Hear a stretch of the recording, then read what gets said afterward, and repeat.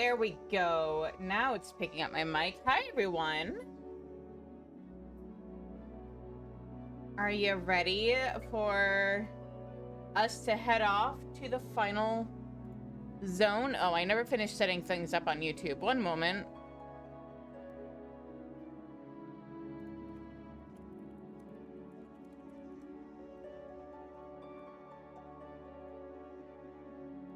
There we go. All right. Now, let's get us logged in.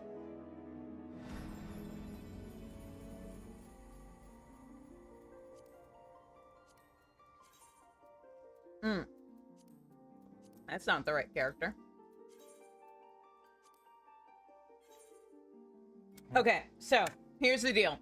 I underestimated how long these role quests were gonna take. We did finish up all of the DPS ones as of Wednesday, but we still have tank and healer. So we're gonna finish tank and healer quests, and then we're gonna see how far into MSQ and the final zone we can get. Hopefully we'll finish Endwalker this week, and then it's on to Subnautica. Hopefully I don't end up taking an entire month to finish fucking final zone. Anyway, so let's do tanks first. Why not? So switch over to Dark Knight. Let me make sure my gear is yes. Okay, and then off to the Shroud we go.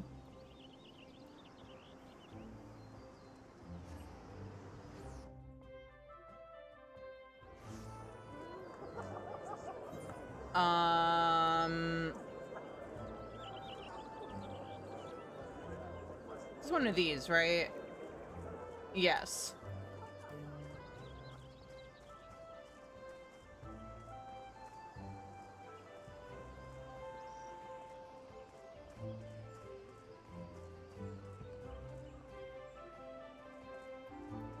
All right. Heart's true. The keeper of the entwined serpents is on the lookout for palms in the distance. Gleipnir has not been seen since our last encounter. This brief respite may be our best chance to quell the Great One's terror.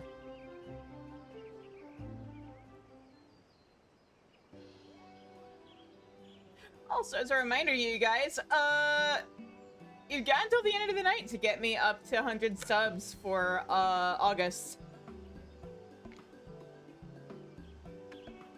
If you want to make me play Left 4 Dead 2. Make way for the saplings, Kupo. We've had plenty of practice cultivating our gardens, so selecting the most robust ones was a simple matter.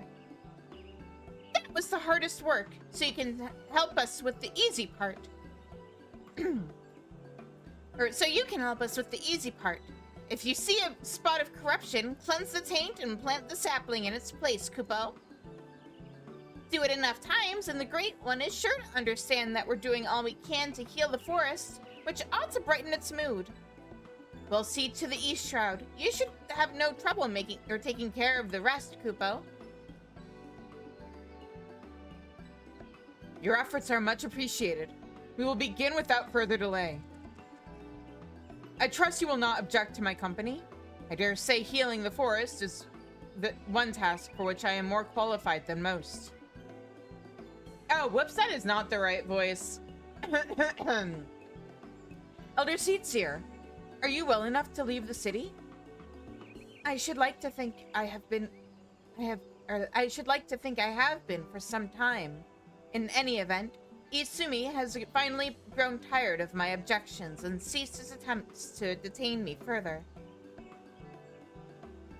Allow me to be the one to consecrate these saplings. It would be an honor to offer words of thanks to the forest for its bounty.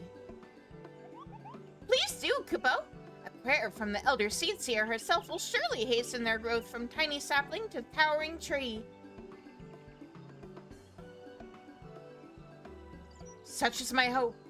As Joran did before me, I shall approach the Great One in friendship, that it might see through the veil of fear and that blinds it, and remember our covenant. Okay, so why do you need me for this? Let us begin by cleansing all traces of corruption in the Central Shroud. To Green Tier, I sense that the flow of ether has become warped there. Impressive, Kupo. Not even my keen eyes could spot corruption from such a distance. It is but one of many talents I owe to the elementals. Well then, shall we be on our way?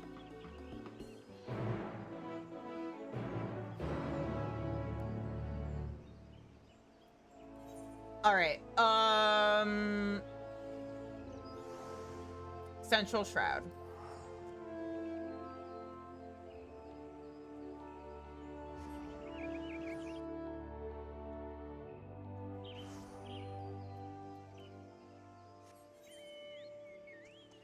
Oh, right, I can fly here now.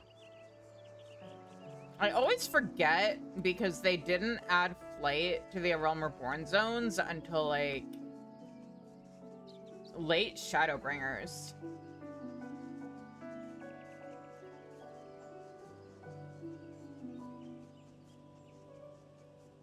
So every now and then, old habits come back. I shall keep watch for errant beasts.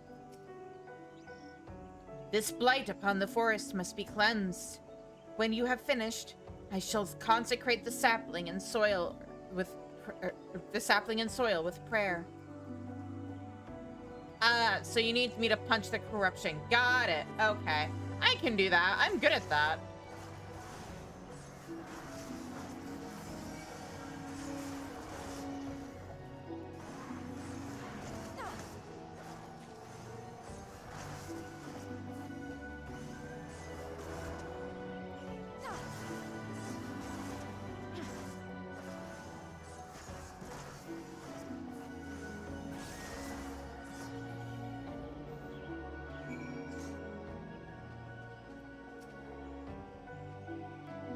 The taint has been cleansed, but it will only be a matter of time until it manifests once more.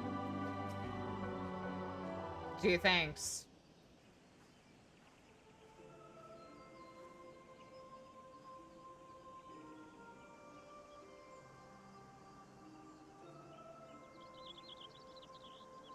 In gratitude for your boundless blessings do I offer this gift. May it nourish you as you nourish us.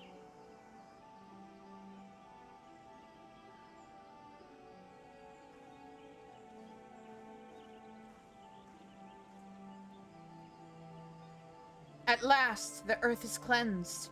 There is a settlement not far from here. You should tell them of the sapling, bid them watch over and keep it safe from harm. Of course, Elder Seatsier. I shall relay your words forthwith. It will give the people hope to know that they can aid in the restoration of the Twelveswood. Thank you. And now we must go... Oh, that's not you being cut off. Now we must go...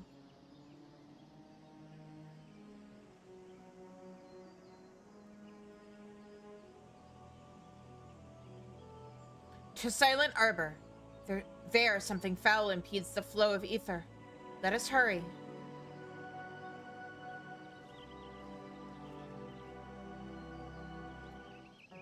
So at least during the course of this quest... Oh, there is a little... Is this the sapling we just planted? Can that still be there when I finish this quest? I don't think I ever bothered looking, now that I think about it. Okay, so to Quarry Mill.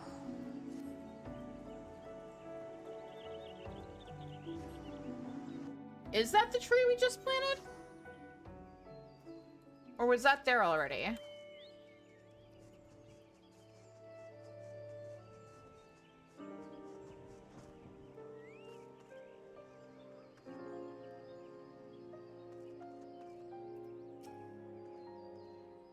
Look, the flowers here have withered and died.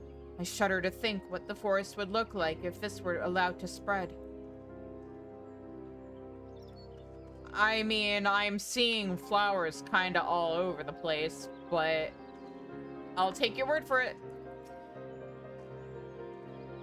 Pray seed to the corruption that I may plant and bless the sapling. Literally flowers right there.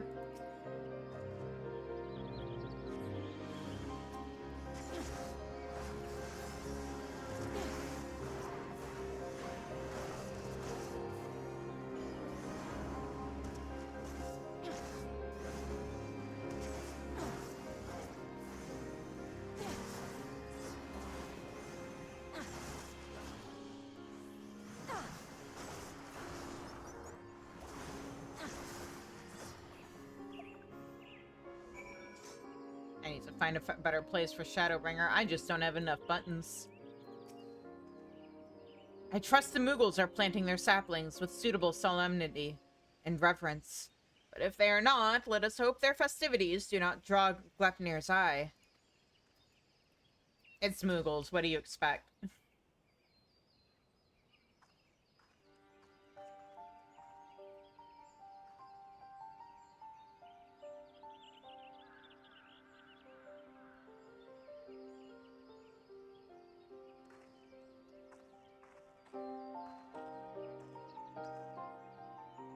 The journey has begun, not the journey. The injury has begun to heal, and our next destination lies to the north. So North Shroud?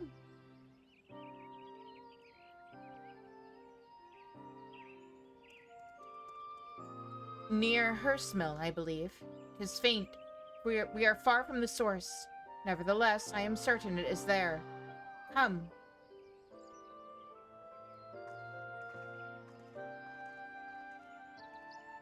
Okay, so is there a new tree here? Aha, there is little baby tree that was not here before. Interesting. So yeah, I'm definitely gonna want to see if this is like one of those quest only changes where once you finish the quest, the appearance changes go poof, or if this is one of those things where the changes remain afterwards, like the Allied Society quests or the Heavensward Hildebrand or Gathering quests and how they changed to Idleshire.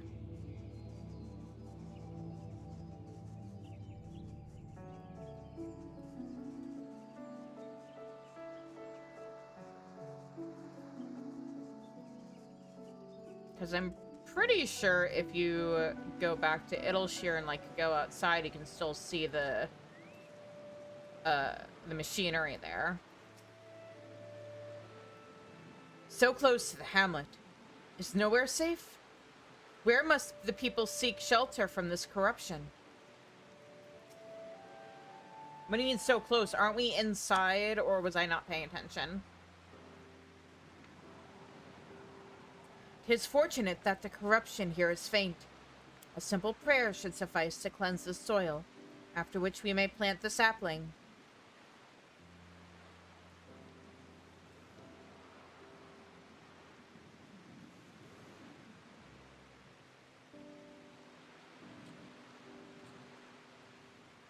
I sense that no other I sense no other disruptions in the etheric flow, which leads me to believe that the Moogles have already seen to the remainder.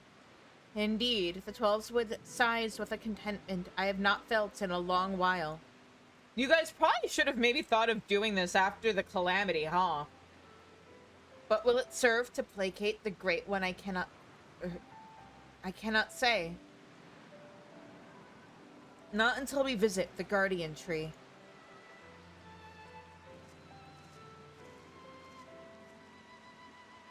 Excuse me, but you're the Elder Seedseer, aren't you? What brings you all the way to our village?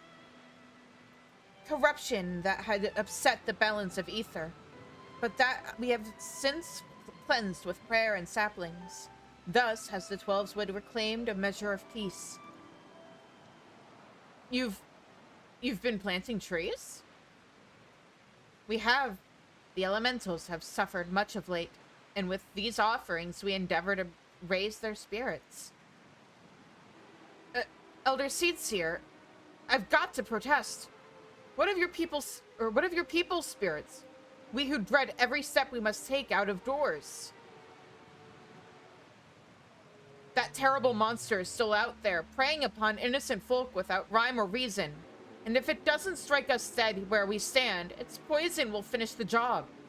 Yeah, we're trying to get the elementals help with that, dipshit! I know that you are afraid, that you and yours suffer still.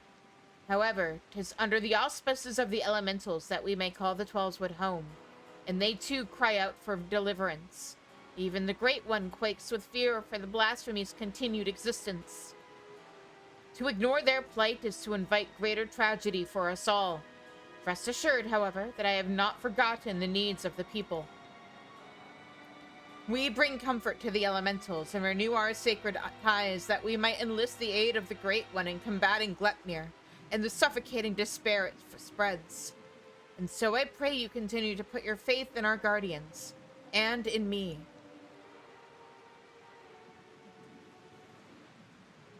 Would that we could, Elder Seedseer, but we've been dealing with death and sickness since before Glepnir's coming. Yeah, again, maybe you guys should have planted some trees to calm down the elementals and, like, soothe them, like, 5 years ago. Or 6, 7, however many years it actually has been canonically since the Calamity. After the Calamity is when you maybe should have planted a few trees.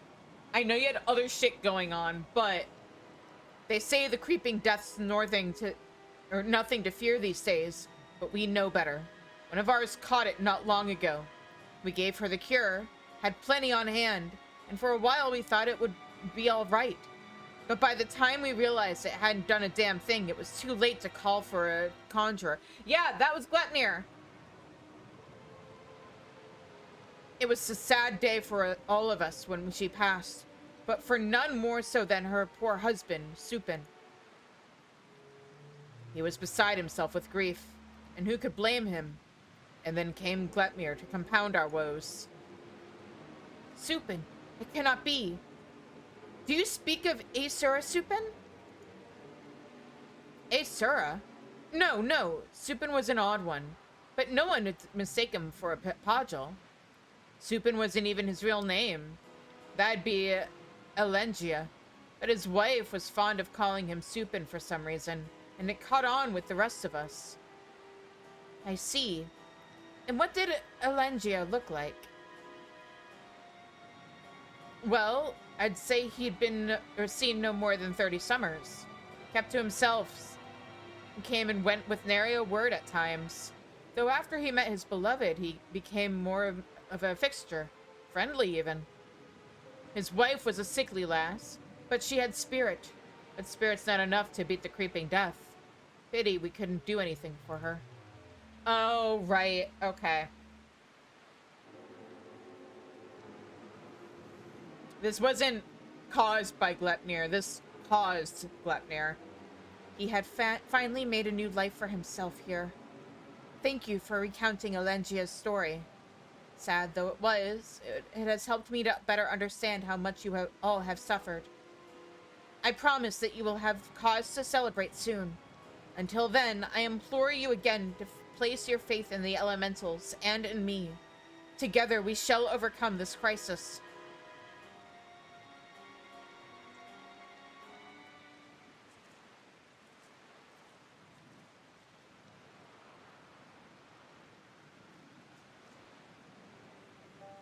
Despite what he said, I am certain this Elengia was Asura Supin.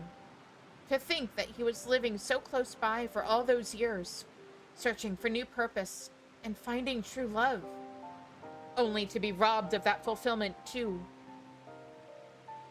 Were he still a Pajal, empowered by the elementals, could he have saved her? He would have dwelt on the question, night after sleepless night. I know I would have. Mayhap in the end he came to blame the elementals for his helplessness, for her death, and in despair was consumed.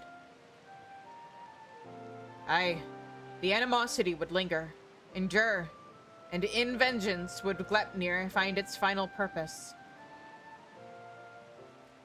We have done all we can to show the Great One the purity of our intent.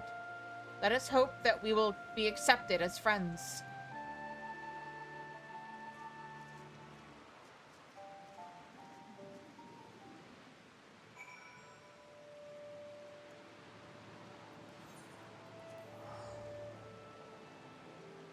I still stand by my statement that they should have at least had the botanist guild be in charge of maybe doing a little bit of replanting in the forest to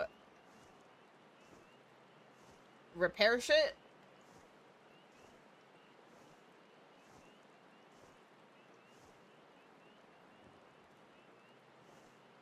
Especially in the general area, what am I doing? Of where Dalamud landed? Or like the shards of Dalamud?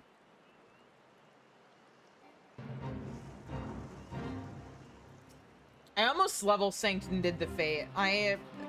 Man, I need help. Suffering was Aesura's constant companion.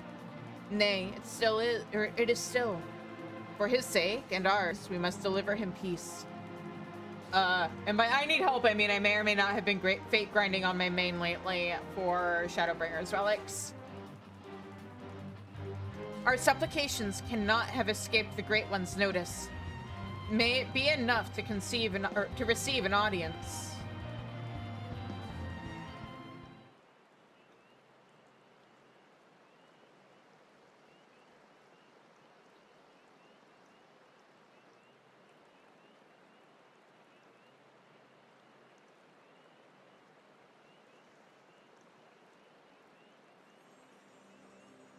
O Great One, may I abide ever beneath your boughs, embraced by your compassion, grace, and wisdom. Be still the fear within your heart, and know that I am your faithful servant.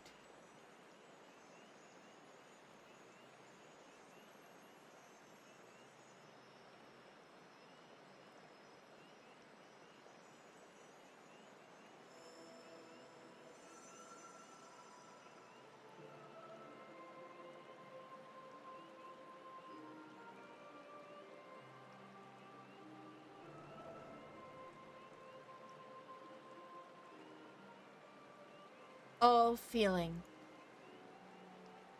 passing corruption, refreshed, renewed green, flesh restored. Child of child, covenant honored, friend, friendship, peace. It worked! The Great One speaks through the Elder Seedseer. We were right to follow Joran's example.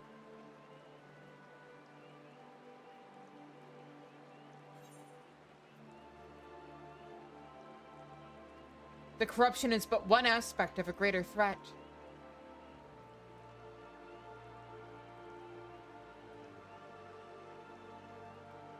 Profanity spawn, despair's orphan, sadness and anger, sadness, death's prayer, one and all. Poison potent, wounds unmending, withering bark, no strength to share. After all we have done, you deny us? After all the Elder Seedseer has endured? She has pledged herself to you, devoted her life to the Twelveswood. The people cried out for salvation, and she answered. The elementals cried out for deliverance, and she answered. Only you can help us now. If you do not, then we are lost. She is lost. Please, I beg you.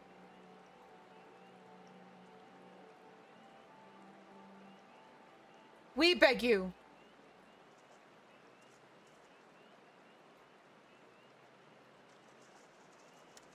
It's the people. What are you doing here? We've been dependent on the Seedseers all our lives, blaming them whenever something goes wrong, without ever considering what we might do ourselves. Aye, But no longer. The Elder Seed Seer has gone to incredible lengths for her people, and so her people have come to return the favor. If her plea alone is not convincing enough, then we will raise our voices in support. We couldn't let them make the journey without protection. That, and we couldn't let them put us to shame. We too have come to stand with the Elder Seed Seer and beseech the Great One for aid. We all want the same thing, don't we? Peace restored to the forest. So please, share what you can, however little. We do not forsake us. Do not forsake her.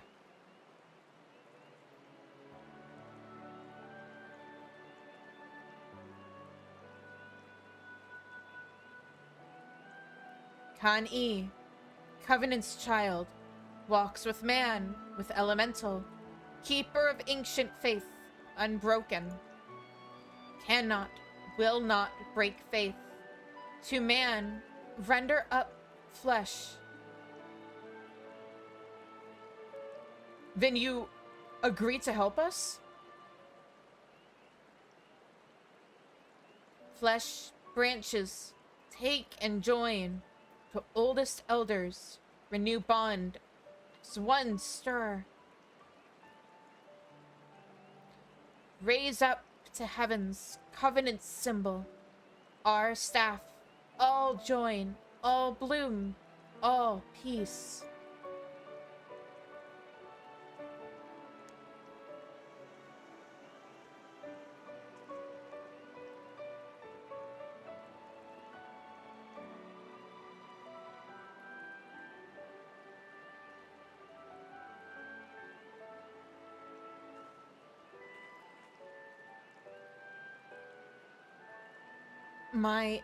My duty weighed heavy on my heart. So heavy that at times I scarce remembered to breathe. For days and nights I worried that I would be found wanting. But by your faith and trust has the path forward been revealed to us. You came hither, united in purpose, and bared your hearts before the Great One. Nay, Gridania is forever in your debt.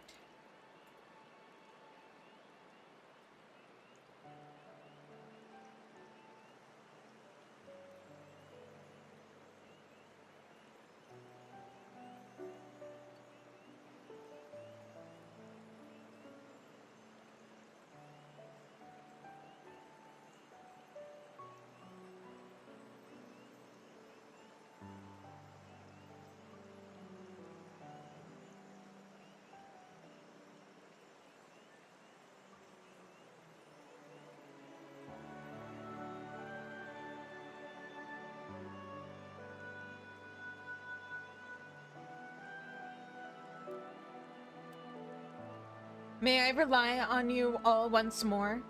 I bid you take these branches to every corner of the Twelveswood and join them to the eldest trees, that we might finally win free of this despair. It shall be done, Elder Seedseer. We swear it.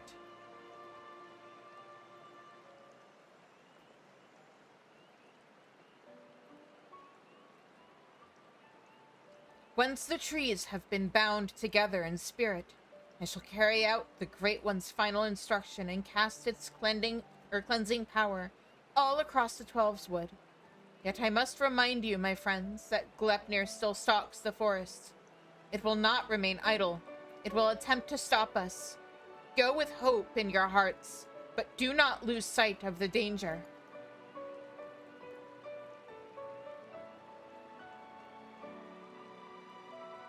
Hooray! And for once, it sounds like other people are going to do the work.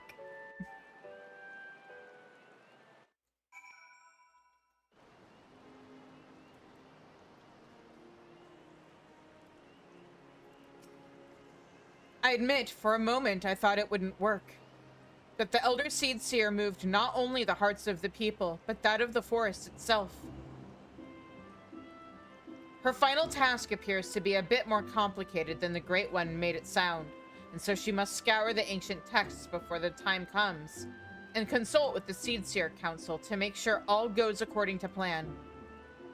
It's just as well. We still need to wait until the others have joined the Great One's branches to the many ancient trees scattered throughout the Twelveswood.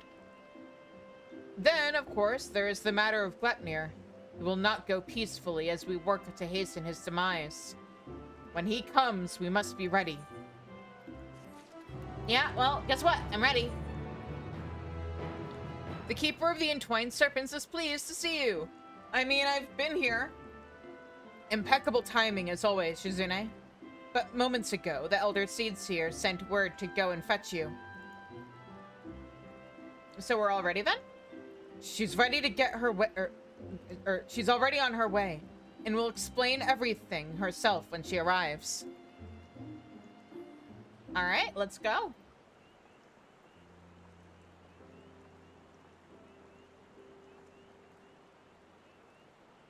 The children of the Twelveswood, both Moogle and man alike, have sallied forth, branches in hand, to the far reaches of the forest. Soon their task shall be completed.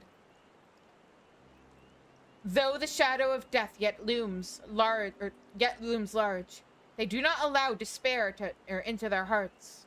They hold fast to their faith in a brighter future. We shall see their hope rewarded, and by the grace of the elementals, consign these grim days to memory. We need only succeed in summoning the Ermine Hedge. You may recall that the Great One's words were muddled and esoteric. I believe it was an instruction to carry out this esoteric ceremony in order to expunge the corruption befouling the forest, that once tainted earth may begin to mend. For you see, when the Ermine Hedge last was formed, it was to protect the Twelveswood from threats without. The Great One acted as a guardian, embracing the woods to shield them as a father would his child.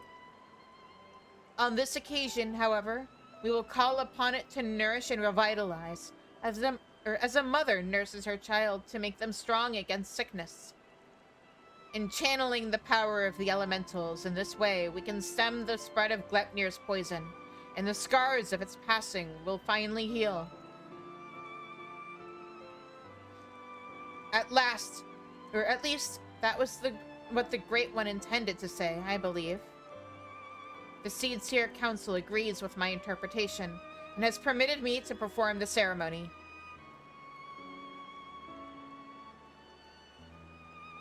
I have in my possession a single branch, the final one to be attached to the eldest tree of the Twelveswood. For all that you have done to aid us thus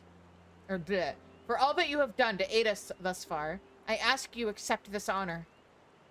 Who better to set the final stone in this new foundation for everlasting peace? You who have sacrificed so much for the sake of others. If we had even a sliver of your courage, we could have moved mountains. I mean, technically, you guys do have a sliver. It might be a very small sliver, but...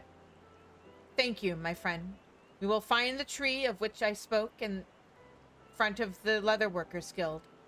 Let us depart.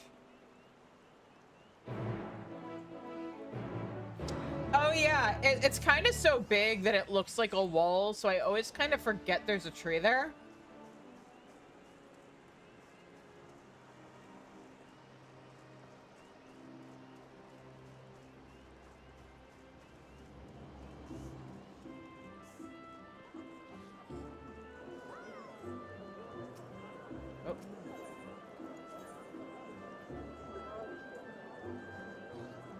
Wait, what am I doing?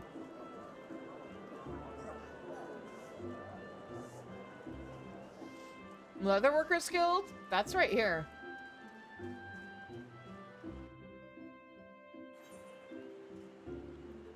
Yeah, I always kind of forget. Because it kind of blends in with all of the rock. That is a tree.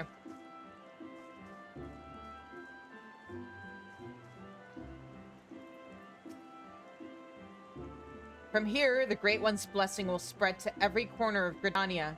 and send all manner of wicked beasts scurrying back into the shadows. Look to the boughs above, and you will see a spot where the bark has been discolored by age and the elements. There you must affix the branch. Alright, leave it to me. Are we actually going to get to see it, or is this going to be a fade to black? You ascend to the ancient trunk and affix the branch to the guardian tree, or of the guardian tree, to the weathered bark, as directed by the elder seeds here. Boo! Show, don't tell! You're a video game! You are quite the climber. And with that, all preparations are now complete. Let us return to the guardian tree, and with the aid of the Great One, deliver salvation to the whole of the 12's Wood.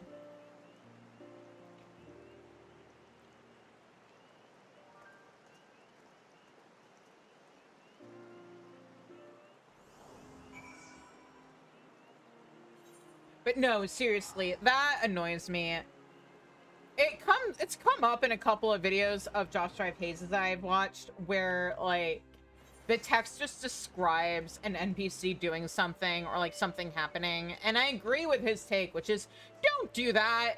You're a video game. You have the technology to show us. Don't have the text say a character shrugged.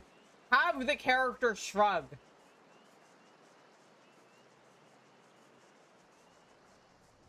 Don't tell me I affixed a thing to the tree. Give me a cutscene, or teleport me to a place where I have to interact with a thing to affix the branch to the tree. Or have me affix it to a lower part of the tree that doesn't require you to do anything new. Our journey nears its end. I shall be glad to go to bed again without Gleipnir to haunt my dreams. Also, give me the agency of doing the thing myself instead of just telling me I did it.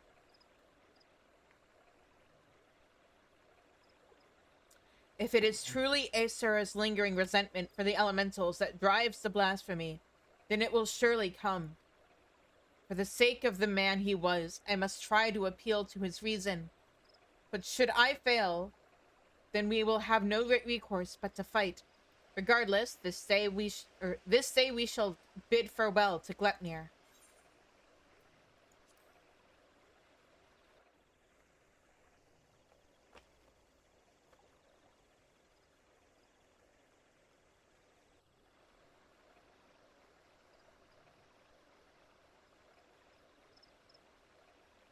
Through the branches of the guardian tree, the 12's Wood has become as one.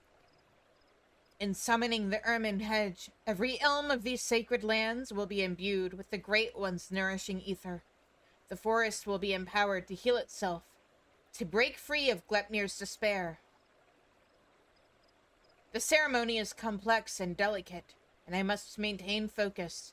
I trust you will do what is necessary to see that I am not interrupted. Yep, leave it to me and your boyfriend. Gleipnir comes! Defend the Elder Seedseer!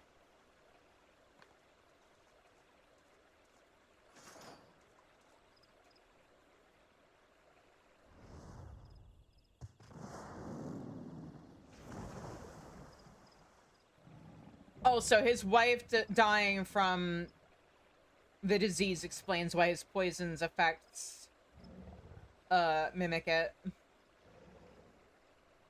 Are you, the elementals so deserving of your scorn?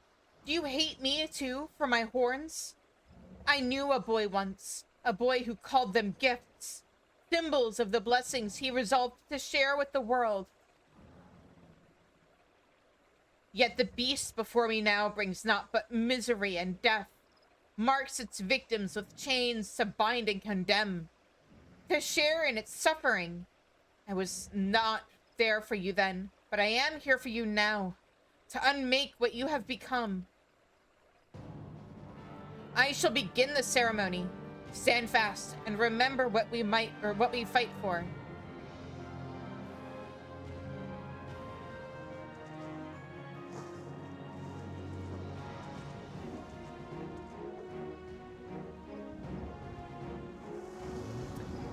I just realized, you know what that animation is very reminiscent of?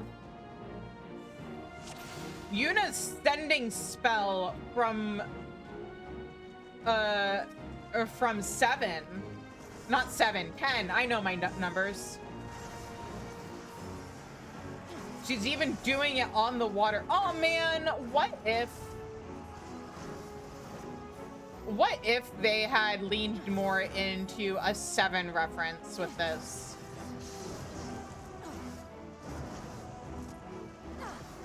Oh, I'm gonna have to write that down. That's good.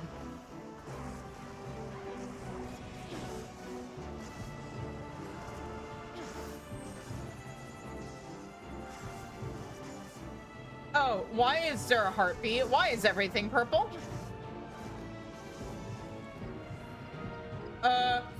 Am I okay?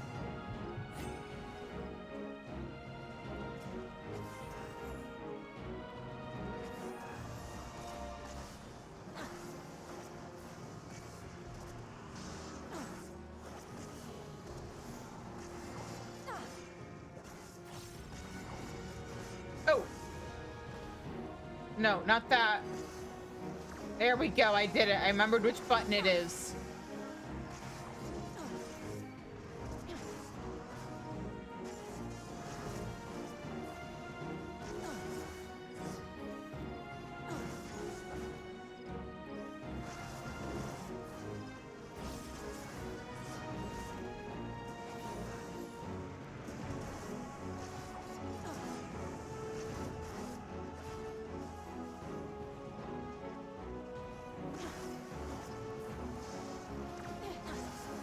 Pay attention to me.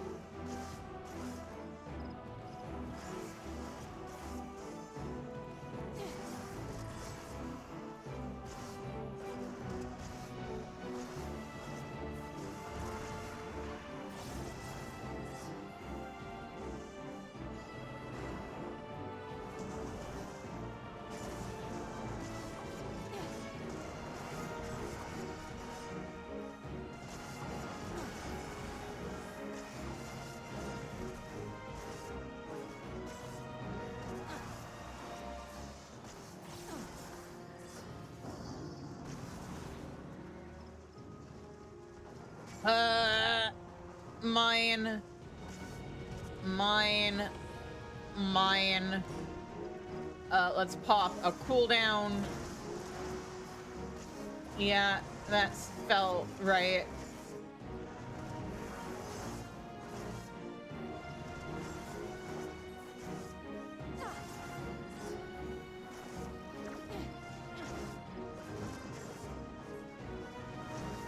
Oh, whoops. I reacted to a cast bar that was not interruptible, and now I'm fucked. Uh-oh.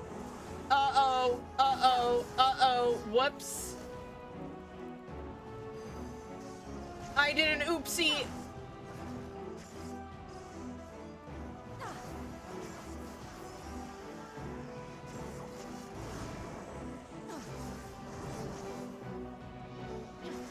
Okay. Okay, everything seems to be okay, but I can't let that happen a second time.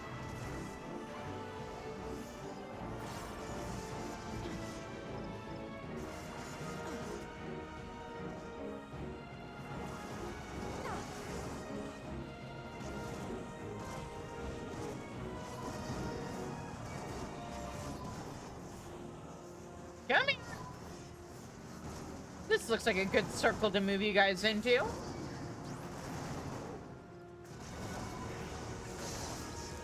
Heck yeah. Teamwork.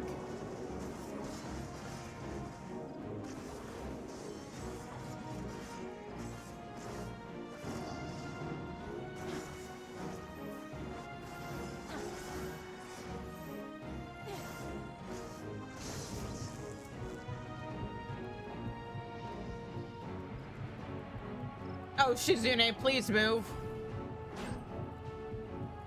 Oh no, not in the chat bar.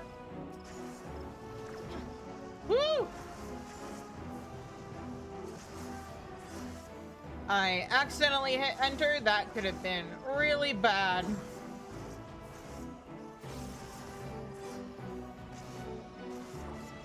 Why can't your siblings help you with this? Oh, he's not... Oh, that's not fair. Alright.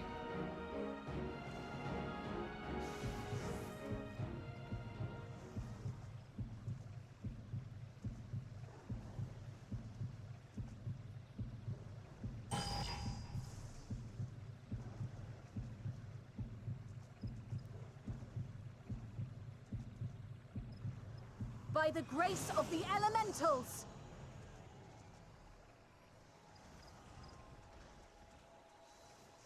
Heck yeah. Now, let's finish this. By the light of the crystal!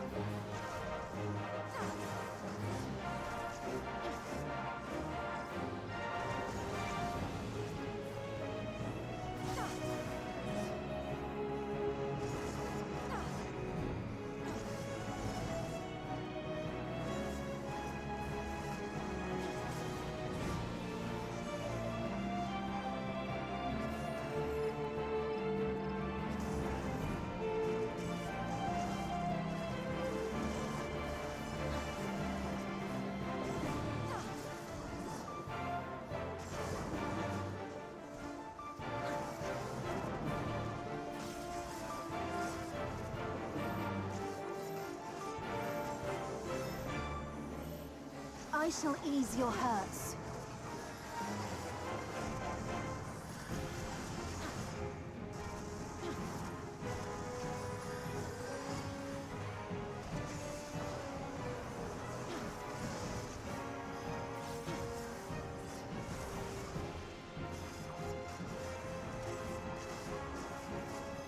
We got this.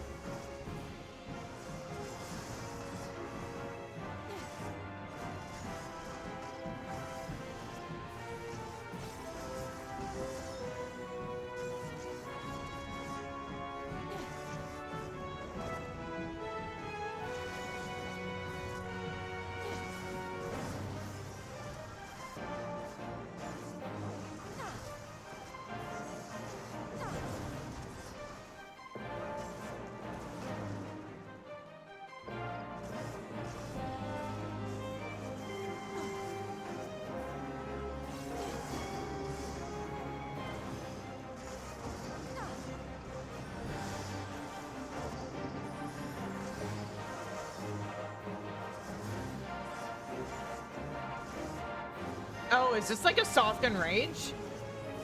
I'm sure it's fine. Be gone with you! He's getting stacks of something. What is that do?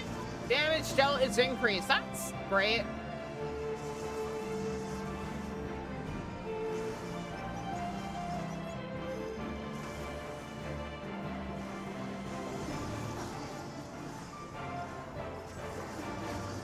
Come on. Come on.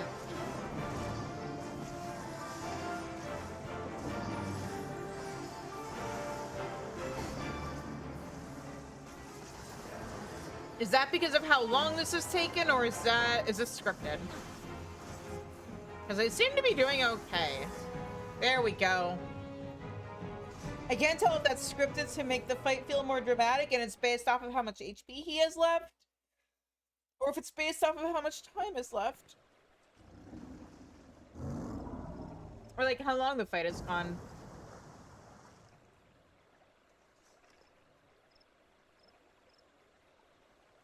Through sacred soil and azure skies, may your compassion flow and swell to banish the darkness.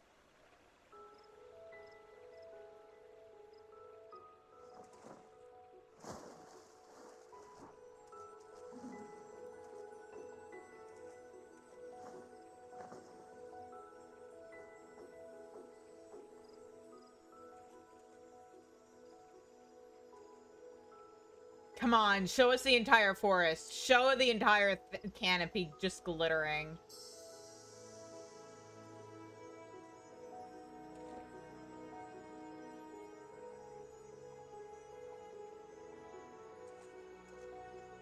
Receding terror, blissful quiet, blessing, covenant preserved, now and always, child of child. Honor and gratitude unending.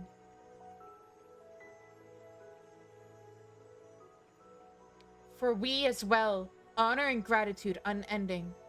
We could not have overcome the blasphemy without your aid. In your everlasting grace, I pray you continue to guide we children of the forest. In your boundless mercy, I pray you forgive the lost and forsaken who succumbed to despair.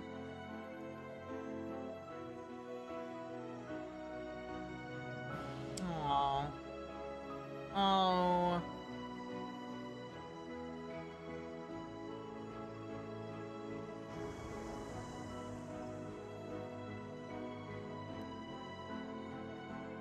To you, my dear Isura, I promise I shall never forget your words of wisdom. Ours is indeed a gift and a blessing, and a duty to our people I will uphold. Until my final breath, this I swear.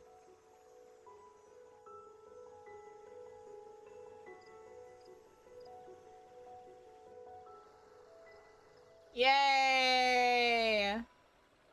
I'm gonna hit the snooze button on this ad so that we can finish up the quest and then manually set the ad to go. So, the Elder Seedseer's childhood friend suffered too much tragedy in his life. If that were... of that there can be no doubt.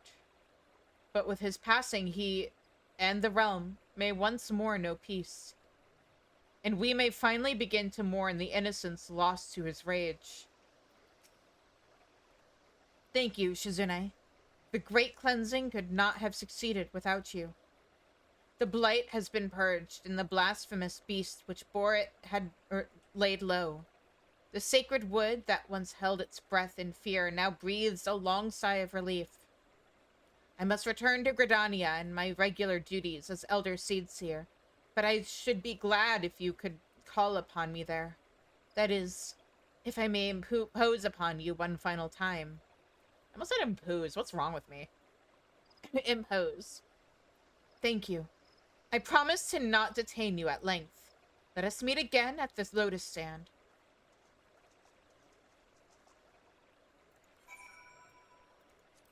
Gridania. Here we go.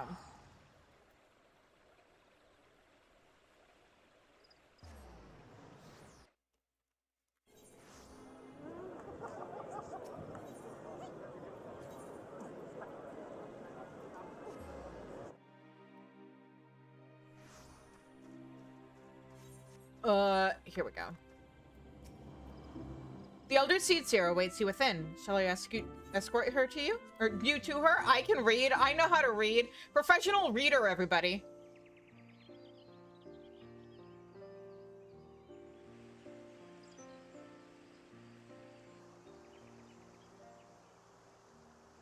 The Great One's ether flows all throughout the Twelveswood, purging the last vestiges of Gletnir's poison. The surviving wounded are no longer in danger and have begun to recover at long last.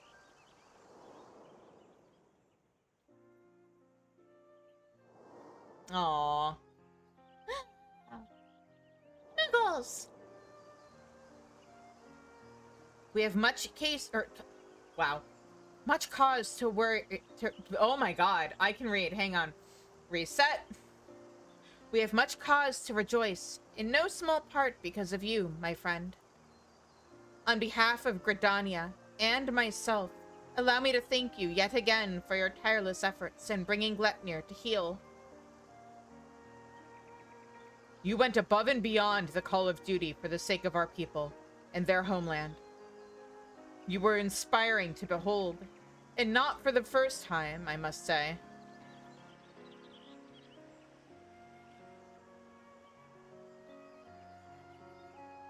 Forgive me, Elder Seedseer, but With this crisis behind us, I would suggest a new course of action. Does it involve her resting? Oh, and what would that be?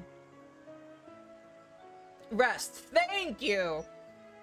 In all our time together, I have never seen you so hard-pressed. Surely you are weary and could benefit from a brief respite.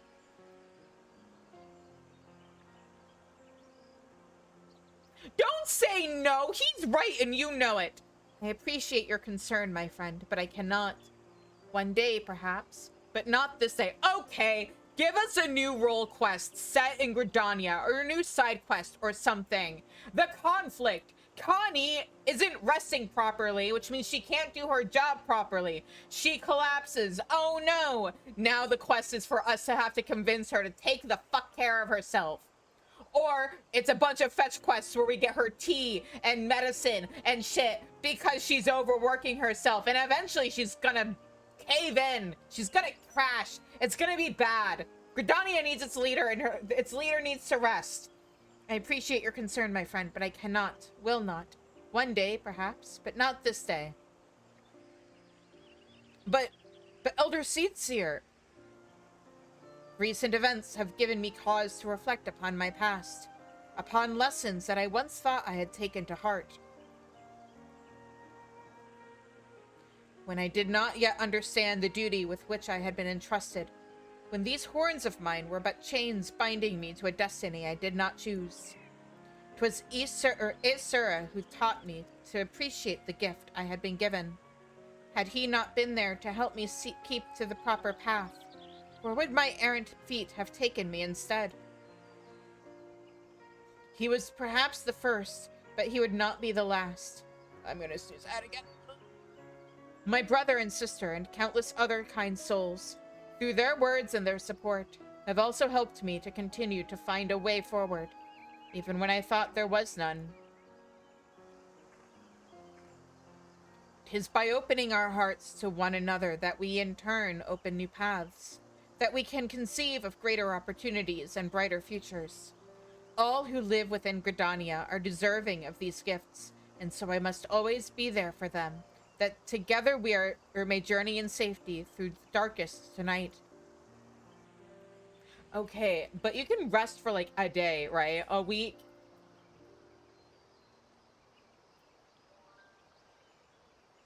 You don't desire a life for yourself outside of your duties? My life is my duties, and my duty is my life. That's not healthy! I do what I love and desire naught else. Ma'am, may I suggest a hobby? But if ever there came a time when I need no longer serve as Elder Seedseer, I would be forced to consider alternatives. Perhaps I would do the same as Aesura and settle down with my beloved. Finding and courting them would make for quite the adventure, don't you think? He's standing right next to you. I like how he doesn't even end up on screen. Regardless of what the future has in store, my present course is clear. So long as we Pajal serve as a bridge between man and elemental, Gridania can weather any storm. And so I will continue to walk hand in hand with my people and my patrons, along a path that we discover together.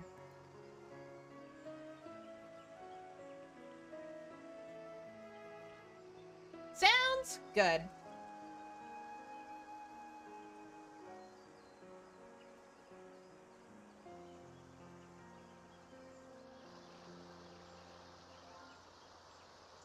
And they all lived happily ever after, except for, I was gonna say what's his name, but we actually don't actually know his name. There we go. Except for the Keeper, who continues to be right there for Connie, and she's just like, if only I could find my beloved. Though the blasphemy is no more, there are still administrative matters to resolve. If it is not too much to ask, could you bring word of these recent events to our delegate in Radzat Han? Yeah, sure. It has been an honor and a pleasure, my friend. May the elementals watch over and keep you. Okay. Now, I'm gonna start ads, and then we're gonna head over to the Alamigan Quarter to do the healer quests. So yeah, I will be back in a few minutes, guys.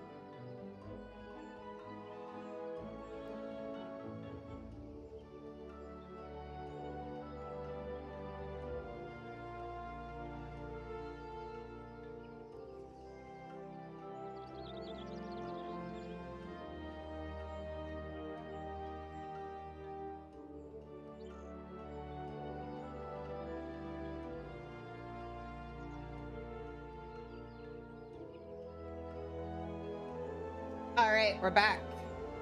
So, switch over to Scholar, and let's head over to Alamican Quarter.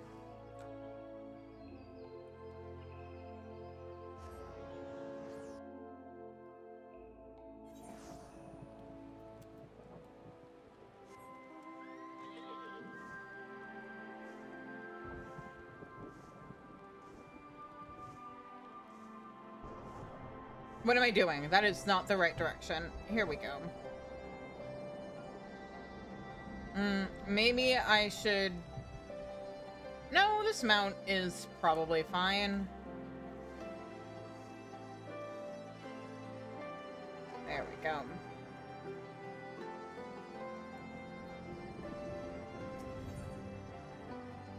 The blasphemy hunter may seem calm and collected from a distance, but you suspect something is amiss. Something terrible has happened. It's Fordola. She's escaped. Oh no. She was accompanying a squadron out on a training exercise. One moment she was there, and the next she was gone. I didn't think much of it at the time, but she's been acting strangely ever since she went to meet with that mother and child. You know, the ones who wanted to thank her for saving the girl's life. When I told Commander Alden about it, he went charging off to Alagana to ask them if they have any idea where Ferdola might be. I thought about going after him, but when I heard you were headed this way, I reckoned it'd be better to send you in my stead. Godspeed, Shizune.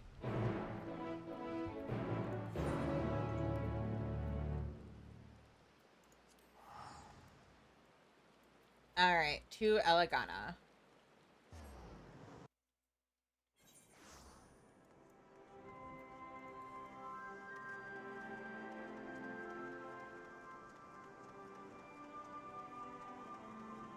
Oh, up. Right. Okay, yes. Of course.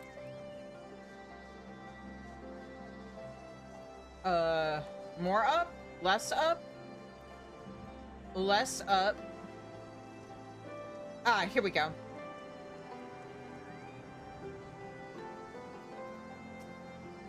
Gods be good. What is she thinking? Have we done something wrong? I know you. You're friends with the brave lady, aren't you? Yes, I am. She may not use that word, but I'll use that word. Friends. Shizune, I wasn't expecting to see you here. You've heard what's happened then. Just as Ferdola is beginning to earn our trust, she's given us the slip. As you may know, she wears a choker enchanted to prevent exactly that. If I were to give her the order, she would be dead within moments. And she knows that. She took the risk anyway, so I have to believe she has a good reason. That's what we're looking into now. We were hoping Clara and young Lily here could shed some light on the matter. We'd like to ask you about your conversation with Ferdola, if we may. Yes, of course. I know she's the butcher, or was at least, but it didn't seem right to go without thanking her. That's why I requested the meeting, to express my gratitude, and my apologies. She was quiet at first, just stood there as we spoke, as if she weren't even listening. And then I mentioned the blasphemy, and she looked at Lily, and all of a sudden clutched her own head and cried out in agony. Oh shit, she had an echo vision. The echo. Can you remember what you were thinking about at the time? A man. The one I saw in the city. What? Who? Did he have something to do with all those people panicking?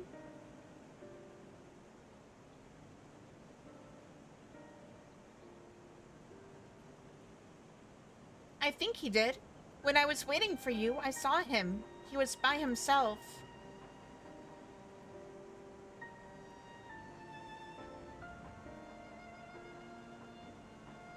He looked poorly, so I asked if he was all right, and he said yes.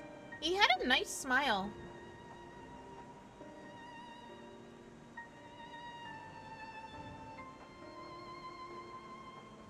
He got up and started walking, but then...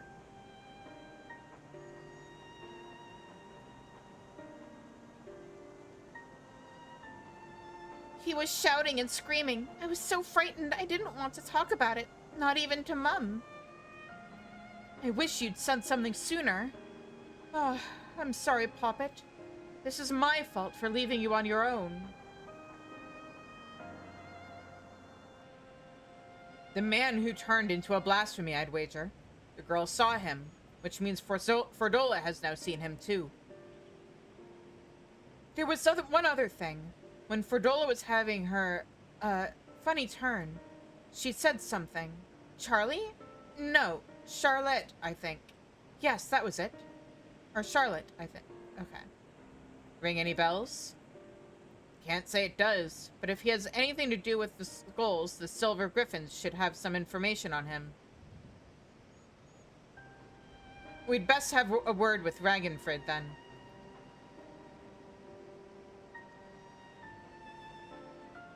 You've both been very helpful. I'd also like to thank you for being so kind to Fordola. She may not have said it, but I'm sure it meant a lot to her. I have a couple more things I'd like to ask, so I'll catch up with you later.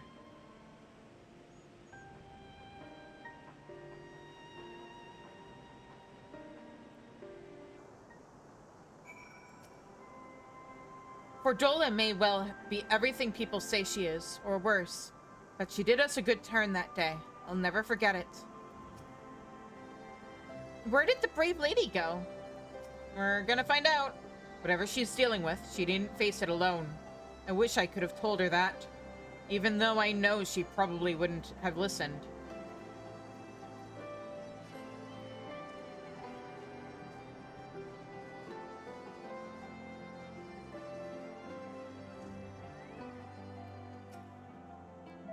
I have a feeling this Charlotte and Fordola are connected in some way. Charlotte, you say? Yes, that name came up during our recent investigations. As I recall, he served under the Viceroy during the occupation, and his whereabouts is currently unknown. Had an older brother named Ansfrid, one of the Crania Lupi, which would give him a connection to Fordola. Is there anyone who can tell us more about him? Yes, an uncle, who we recently helped find employment here in Aligana. He's actually the one who asked us to look for Charlotte.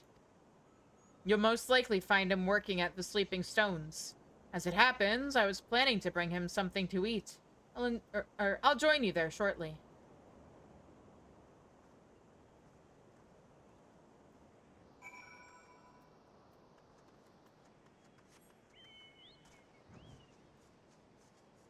While I'm doing these, I'm trying to figure out for my video essay, because like I said before, oops, I guess I'm also tackling the role quests. But like, how do you rewrite these quests so that they don't involve blasphemies, so that they still make sense even after the final days are over?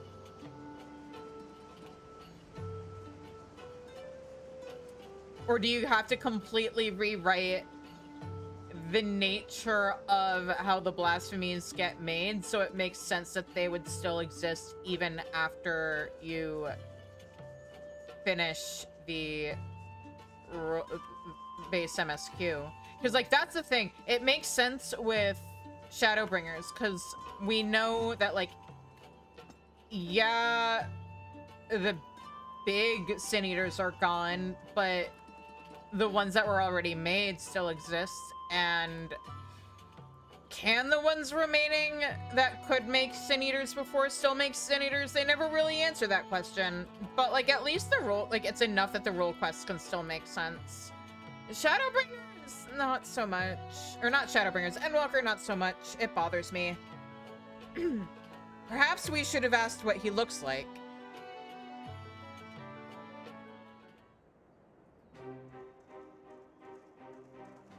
Oh, you're walking fast. Still looking, eh? That's him over there. Was he even here before? Or was this place empty? I wasn't really paying attention.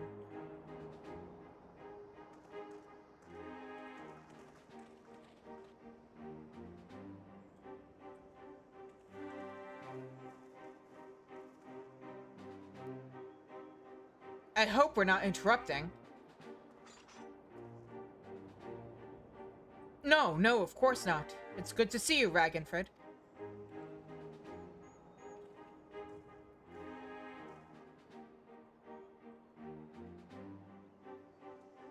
Hi, Shell! What's up? My word, the Bull of Alamigo and the Champion of the Alliance. What brings such esteemed guests to our humble... quarry? At ease, my good fellow. We merely wish to ask you about your nephew. Charlotte, you found him? Yes and no? Good news, bad news. No luck yet, then. Is there anything else you can tell us? More about his childhood, perhaps? I'm doing good. We should be finishing this expansion of Final Fantasy XIV this week, and then it's on to Subnautica for a little bit. Wasn't much of one, I'm afraid. Poor boy's life was ruined long before he had any say in the matter. His parents and I swore allegiance to Garlemald to secure ourselves and our kin citizenship. For all the good it did us here, living amongst our countrymen who treated us as pariahs. Took its toll on him and his brother to be spat on as traitors by association. One thing led to another, and Ansfrid, together with most of his friends, joined the Imperial Army. That's how it started, you know. The Cranialupi, Gaius's loyal little pups. Do you remember the names of these friends? Yes, they had quite the reputation growing up.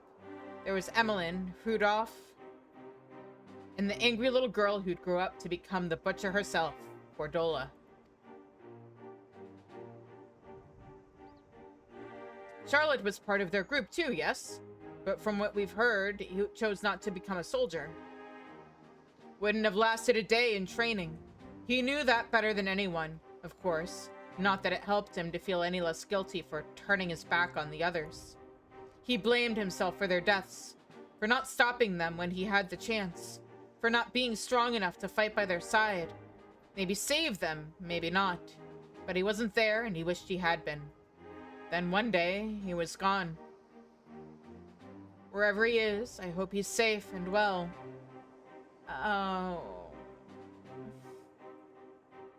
So do we. Thank you. The information you shared should prove useful. And for you, I've brought some food. Why don't you call it a day and go and enjoy it with your family?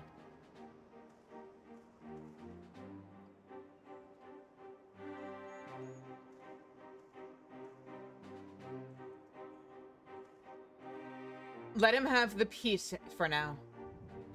Back to Alagana. Yep.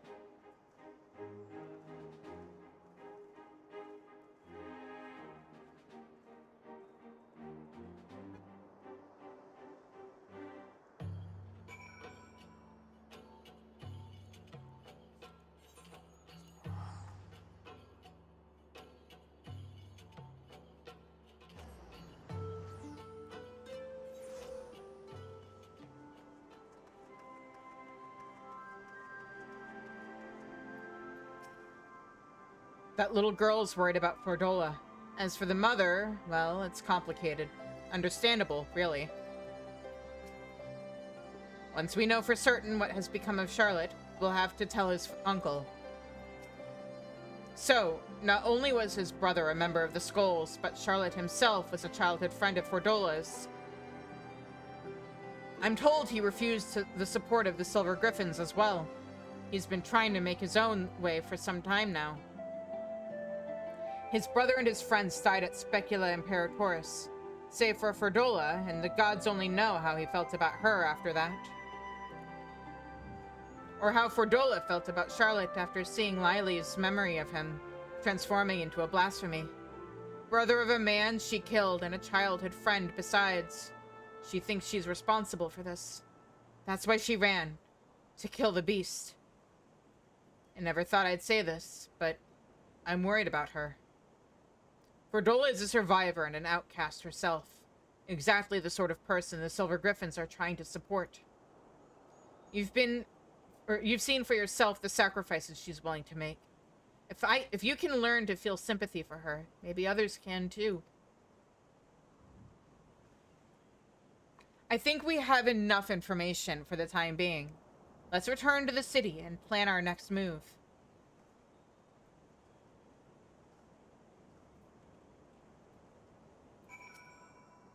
As the saying goes, history is written by the victor, and I'll wager those who swore loyalty to Garlemald never thought they'd find themselves on the losing side. But they did, and they paid a price. Maybe not enough for some, but we've got to draw a line somewhere. Agreed! To some, Fordola is a monster worse than any blasphemy.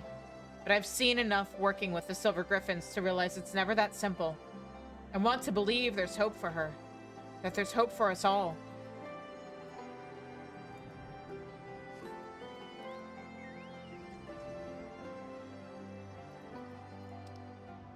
And back to the Alamaken Quarter. Alright, one more quest and it's back to MSQ.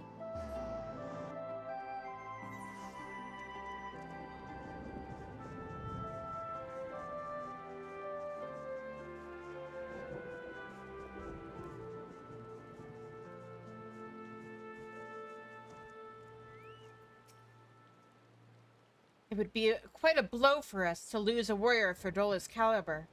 I hope we can find her before she does anything stupid. I've assigned a few of my soldiers to assist the Silver Griffins in investigating Charlotte's background. With luck, we will find him quickly, and then we can prepare for what must come after. We're all but certain Charlotte's the one who transformed into a blasphemy, and so there's naught to be done but put him out of his misery. As for Fordola, I've put Minago and her troops in charge of tracking her. Once they've found her, they have my permission to lend whatever support they deem necessary. If it comes to it, I may ask you to join the search. Until such time, I ask that you take this opportunity to rest. Don't know the meaning of the word. The Blasphemy Hunter is even more flustered than usual, and with good reason. Thank goodness you're here. Master Alden needs to see you right away. Follow me. Oh, we're going somewhere?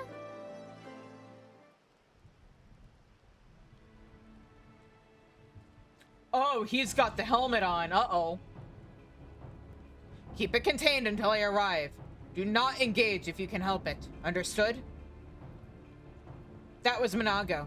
Her unit has found Fordola, or rather, she has found them. In fact, I have Fordola on the search party's link pearl. She wants a word with you. All right.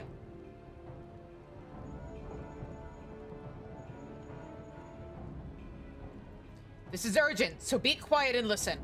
The blasphemy, my friend, is right in front of us. I tracked him down, and when he spotted me, he started headed towards Specula Imperatoris. Look, Shizune, I need your help. Whoa, who are you? Charlotte's not... He never wanted to hurt anyone. But this thing he's become is... I can't leave him like this. I've got to stop him, whatever it takes. You must be desperate to be asking for help. I'm on my way. I know better than to tell her not to do anything until we get there. She's not gonna listen. I owe you. No. We're friends, Fordola. This is Minago. Can you hear me? We've got the blasphemy surround... Minago? It's on the move. Get ahead of it, but maintain distance. We need to... Fordola, what are you doing? Fordola! There's no time to waste. They need our help.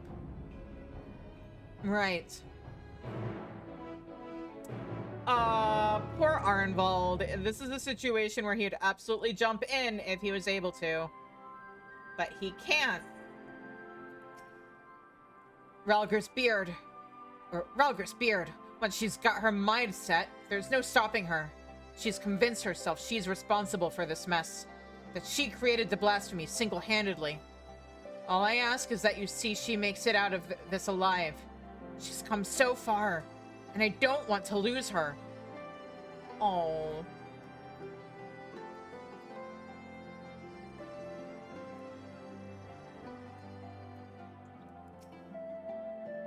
Radiata and Aligiri are not far from Specula Imperatoris. If we let the blasphemy slip through our fingers, it doesn't bear thinking about. And while Fordola is determined to slay it by her own hand, we can't allow her recklessness to put the lives of others in jeopardy. The time has come for action. Are you ready? Ready as I'll ever be. This was a quick one.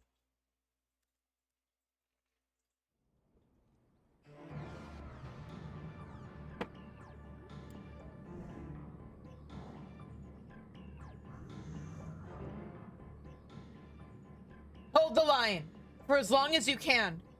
Commander Eldon and the Warrior of Light will be here any moment. Stay strong.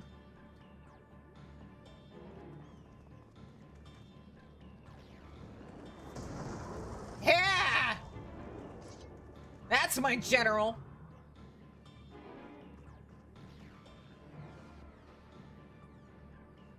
You've done well. Leave the rest to us. Yes, sir.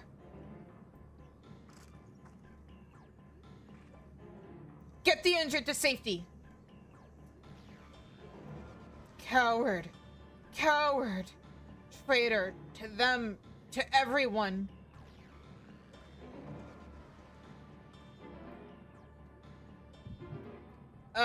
Here we go. Oh. I don't remember what this... Oh, is this gonna be him saying goodbye to them? Yeah.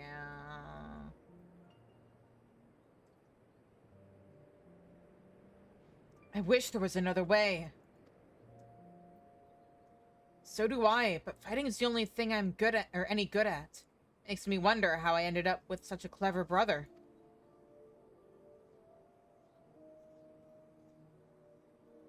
Too clever for my own good, maybe. Just the thought of going into battle, about getting hurt, about having to hurt other people. He's a bleeding heart, our Charlotte. Sooner befriend a fly than shoot away, much less kill it. I could kill it if I wanted. I could.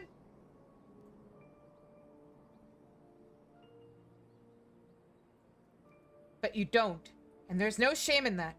Leave the soldier into us, Charlotte. We'll show the Garleans what we're capable of. Get the power and respect we deserve. And then, things will change. They will. You'll see. We found a place for ourselves, and you'll find yours soon enough.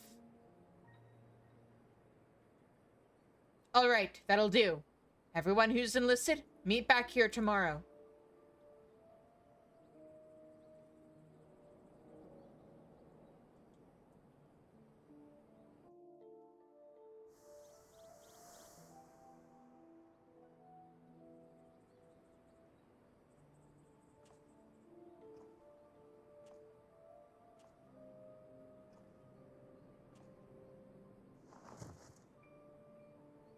In the end, what good did I do?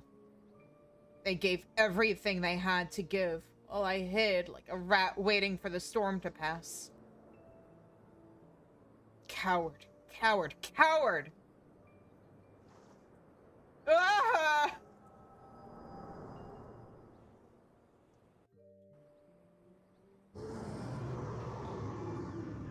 Yeah, Shizune, now is not the time for an echo vision. Focus! Coward. Coward.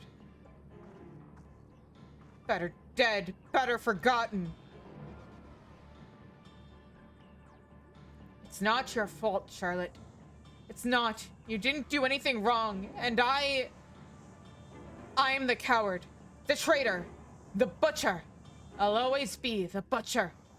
Don't you dare, Fordola!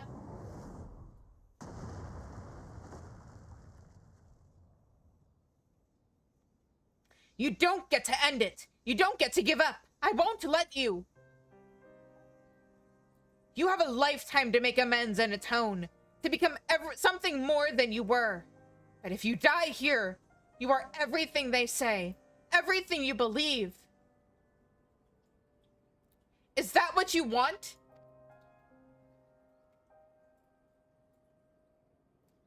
She's not going anywhere.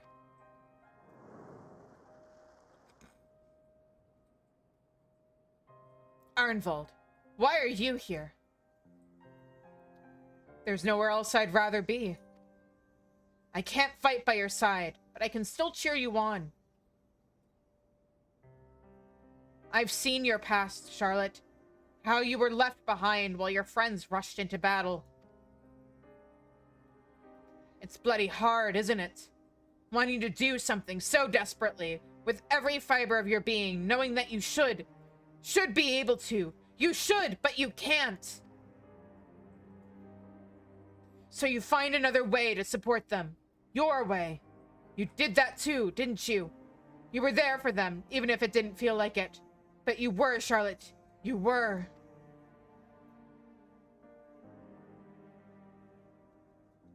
As a friend of mine once said,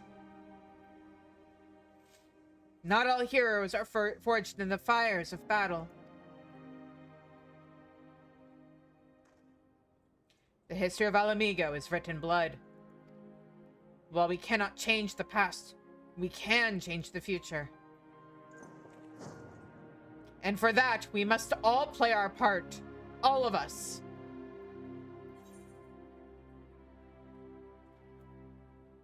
Let us grant Charlotte the peace he deserves.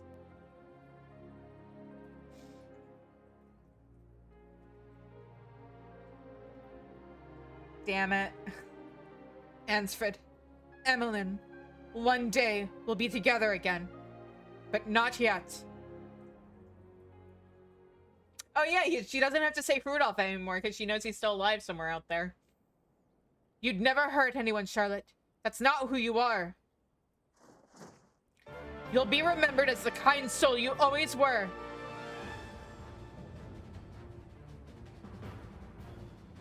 This one's got me weepy. I'm counting on you. Of course. I'll keep you alive. Just, you know, don't do anything stupid.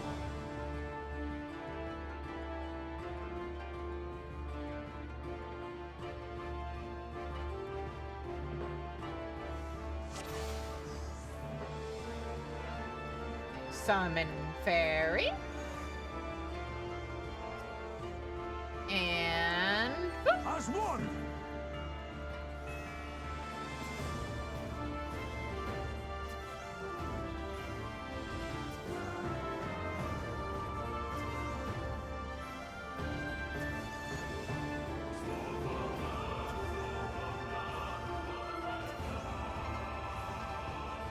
Oh, do I have to keep both of you guys alive? Shit. Hang on.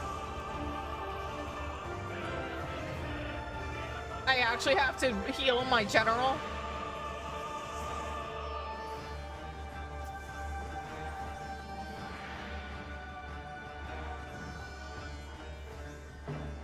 Oh.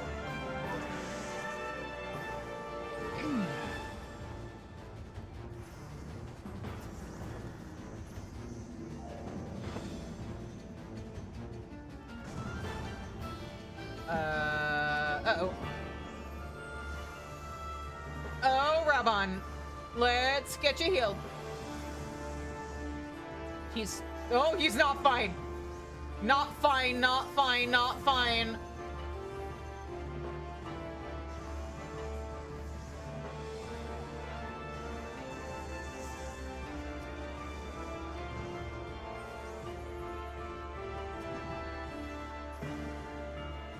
Bordola! Oh, shit, hang on. Let me...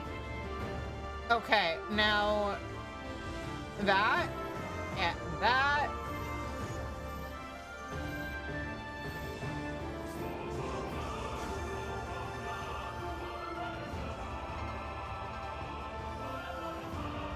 I don't remember what any of my buttons do. There we go.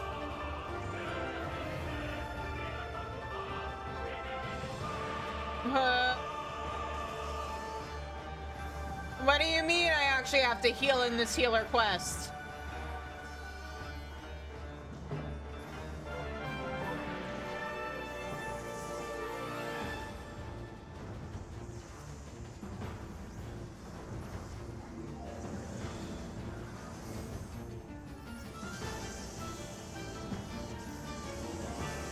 Ow!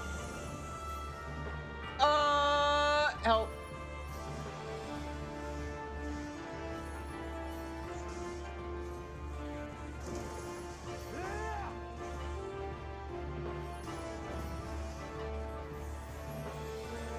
Show them what we're made of!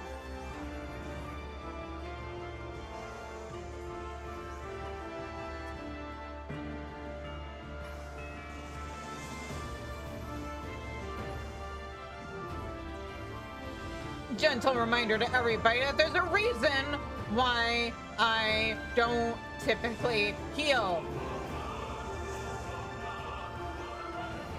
It's stressful and annoying, and I'm not good at it. Uh-oh. I'm good.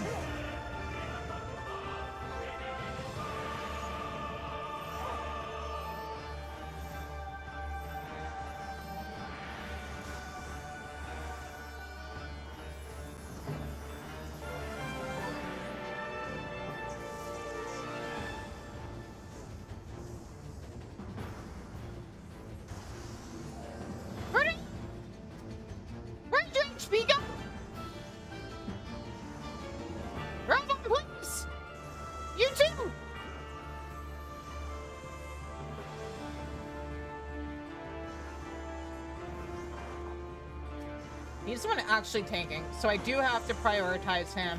But also, if she dies, I'm in trouble. Pretty sure she goes down, the quest ends. Or fails, rather.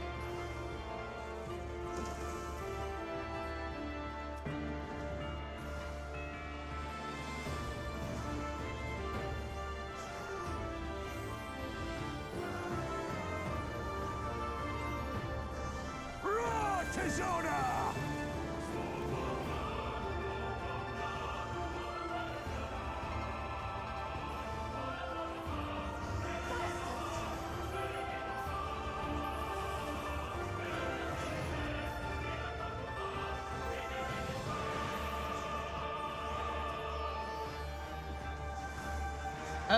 What do you mean I have to do an actual heal check?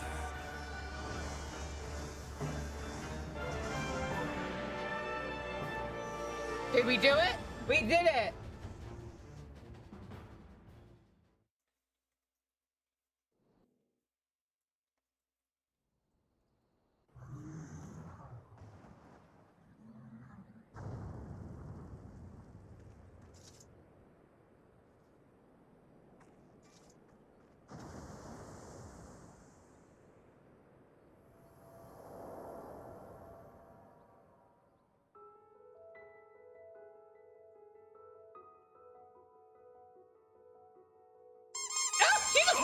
Devastation! This was not my intention. Thank you for the 20 gifted... What? Yeah, thank you for 20 gifted subs! Oh, goddammit, during a sad moment, too! How dare you! Fordola's having a moment! I'm having a moment!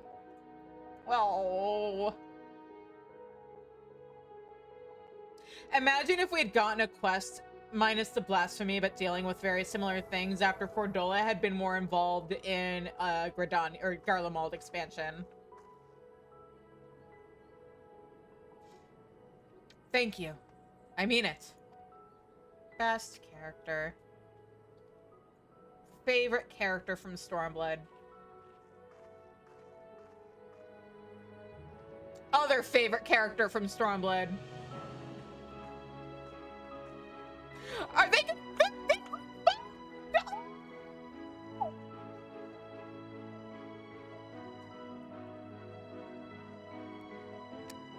You don't high-five somebody like that unless you have a deep and meaningful friendship. That was precious. Best part of Endwalker. It's Fordola and Arnvold high-fiving each other.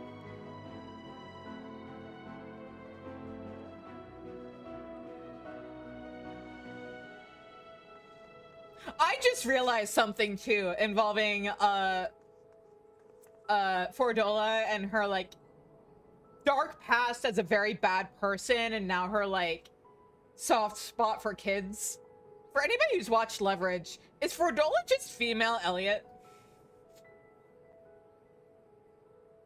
I've been looking everywhere for you.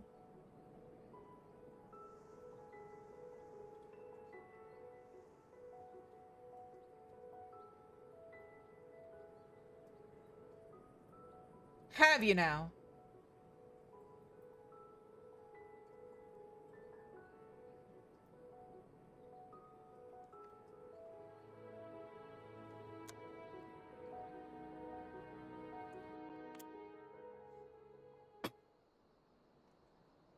Yeah, no wonder I fucking love her. She's the female version of my favorite character from Leverage. Whoops.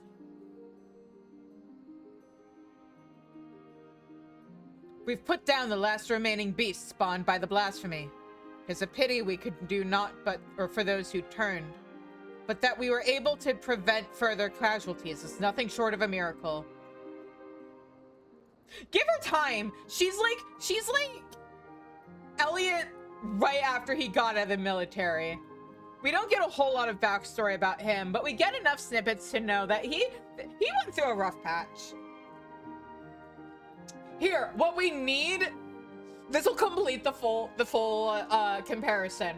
What we need is a culinarian quest that involves Fordola learning how to cook. and discovering that there are many ways of wielding a knife. It's all about context. We've put down the last, where did I leave off in this sentence? But that we were able to prevent further casualties is nothing short of a miracle. It's astonishing, too, looking back at Charlotte's case. Although his existence spurred others to transform, he never attacked any settlements or travelers.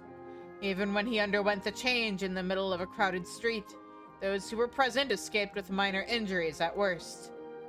I think that deep down, his compassion is what kept the raging blasphemy at bay.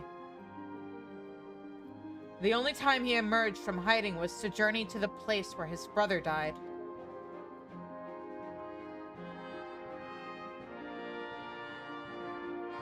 Aye, it's clear he still retained some semblance of his former self.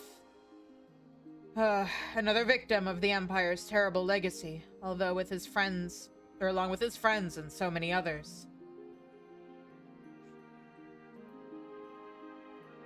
Okay, here's the thing, Ash. We haven't gotten to this episode yet, but what would actually happen... Well, it kind of happened in an episode you've seen, but she'll be in the middle of a fight with somebody and then grab an entree or something and be like, hey, by the way, do you think this tastes good? Like, do you think this has enough salt? Too much? Too little? What's your opinion? And then she'll go back to bashing the guy's head in. Actual thing that Elliot Spencer has done.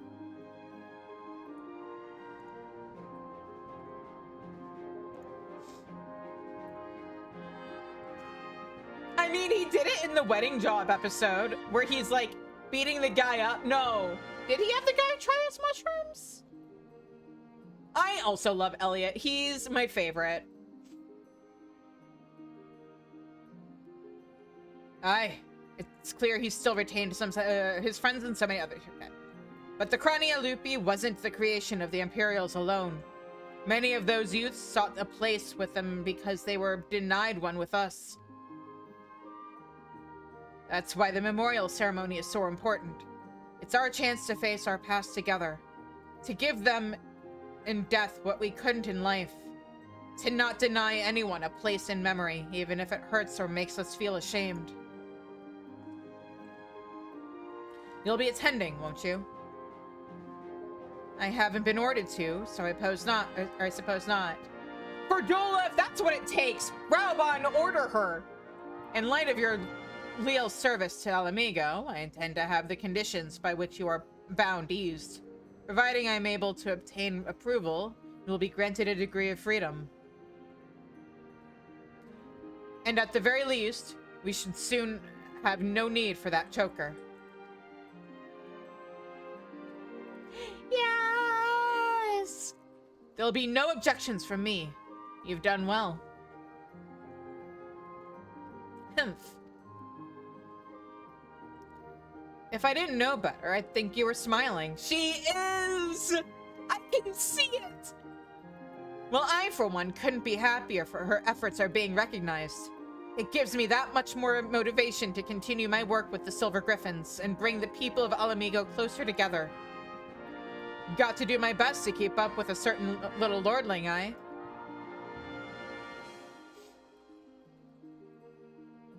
think we've done enough for one day. Time we got some rest. Do I get to attend the ceremony? I'd like to pay my respects.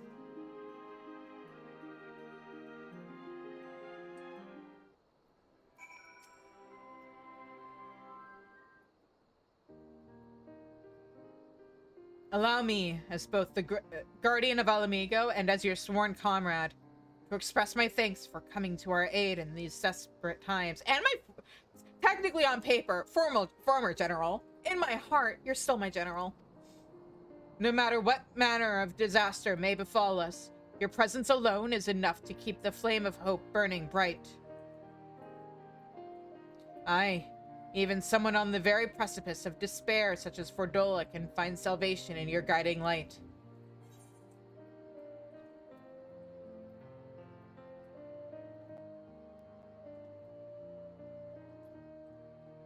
Oh, which one do I choose? You're something of an immortal flame yourself, or heavens forbid people would stop throwing themselves in harm's way at every opportunity. I'm gonna go with this one. Heavens forbid people stop throwing themselves in harm's way at every opportunity.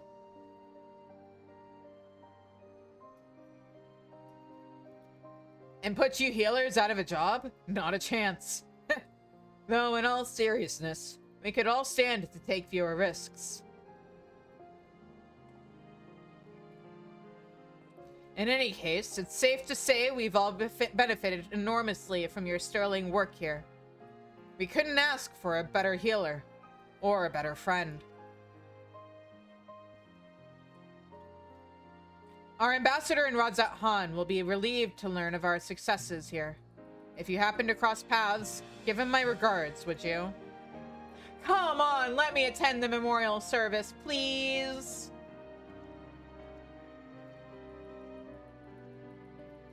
I lost people in that war too, you know. Including from the Resistance. Alright. Well, with that, we're gonna do these in order. So, going back to Radzat Han.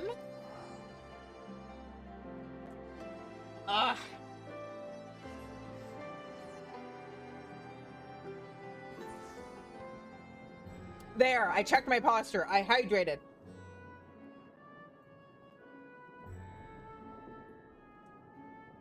I stretched.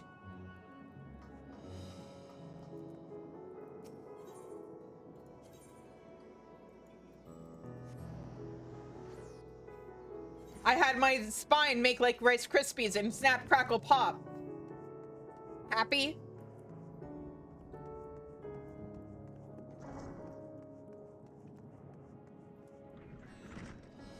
Alright. Lominsan Delegate. Shizune, you return.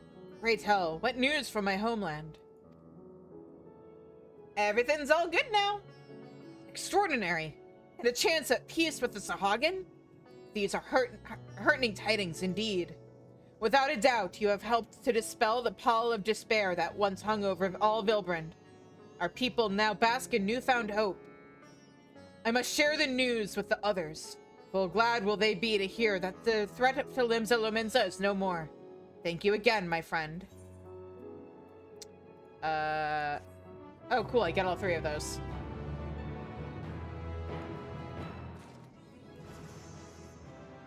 And I hit level 91 Viper. Awesome! I can't wait to be like level 95 by the time we finish the final zone.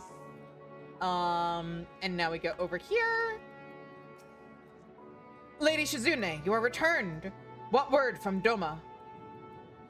Everything's all good. They held a funeral for all the people who died or were lost. The blasphemy is no more. It is most wonderful news. I must inform the other delegates at once. Thank you again for answering our summons. If another threat should rear its dastardly head, I pray we can count on your assistance again.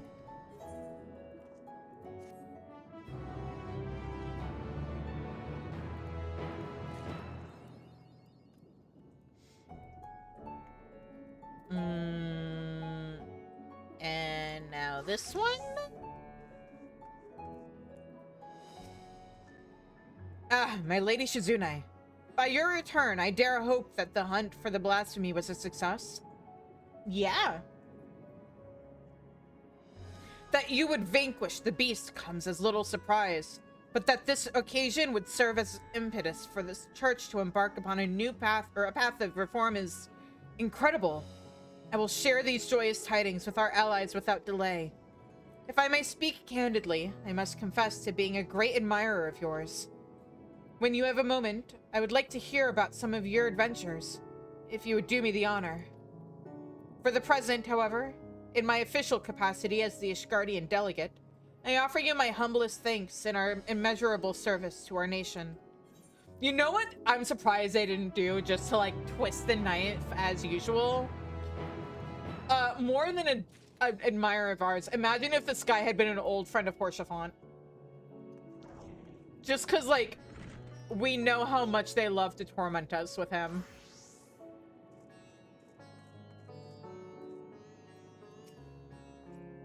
Welcome back. I pray you have brought glad tidings. Heck yeah, I have. Gleipnir slain? You've brought joy to me on an otherwise uneventful day. Of course, it's uneventful? We're in the middle of an apocalypse, dude. Of course, I had complete faith in your success, but had begun to worry ever so slightly when you did not return as quickly as I had anticipated. I shall report your success to the envoys at once. If we have further need of you, I pray you will answer our call.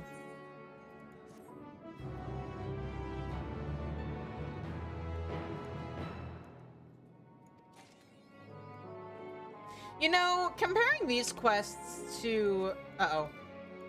Hang on. Let me,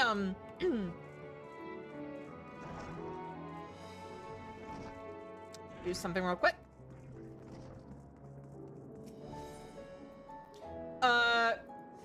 I just realized, because I was comparing these to Shadowbringers, and, like, I realized one of the things that bothers me is compared to Shadowbringers, that's not the button I wanted. That's not the retainer I wanted. That's not my materia retainer. Here we go. It occurred to me, well, at least one of the issues is they have us get given the quest by somebody who then is not involved. Unlike in Shadowbringers, where he's just like, go talk to these specific people, and they'll, like, these are your quest NPCs for it. And I wish they had been a little bit better about that with these quests. Dawntrail has the same issue, but at least, like, it's a direct relation, and in some cases those characters get involved. I should probably also finish the capstone quest for those, huh? Anyway, there we go. Now that I have something resembling inventory space again, there's no point in me opening those gear coffers. A, the earrings I've been ignoring anyway, because, you know. B, I'm about to get my like job gear, my artifact gear. So there's really no point. I want healer. Here we go.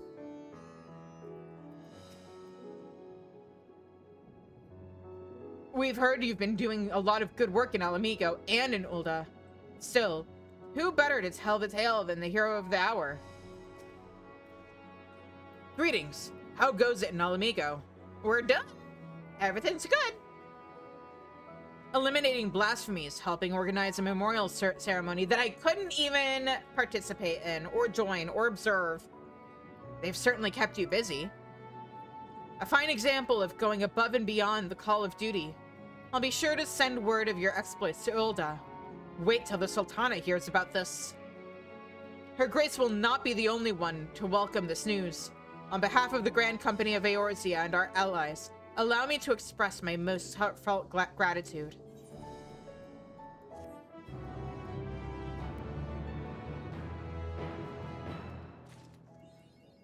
And we're done. All right, back to Viper.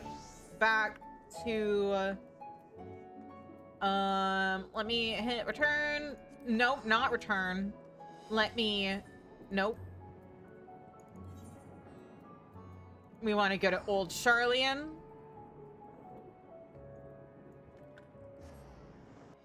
I want to not accidentally flash you guys.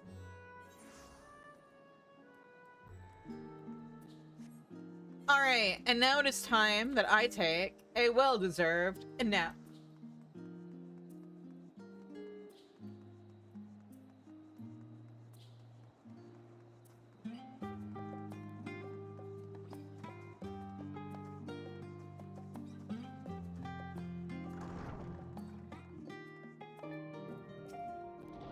Aha! I've been expecting you. I heard about your foray into the ethereal sea. The students have ventured far and wide, but never quite so deep as that. Are you experiencing any after effects from your prolonged exposure? Nausea, dizziness, hauntings? Well, have a pleasant sleep. And if you do experience any unusual phenomena, please let me know. I shall add it to our records. You mean you'll start examining me? Is this what you do as a student of Baldesion? You're just working the desk as a side job? Ajika, what is your whole thing in as a student? You can't just be the secretary.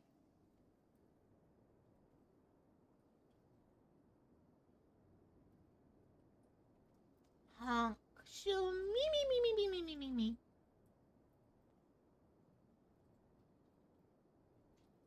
Snork. Me.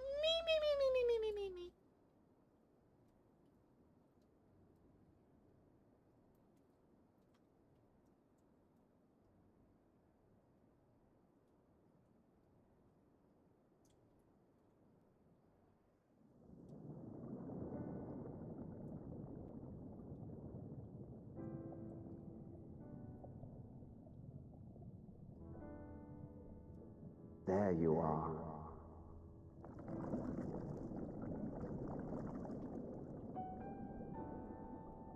Some time, indeed, yes. For you, at least.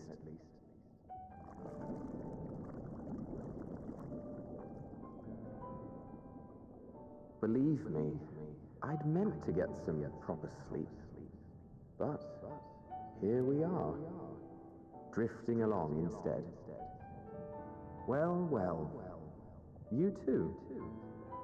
And so we remain, to watch and wonder.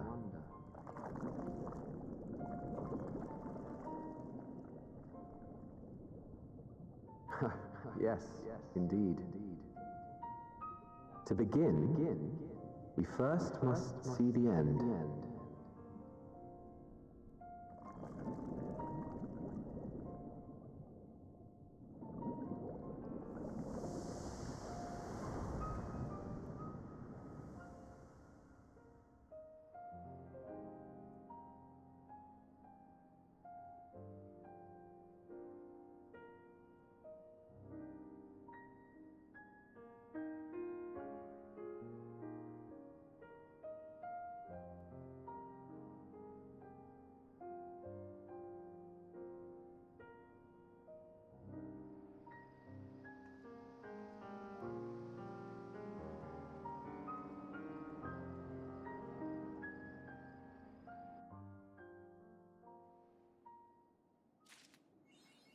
So I just had a stupid thought.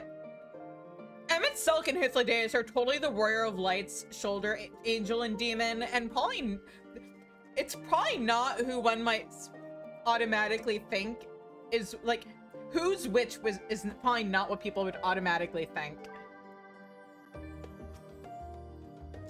A great many of the helping hands that delivered the adamantite are still here in Charlian, and I for once couldn't be happier. Between the ether burner and the refurbished, or to be refurbished, supplies to be transported, and meals to be prepared, we need all the assistance we can get.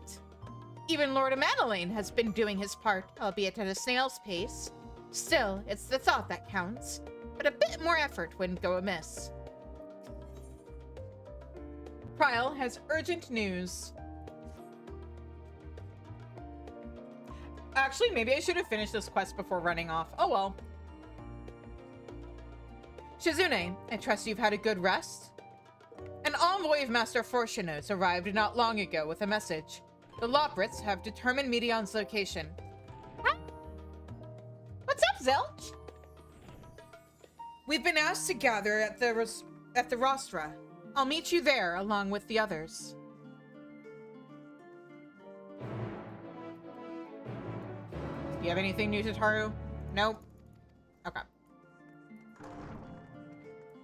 Yes? What kind of favor?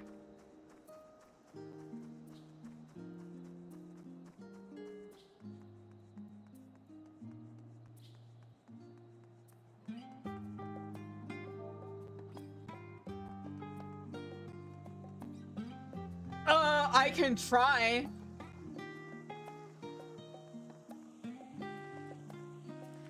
Although, are you still doing it by fate grinding, or did you finally start doing it in the Cult Crescent itself?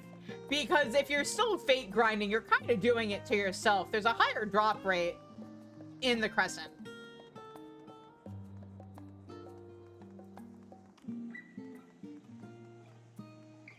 Why didn't I take the Aetheryte?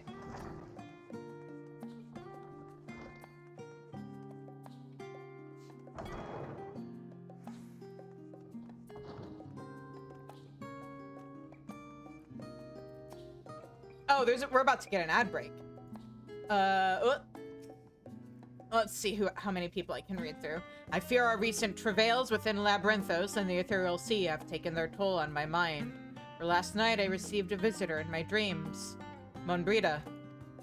A vision not of the woman she was, nay, but the woman she would have become. Oof. Since the final days first manifested, we've been tested as never before.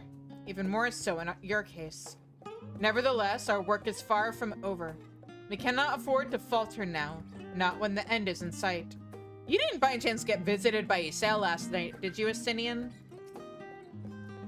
Heidelin, the heart of the star, is gone. And yet, on the morrow, the sun will rise and life will go on. When I look upon Charlian and its idyllic surrounds, there are moments when her absence feels unreal. As do the final days. Would that it were so. How did you sleep? Well, I should hope. It's likely the last opportunity we will have to make a proper rest for quite some time. Danny! I probably could have done with a few more winks myself. Ugh. Raha, no! Raha, you were under strict orders to rest! The thought of what's to come was keeping me awake, you see. So I thought to do a bit of research, hoping I might finally feel weary enough to doze off. That doesn't work! But before I realized it, it was already morning. No need to scold me, I already regret it. And will probably only feel that regret more keenly as the day wears on. Oh, Jesus, what? Devastation. Danny, thank you for the 10 subs to the community! And there go the ads. I'll read Fancred's thing once we get back from ads. Oh, I should go feed the cats. And also turn on lights. So I'll be right back.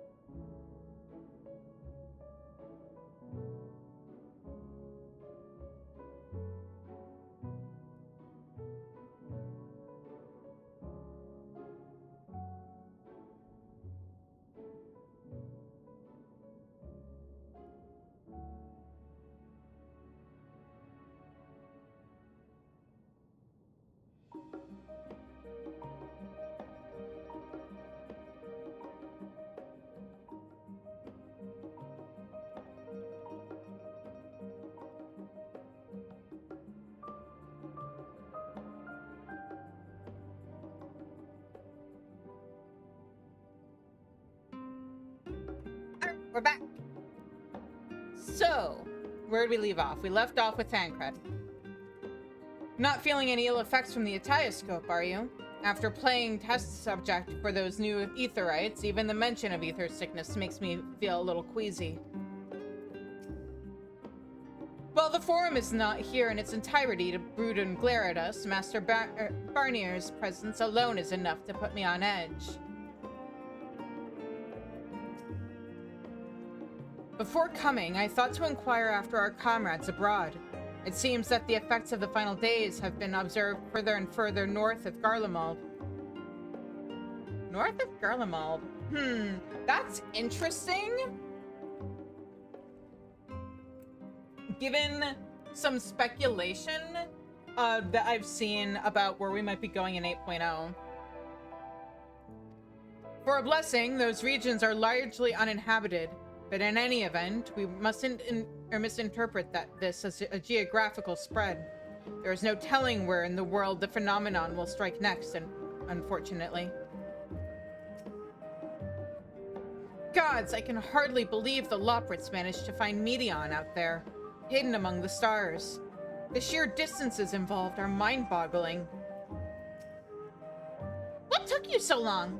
We have much to discuss and scant time to do it. If you would know the reason for this assembly, you had better ask Master Levier. Alright then, Master Levier. Go on.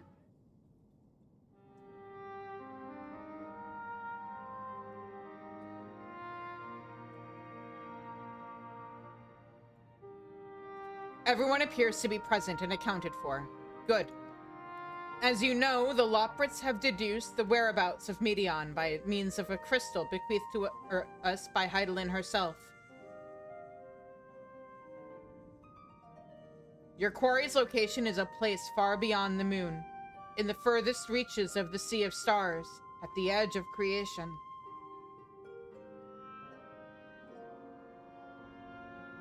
A veritable Ultima Thule.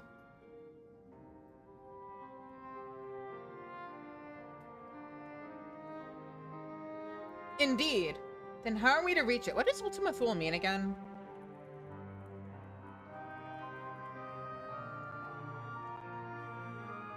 Ah.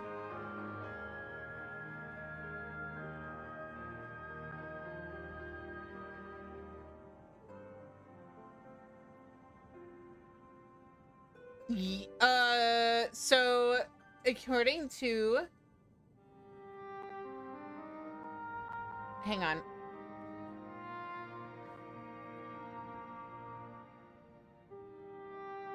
Okay, so Thule means... Yeah. According to Wikipedia... Hang on.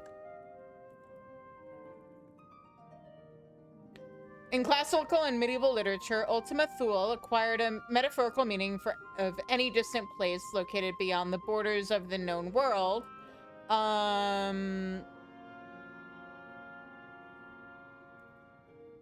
Okay, but apparently in ancient Greek, of course we're going back to ancient Greek. Why am I not surprised?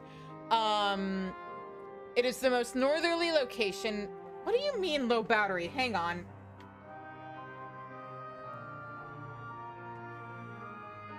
Phone, why do you keep doing this? Oh, that was probably the wrong charger. Hang on.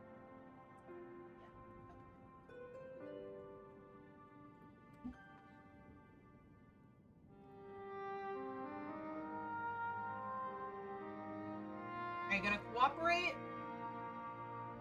Does that work? Okay, yes, you're charging. It is the most northerly location mentioned in ancient Greek and Roman literature and cartography. First written of by the Greek explorer Pythias of blah blah blah, is often described by later writers as an island north of Ireland or Britain, despite Pythias never explicitly describing it as an island. Okay.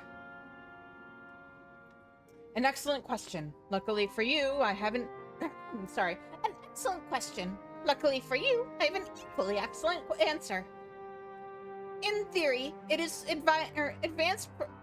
with its advanced propulsion systems, the moon is capable of delivering you to Ultima Thule. But the myriad other facilities housed within would greatly impede travel through the Sea of Stars. Even the Mother Crystal may not possess ether enough to bear so massive a vessel to our destination and back. However, if we integrate our hyper hopper into your ether burner, we should be able to fire things up and jump our way to the end of the universe in no time. Father, does this mean...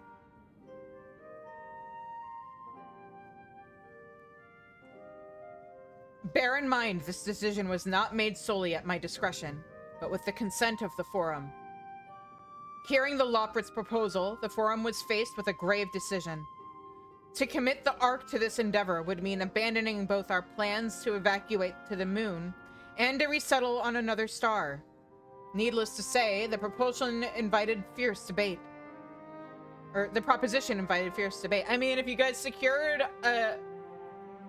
I know it was like abandoned as a plan, but if you guys could secure a path to the teleporter in Garlemald, you could still get people to the moon in case. In the end, however, the Forum was swayed by the simple fact that Hydaelyn believed you possessed of the strength needed to overcome this crisis. The Great Exodus was, after all, a plan of Hydaelyn's own making. Therefore, if in the 11th hour she would proffer another means by which we may seek salvation, we would be fools to dismiss it out of hand. Indeed, she sacrificed everything, her very existence, to avert the destruction of this star. That is why we have chosen to place our faith in Hydaelyn, in you. The Ark will be made ready for your voyage to Ultima Thule. What of all the people that have labored so tirelessly to prepare for the evacuation? They must be furious. I would not be so sure. They have not forgotten your deeds on the Magna Glacies. Nor did your instrumental role in orchestrating the delivery of adamantite go unnoticed. No, the people do not protest. Quite the contrary. They have expressed unwavering support for you and your mission. There's gotta be at least some people who are annoyed. Are the Loprits too willing to abandon the Exodus? Were you not listening when we said we were born of Hydaelyn's love for Aetheris and its people? If it means your survival, we would do anything to help. And you'll most certainly have need of our expertise where you're going. There's no guarantee Ultima Thule is a place that supports life. An otherwise vexing problem our know-how can remedy. Besides, Hydaelyn chose us to lead the way to Meteon. Why else would she give you a crystal only we can decipher? But more importantly, we were perfectly content to evacuate Aetheris until you brought us here, Urianger. And now we're enamored with the place. So what choice do we have but to save it?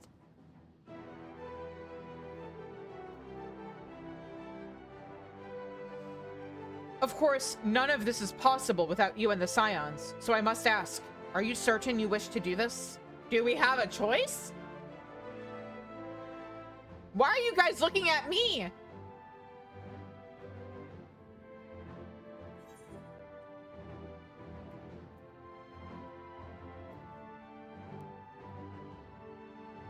We'll avert the final days, whatever it takes.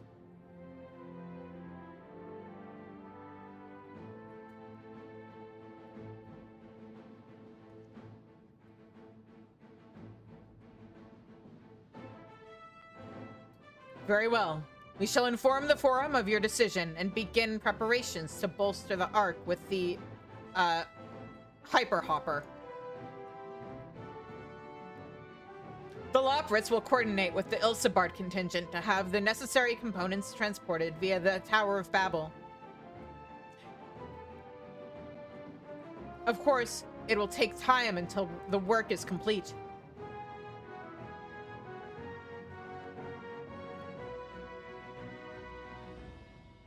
For now, pray take your ease. 'Twould seem there is naught to do but rest and prepare. Shall we? Damn it, this would have been the place to pause to do the role quests. Oh well, it's fine.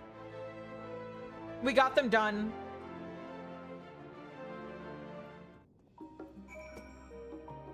As you can imagine, not all forum members were willing to endorse this plan.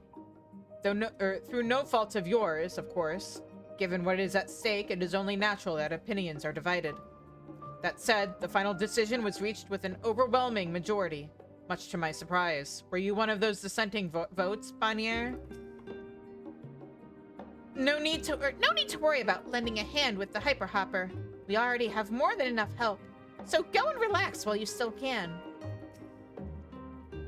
There is much to be done before the Ark can be made ready for your voyage. Would that I could be afforded time to speak with Alphino and Elise. Alas, I can but pray they find a moment of quiet calm before the journey to come. You know, it just occurred to me. Is the secret reason why Fortuno is so willing to go along with this plan because he found out that all the Loprits had prepared for us to eat was carrots? Because, like, we know he doesn't like them. I wasn't expecting to have time on our hands. What should we do? Sleep while we can. Perhaps now I can finish that book I was reading. Or sleep while you can? What? Oh, pay me no mind. I'm sure you have better things to do with time, or the time afforded to us. Raha! I will teleport back to the Crystarium and tell Lena and... Oh no, why am I blanking on their name? But our pupper friend, that you are not resting as instructed. Do you want me to do that? They bid us rest, but I'd much rather find something productive to do. I suppose now is as good a time as any to hone my lance. Not that I've ever found it to be dull. Still, it eases my mind on the eve of battle. Be very disappointed at him across the rift. Or, you know, yes, scold him across the reflections so powerfully that he can feel it from here. Backlog, thank you. The Forum hath placed the fate of mankind in our hands. We must not betray their faith. Or, you know what? We know from the role quests, from specifically the void quests, that Backlog has figured out a way of accessing the 13th. I'm sure they could figure out a way to access the source as well and come after him, or go into the 13th and then hop out and the source. They could find a way. I should very much like to speak with the Loprits once their work is complete. His plane Heidelin has entrusted them with a great deal of knowledge, and I suspect there is more they could teach us. I'm not so sure about that. She sure as fuck didn't tell them anything about humans or the planet. A rare opportunity to rest. I say we make the most of it.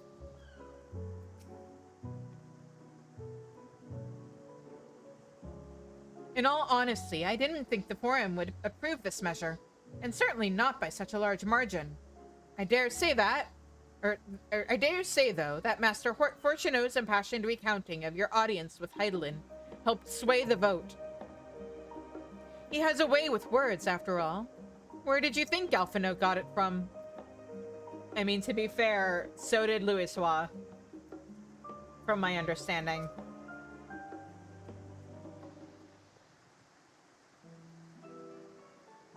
Ere we depart, we must leave nothing undone.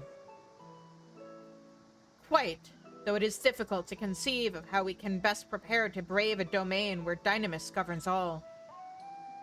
Nevertheless, Heidelin deemed us worthy of the trials that await.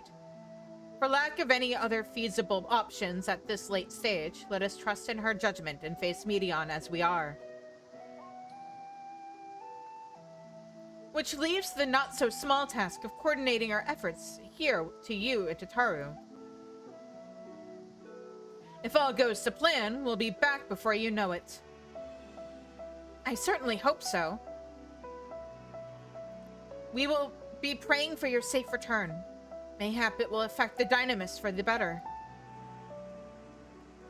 With that settled, we should get some rest and make the most of the time we've been afforded. The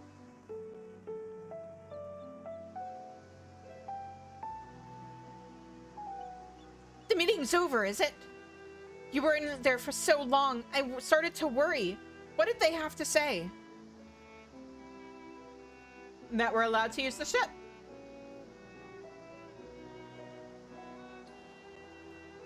The edge of creation. I see.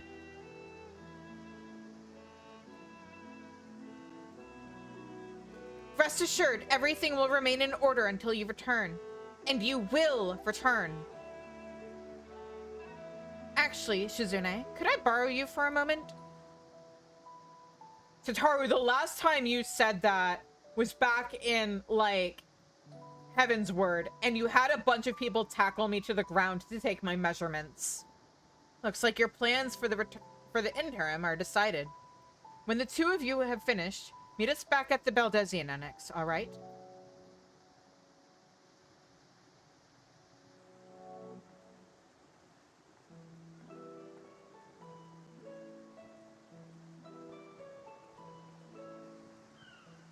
Come with me to the Agora. I have something to show you.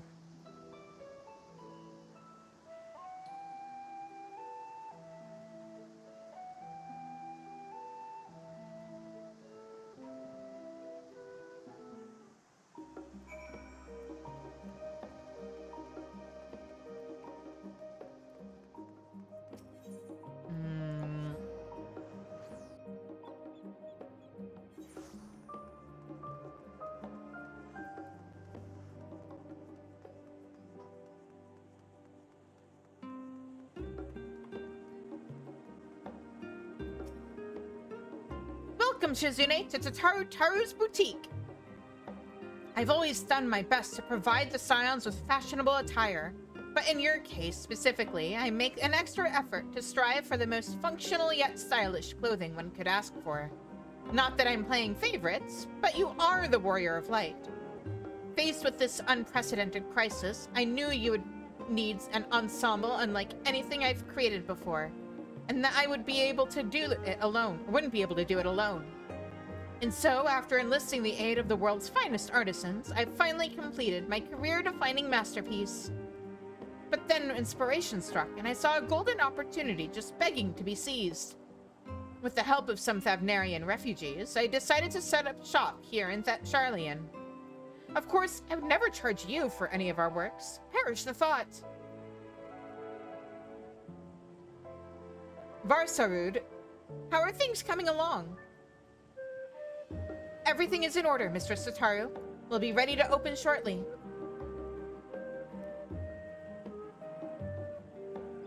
Which is why I brought you here, to be our very first patron. Would you mind waiting here a moment longer? Sure. If you could wait here just a short while longer, we'll have everything up and running in no time. Can I talk to her? Yes. Did someone move the crate? I could have sworn it was here. Alright. The following event cannot be skipped. You may wish to cancel any pending blah blah blah blah blah.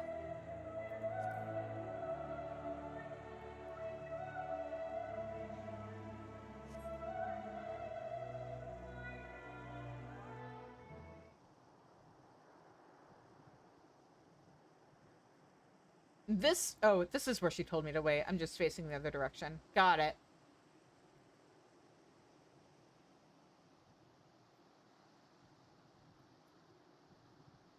Ah, I did not expect to find you here. No, Varshan.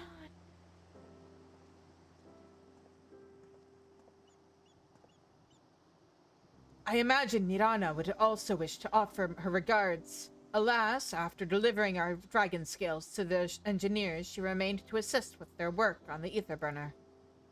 This simulacrum, too, will stay in Charlian, while I oversee matters in Radzat-Han.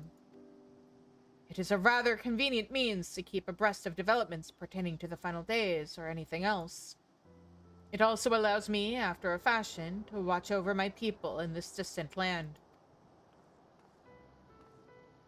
Rashan! I was hoping you stopped by. I can't thank you enough for allowing your artisans to work with me here at the boutique. Please, it is I who should be thanking you. This establishment has restored a sense of normalcy to their lives. You have blessed them with a newfound purpose and a means by which to support themselves in these troubled times. What's more, when they at last return home to Radzat-Han, the experience and knowledge they have gained in your employ will no doubt prove a boon to the artistry and commerce of our land. In fact, I came here to see how your new employees are settling in, and to express my gratitude for granting them this opportunity.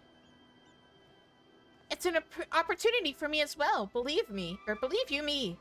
Your artisans have taught me so much about Thavnarian craftsmanship. Their resourcefulness and ingenuity are nothing short of inspiring.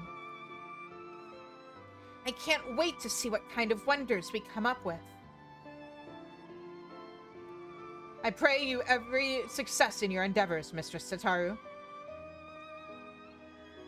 Before coming here, I heard word of the Forum's decision, of what will soon be attempted. It was only then that I finally understood why my father called this star the last bastion of hope. Indeed, it was the last bastion, for the flame of every other star he encountered had likely been extinguished. In the boundless dark, the light of brimming life must have been blinding in its splendor. You journey unto the heavens to protect that light. May the scales of my kin serve you well. I have faith you will prevail and restore peace and tranquility to the star. Would that Ahawan were alive to see it. I should like to visit Radzat-Han again when this is all over.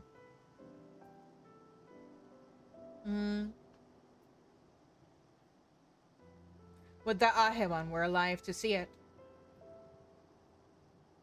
I will not see his sacrifice squandered, nor shall I rest until Radzat-Han is returned to its former glory. I look forward to seeing that. Forgive me, but I must take my leave. Fare you well, and remember, the people of this star have not yet given up hope, and neither must you.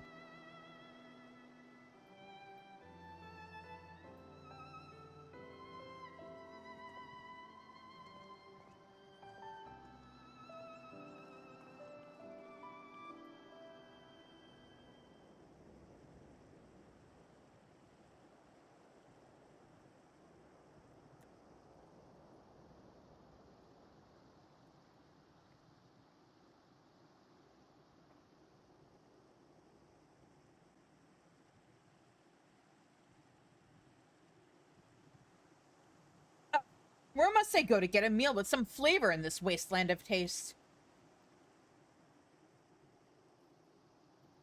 Eh? Oh, a Madeleine, of course.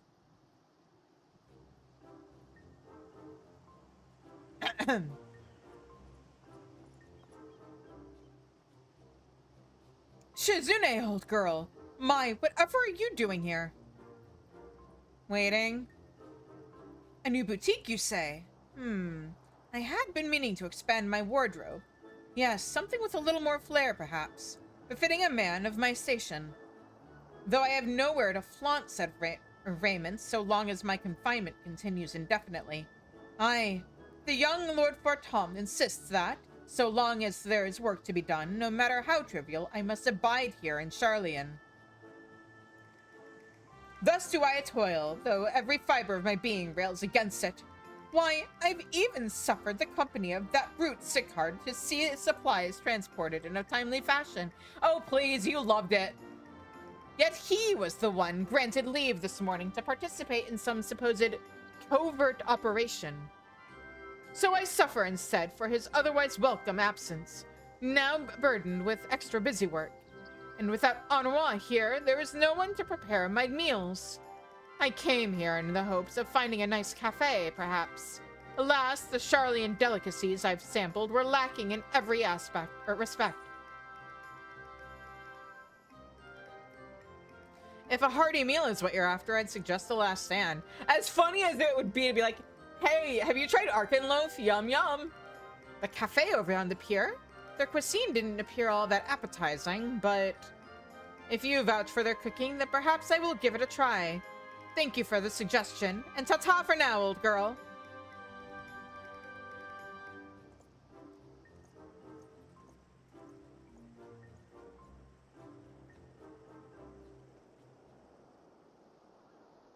So who's next?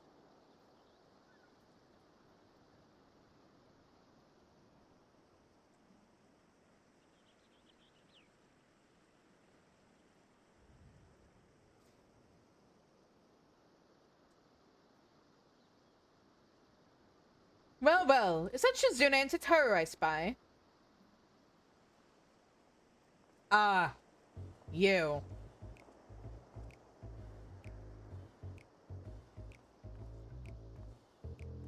Hancock, what are you still doing here? You said you were returning immediately after dropping off your cargo. Yes, that was my original plan. After all, any expertise required aside from the delivery of goods is well beyond my purview.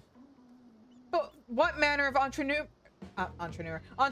would squander an opportunity to study the markets of the northern seas? Worry not, I will return straight away to Kugane once I have finished. Of course you would find a way to turn this crisis to your advantage. She wounds me, the industrious woman running a new boutique. I am not blind to the travails of those who fight on the front lines to deliver us from ruin. Indeed, I have every confidence they will succeed, and I would make myself and my business ready for their return. If you believe in them so devoutly, then why not put your money where your mouth is? Fair enough, Tataru, fair enough. There is not more that I can do to help ready the Ark and her heroes for their maiden voyage. But on your return, I shall host a grand celebration in your honor at the Bokairo Inn. Am I invited? Accommodations are quite costly, given the reputation of said establishment, but the East Eldenard Trading Company will be would be honored to foot the bill.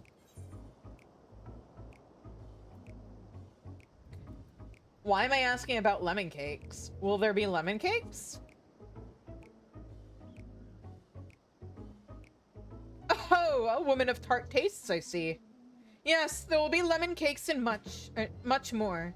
The finest delicacies the world and Lord Lolorito have to offer.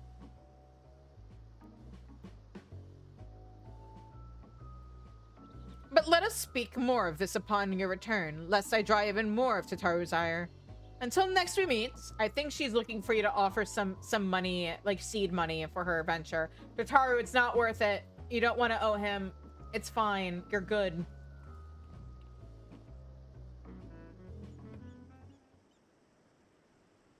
But sure, I'll eat on Lord Lolorito's bill.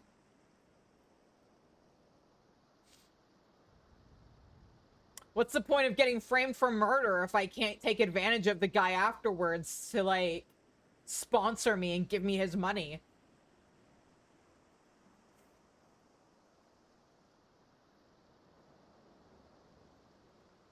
Ah, Shizune, decided to spend your time at the markets, did you?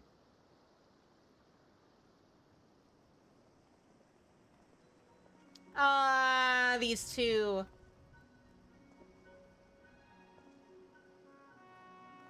Tataru! Biggs! Wedge! I take it the work on the Ark proceeds apace? Aye, it does indeed. Collaborating with the greatest minds of Charlian and Razat Han has been a rewarding experience. And that's to say nothing of what we've learned from the Loprits. The Ark is unlike anything we've ever had the pleasure to work on. Even Nero was rendered speechless on more than one occasion. Really? I can't wait for you to see it. Nero being speechless? I can't wait to see that either. And you'll never guess who paid us a visit before we came to Charlian. Alpha.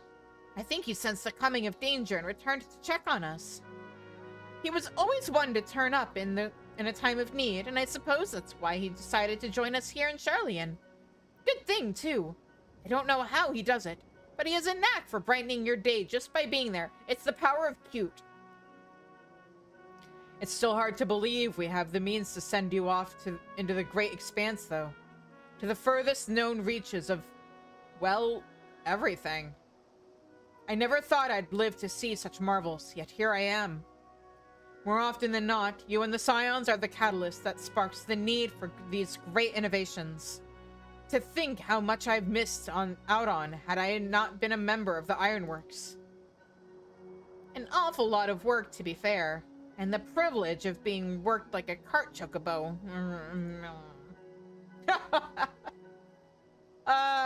There is that too. As busy as we've been, I wish there was more we could do for you, Shizune. But no matter what happens, we have to keep believing for a brighter future. That we do, my friend. That we do.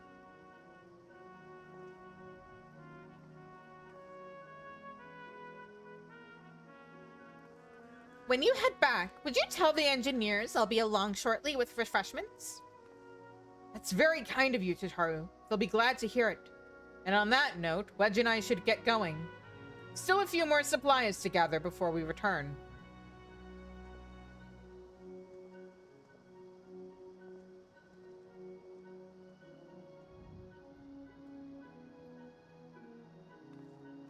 Wedge, you're staring.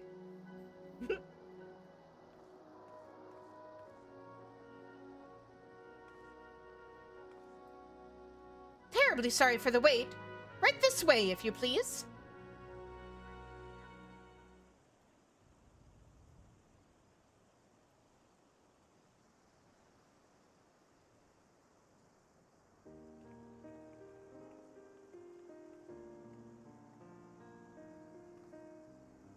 Right. I don't believe the two of you have been formally introduced. This is Versarud from Palaka's Stand. Or from Palaka's Stand. I remember how to pronounce it. Haven't we met before?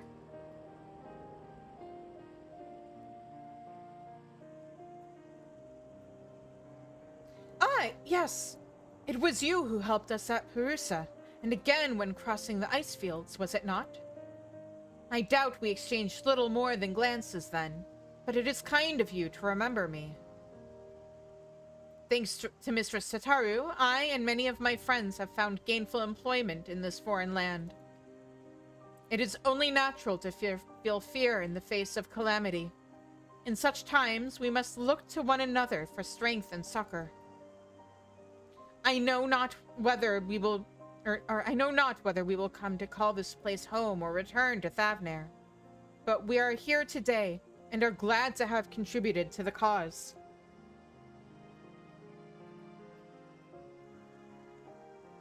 And contribute they did by helping to make your new garments as durable as possible.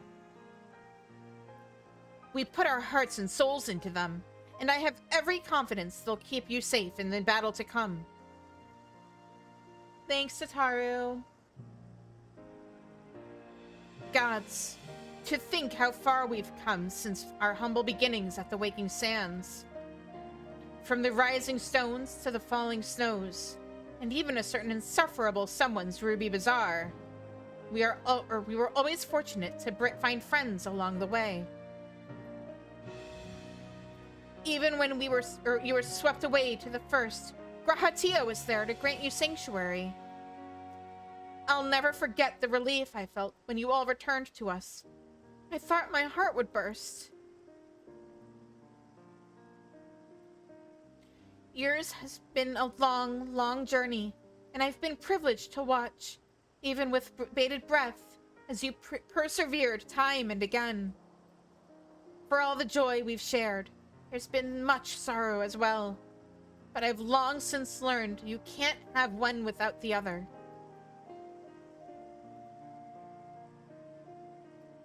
which is why I promised to send you off to the Sea of Stars with a smile. And you can be certain I'll be the first one to welcome you back on your return.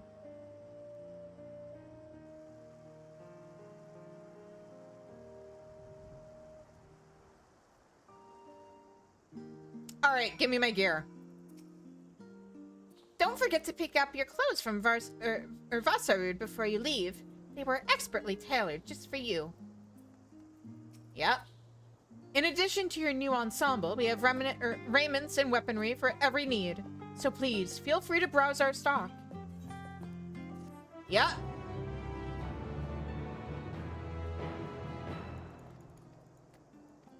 And it'll all be dyeable, except for my, hang on. Twin fangs. Bow.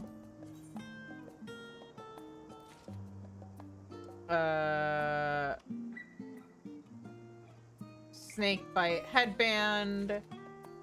Bricio chapeau.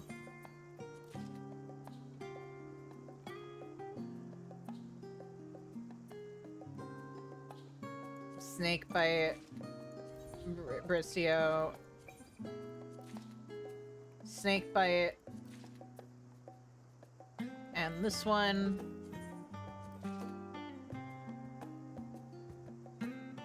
And these.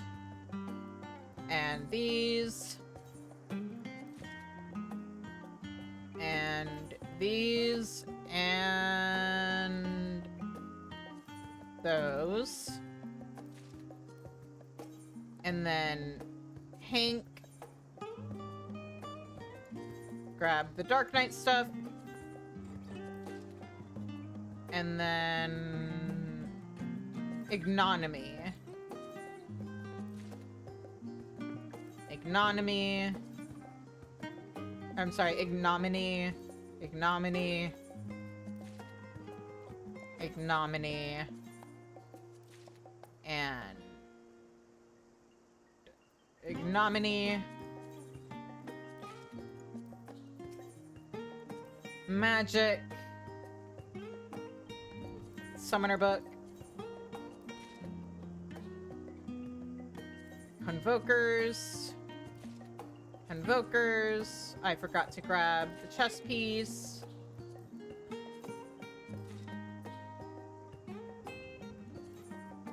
That one. And that one. That is full set. And healer. Excuse me. And scholarship. Academic. Academic. Academic. Academic. And academic. Alright, now to equip everything. There. Do I want... Because this shit isn't even dyeable. Do I want to change this into something better? Let me equip everything else and maybe dye some things. Oh yeah, we definitely want to do some dyeing. Hang on. Black. Oop. Black. Blue. Am I out of my dark blue? Uh-oh.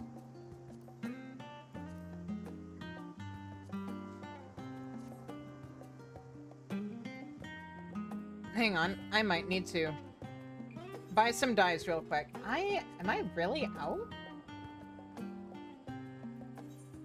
One moment. We'll go to the apartment.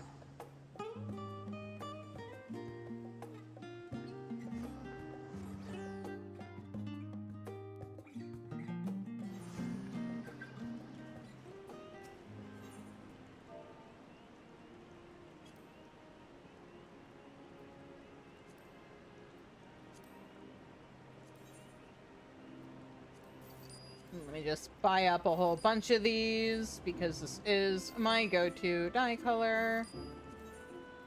Or at least one of them.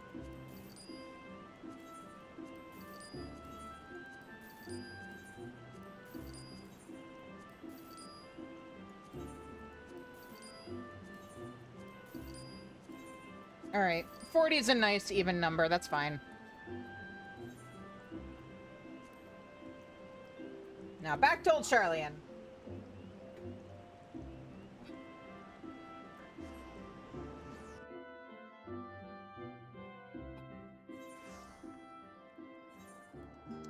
In the meantime, let's see here.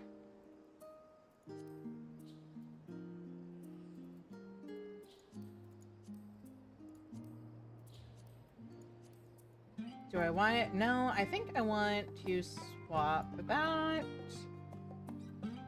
Or do I want... Yeah, that's fine. I wish I could dye the scarf. But I can't.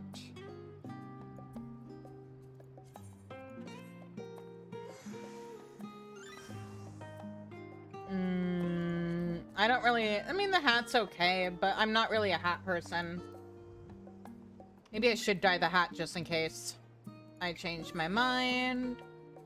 In which case... Yep.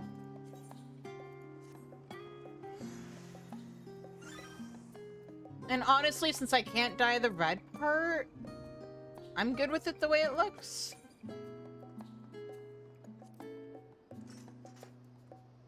Oh yeah, I can dye the bow. Hang on. How do I want to dye this? You know what? I kind of want to leave that alone, and then... What is this dye?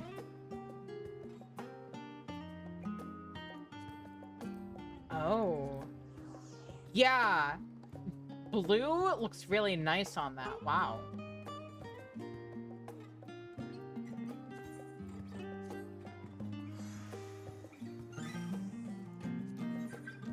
Alright, you know what? I am gonna keep the hat, I think.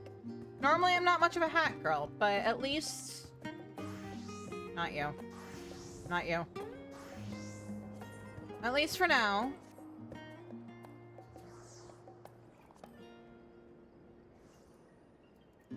Kind of have to have the horn, right?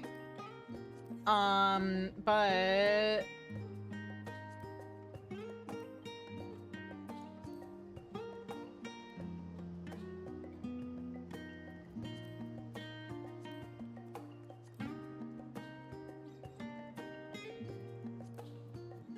Do I want to have this be black? You know what? No, other way around, I think. Maybe a lighter blue? Hang on. Yeah.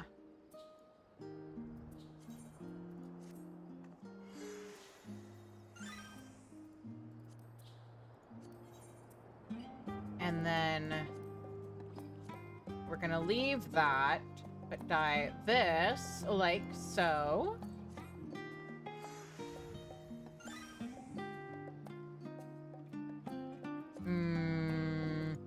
Do the pants need to be dyed? What's the second dye channel? Yes.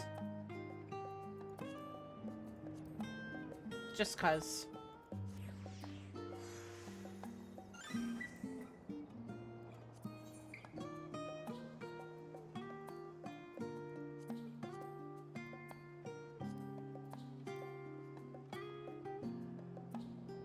Blue for the wrappings? Or should I... Not that. Should I go black? Let's see.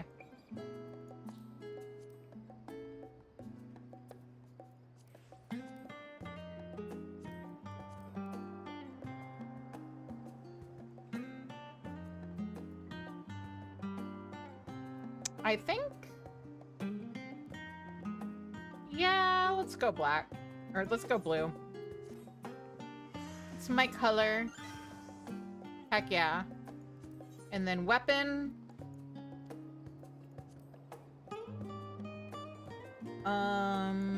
What? Oh, but that's already blue, huh? Just change this to a better blue? Not really.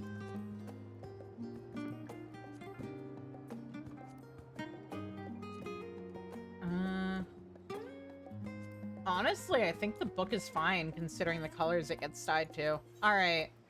Then we've got that. Now we've got Scholar. That's actually real cute. Do I want the hat? Not really. I think we're good without the hat. But how can we make it cuter? How about we dye this blue and the shirt? Let's just double check how that looks reversed. Nope, this looks better. I was really hoping the actual shirt would be the part that's dyeable, but oh well. That looks really nice.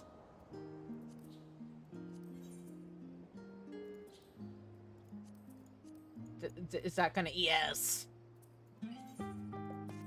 Fix the color of that. Excellent. And then color of that. Perfect. Do the gloves need anything? What is the second dye channel dye? Nope. I think that's actually good. Do we want the hat? Not really. So, yeah. And then finally, Dark Knight.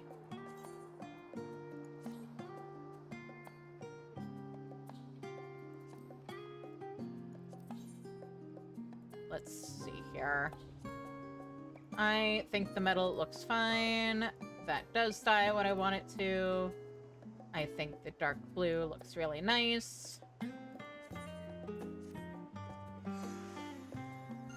There we go. So do the gloves need anything? What's the second dye channel? No. I think it's fine. Or... maybe I should do this just so that everything matches.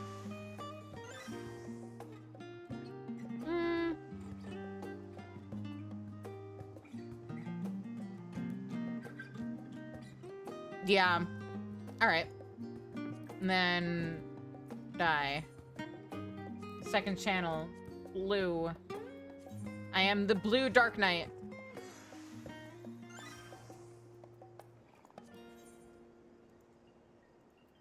Oh, right, the sword.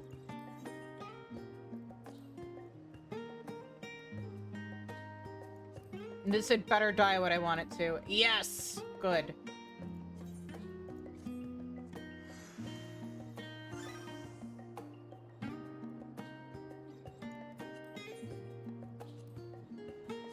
Okay.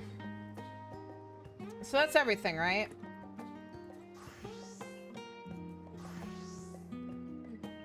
You know what? I'm gonna slightly change some quick stuff, but I'm gonna at least keep a little bit of this. It sucks that it's not dyeable, but I think I can make it work. I just need to maybe change the pants at least. Is this... no. What am I doing? I am so lost.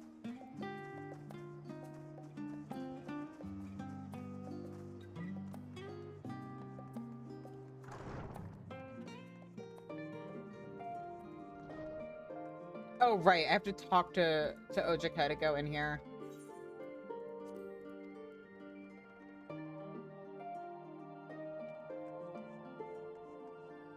Not you. You.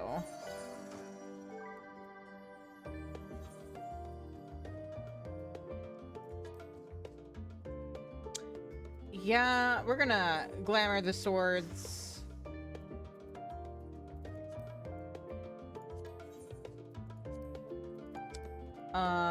We're gonna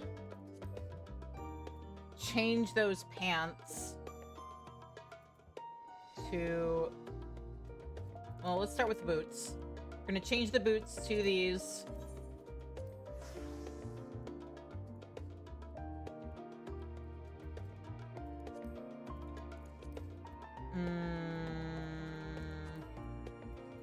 And then do we want... No.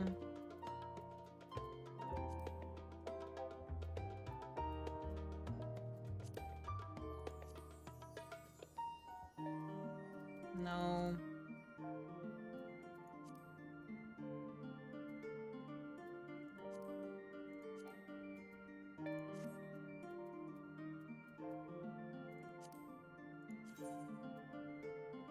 Those, or do I want... Oh, I'm gonna have to dye these if I... You know what?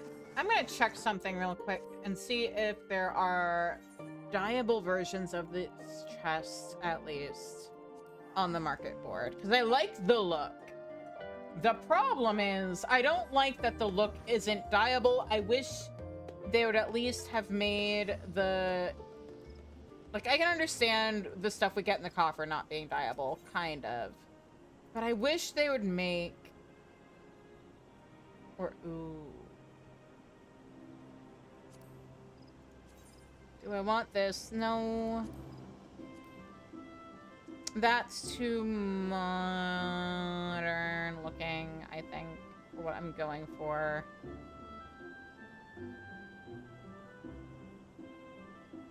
Aha. This is basically just a dyeable version of the thing, right? But it doesn't actually look... This actually looks better. I wish this was dyeable. Like, especially since there are dyeable versions. Is there anything else using that model? No, because when we get into Heavensward stuff, and this is a Stormblood model. Okay, maybe I will just keep this chest piece. The red doesn't suit me. But what about pants?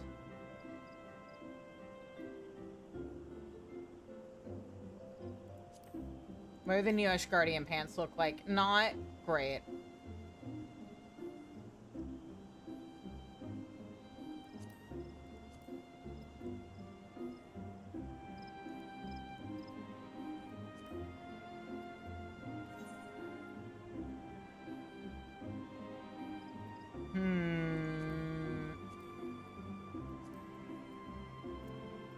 We're gonna go back to Old Charlian, and I'm gonna figure out different pants. Because, yeah, it's mostly I don't like the pants, and the sword had to be changed, and... Man, this sucks so much for anybody who, like, gets to 80, or, like, 70, no, 80, decides they want to main Viper, and then they get to 90... and all of the other jobs get cool artifact gear that's dyeable if they've done the role quest, and then there's Viper, or Pictomancer, for that matter.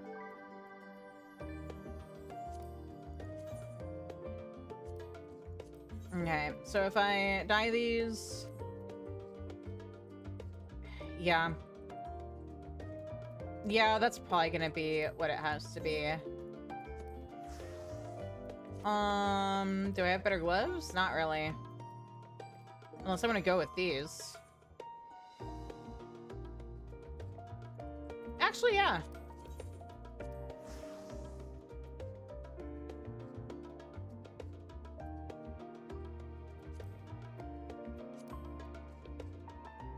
What if I went with different boots? Hang on. What if I do these? Oh. I really like these pants, so I'm gonna go with these pants, actually. These shoes. I am, in fact, thinking about this in terms of how it's gonna look for the final battle. Do I want to keep this chest piece, or is there something better?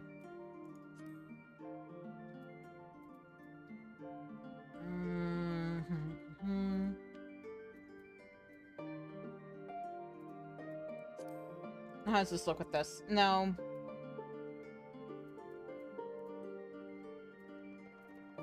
Honestly, I think this works.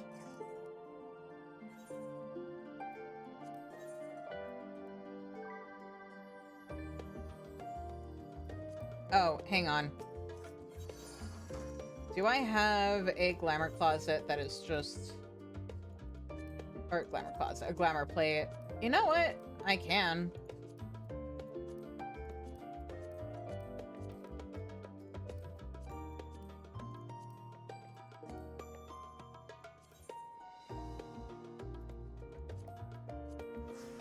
And there we go. Left side fixed. Or, well, right side fixed. You know what I mean. Accessories fixed. Alright. Then, yeah. Once we get back from ads, we will continue. I'm gonna grab food in the meantime, though. So yeah. Everybody sit tight.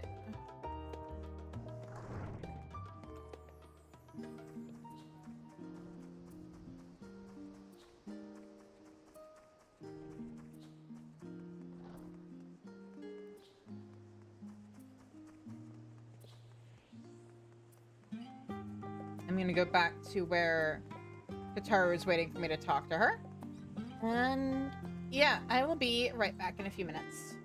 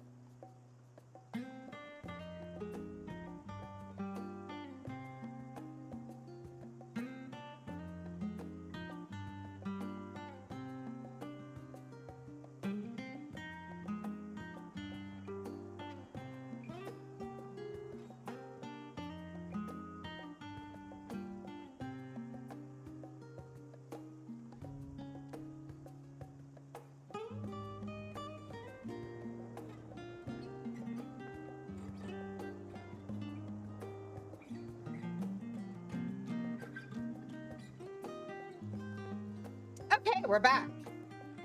So, let's talk to Tataru and get the show on the road. Though delighted by your patronage, Tataru is ready to send you on your way.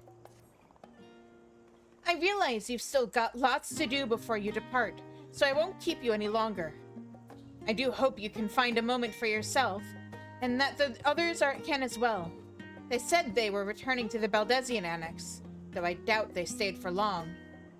If you decide to go looking for them, I'd suggest speaking with Kryl first. I'm sure they would have told you their plans. Or told her their plans.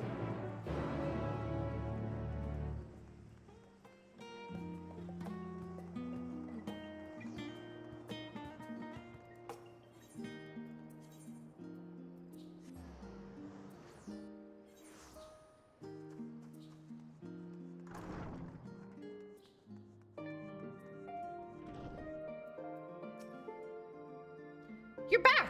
I take it you received your gift from Tataru? Yeah, I did. It was a surprise long in the making, with many, many long hours of fretting to get everything just right. I'm glad to see it realized, and with great success. If you're looking for the others, though, they've already taken their leave. Y'shtola, Thancred, and Urianger have gone to the last stand for a bite to eat. Alize and Grahatia, meanwhile, thought their time would be better spent poring over books at Numenon. As for Alphino and Asinian, well, they've elected to pay a visit to the Levier estate, though Asinian seemed somewhat reluctant to go. I'm sure they would all be glad for your company if you've a mind to seek them out. Should you be feeling peckish, I'd suggest heading to the last stand before Y'shtola and the others finish eating. But above all else, it would be foolish to run headlong into battle, fatigued.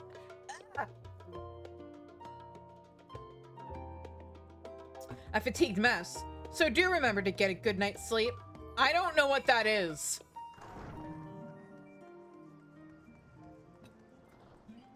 Such devastation! This was not my intention! Thank you for the 8 gifted subs to the community. I appreciate you.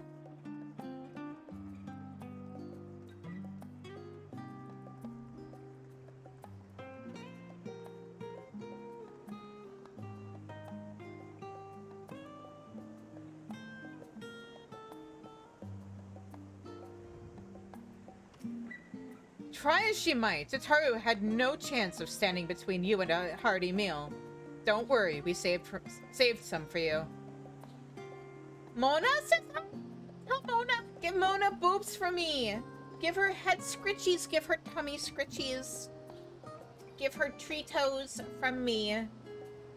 Hast thou perchance had an opportunity to partake of the rainbow pudding? Owing to its striking flavor and somewhat garish appearance, 'tis quite popular. Indeed, so popular that the last stand stock hath seemingly been entirely exhausted. Oh, I don't think that's because of popularity. I think that's because of Puddingway. I should hope, at the very least, Puddingway did sup upon this most delectable of desserts. I think only Puddingway supped on that most delectable of desserts, Arianje. Shizune, come to make our trio quartet, have you? Please, have a seat, and we'll see about getting you a drink. Good.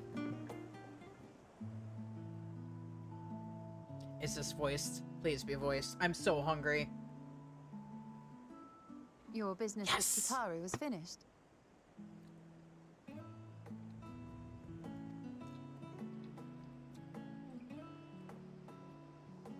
My, what a thoughtful surprise.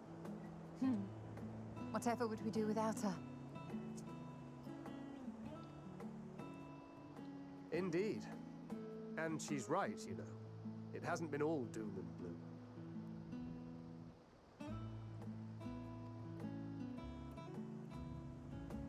Feels like a lifetime ago that Master Louis Soir gathered us together to form the Circle of Knowing.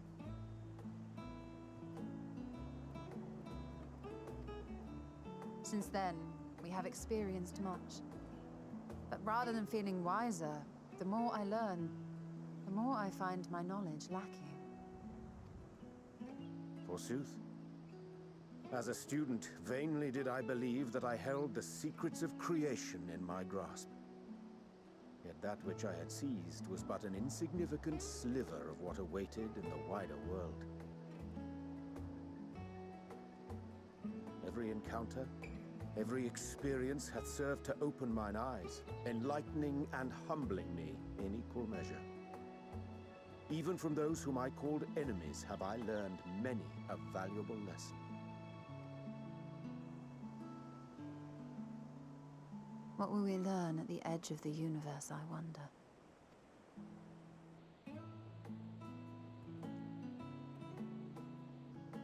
Ultima Thule, where the bringer of the end makes her nest. I, for one, can't possibly imagine.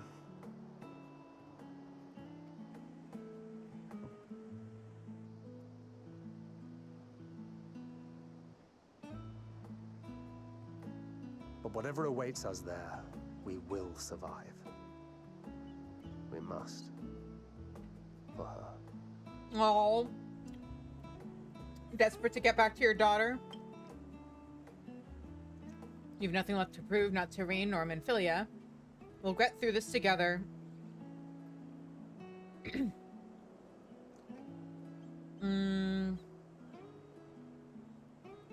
This one. We'll get through this together.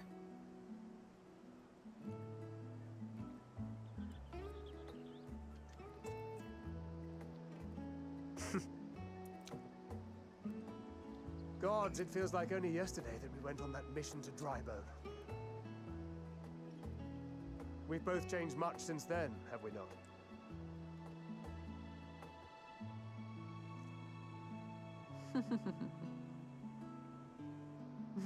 We've come far together, and if we have aught to say about it, we'll go further still. Aye, we will avert this calamity and return home. In preparation for which, we must give thought to what we hope to achieve after the proverbial dust has settled. What with the primals and Ascians all but dealt with, I suppose we'll need to look for new hobbies. I'm sure we'll find more people we need to save the world In from. all seriousness, though, in uniting to overcome a common foe, the disparate peoples of the world have found a way forward together. It's a truly gratifying sight to see. Indeed. Though it was many years in the making, we have successfully set in motion the gears of fundamental change. With this, we have fulfilled our humble role as a symbol of hope. And I dare say it is time to bow out. After all, there is no shortage of hands to bear the torch in our stead.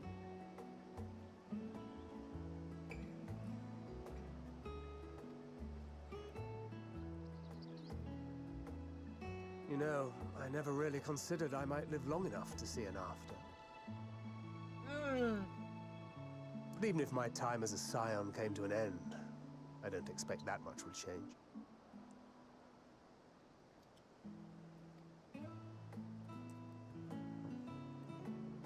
Traveling the world, going wherever the wind blows, lending a hand to those in need.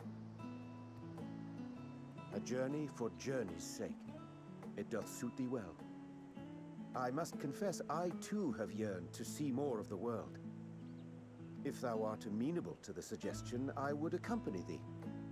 Mine ability to affect an air of normalcy through artful disguise is much improved, thou must concede. Is it? Aye, well, improvement is relative.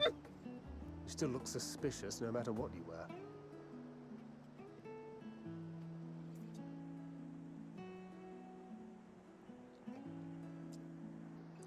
What of you, Ishtola? Any grand plans? Why, continue my quest for knowledge, naturally.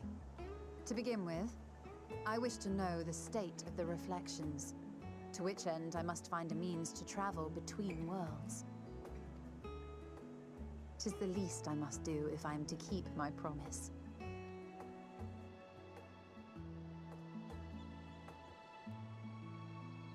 Should my pursuits prove unduly arduous, I won't hesitate to call on you. And in return, I will take you to see Reen one day. I'm sure you cannot wait to see the fine young woman she has become.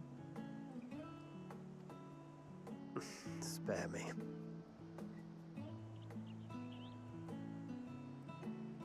And what of thee? What wouldst thou pursue at duty's end?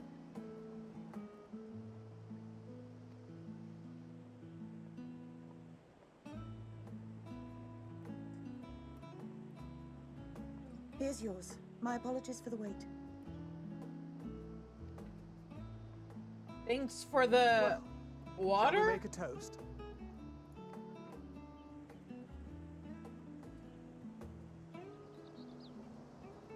To victory. To our comrades. To the future of the star.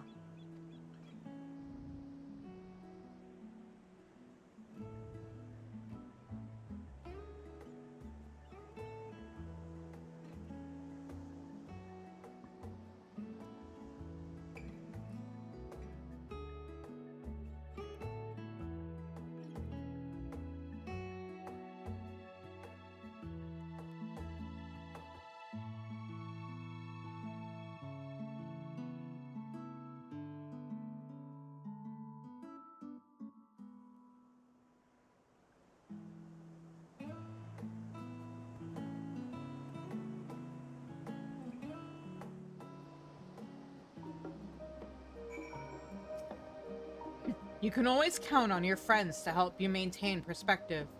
I pity mine take a perverse pleasure in it.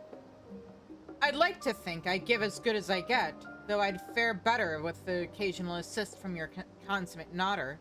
Or from our consummate nodder.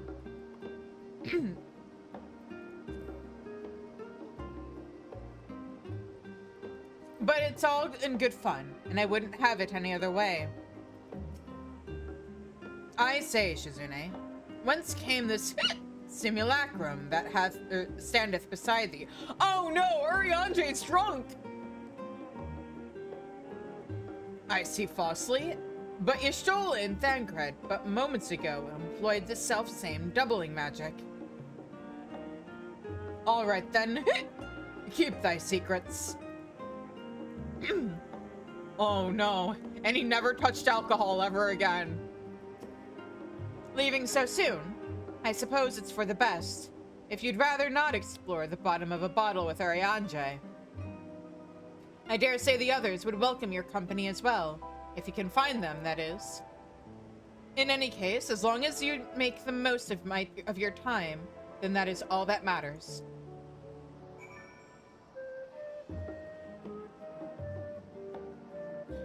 Wait a minute! No! Really?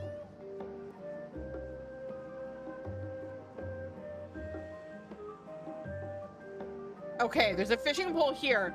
He's not fishing. Okay, but... Did I know I could talk to him?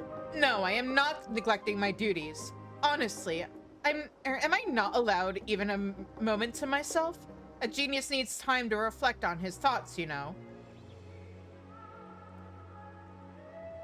Hang on. Oh.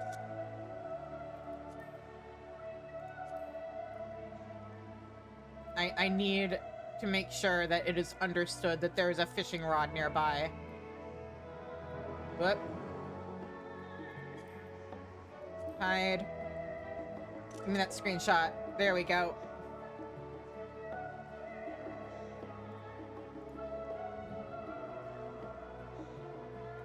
The Ark truly is a marvel, and I count myself fortunate having had the opportunity to help build it. A pity I did not come here sooner. Oh, the things I could have done with the fruits of their research. Not that that is any of your business, mind you. Though I suppose I could have found a way to apply that knowledge to further improvements to the Ark as well. Sure thing, Nero. Hang on. I now need to take a bit more of a look around.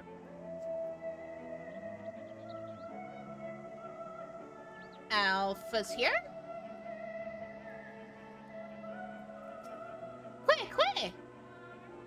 Alpha seems distracted by something in the distant heavens. You cannot help but wonder what he senses out in the sea of stars. Bloop, bloop. The miniature model of Omega appears to be staring up into the sky, searching for something. Is there anybody else of note around here? Mayhaps? Please? Hori Boulder and Colton are here. I didn't think to look around the first time I did this. Shizune, we heard you've been busy of late. I hope you managed to find a moment's respite before duty comes calling again. Colton and I were just discussing what more we could do to help. If anything should come to mind, please don't hesitate to ask. Tataru, Hori, and I continue to do what we can to help our sisters in arms abreast of emergencies as they unfold. Or to keep our brothers and sisters in arms abreast of emergencies as they unfold. They are ready to take action at a moment's notice, but I pray we have no need to call them to the fray. Whoop. Okay.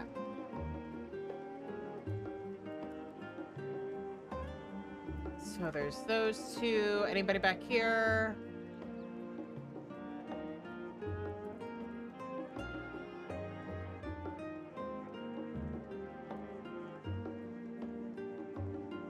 No, considering the quest we just did, I'm surprised Amanalane isn't here.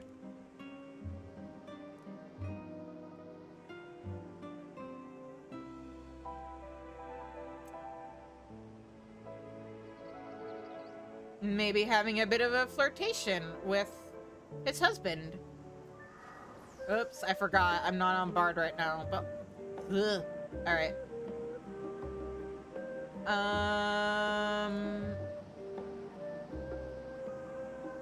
They wouldn't put somebody this far down, yeah. Okay, I guess we'll see who else we spot on our way to Numenon. We will go on foot for that very reason.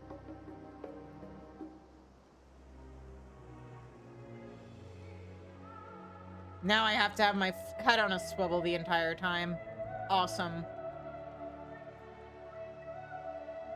Oh, let me...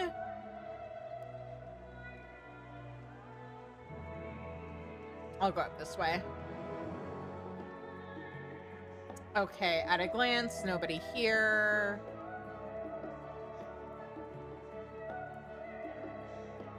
Nobody at the market. Okay. Oh wait, Sorobon's here! You too have found yourself idle, my friend. If you seek to occupy your time until the Ark is ready, you needn't go far. Even the markets here in Charlian are filled with the most wondrous of sights.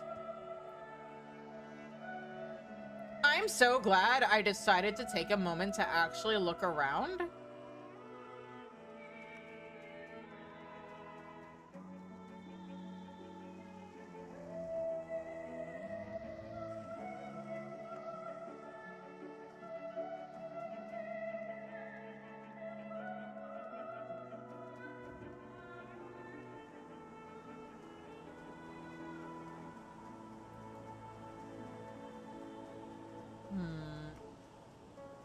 Oh, right. I need a bridge. There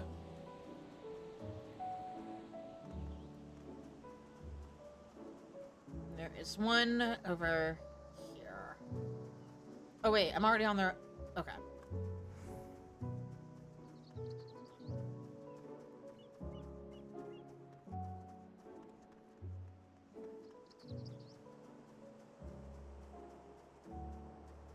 Nobody interesting over here. Or over there. I saw somebody fishing over here, but I think that was a... Yeah, that's a player. Okay.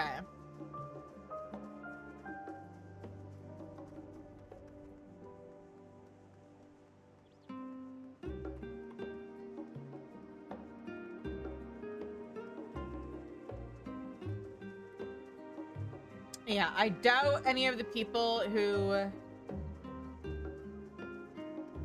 came here to help us would be here putting away his reading.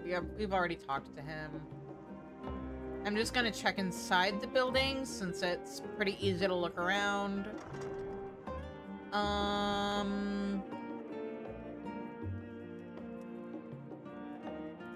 Yeah, I'm not seeing anybody special in here. Okay. Then I will check in on my besties.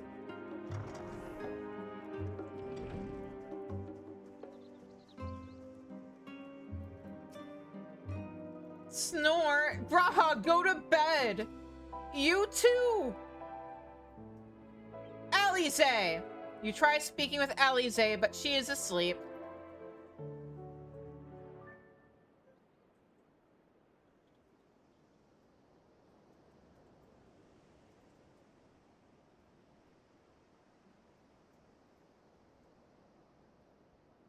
Man, I don't want to disturb them. I'm just gonna stand here and creepily watch them. Or sit next to them. And also nap.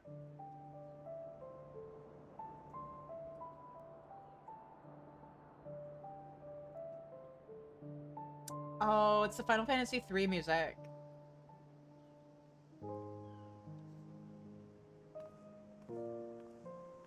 Oh.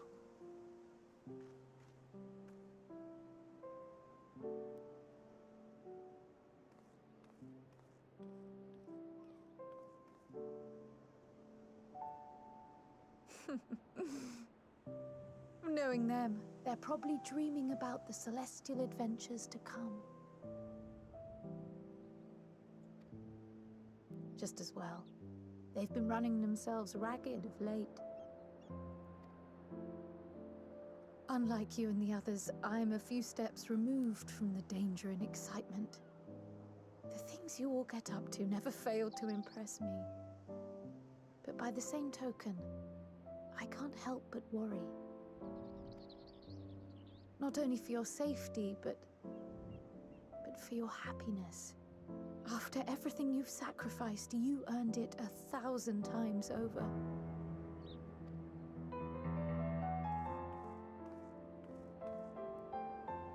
From the simple pleasures of tucking into a hearty meal or collapsing into a comfortable bed,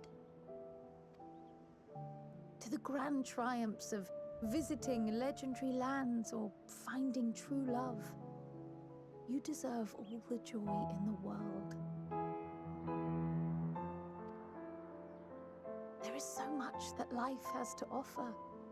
So much to be treasured and shared with those we hold dear. So promise me this. Come what may, you won't give up on your own happiness. When you're out there fighting tooth and nail, it's all too easy to forget. But in the end, your passions will be your greatest strength of all. Remember that.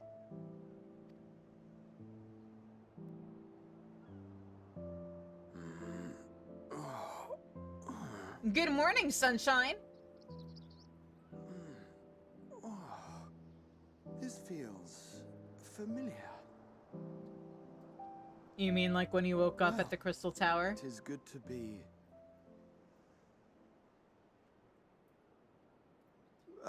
wait. What am I... Gods, don't tell me I fell asleep. Okay, I won't tell you. Not that there's any shame in it, but you were sleeping like babies. Oh, how embarrassing.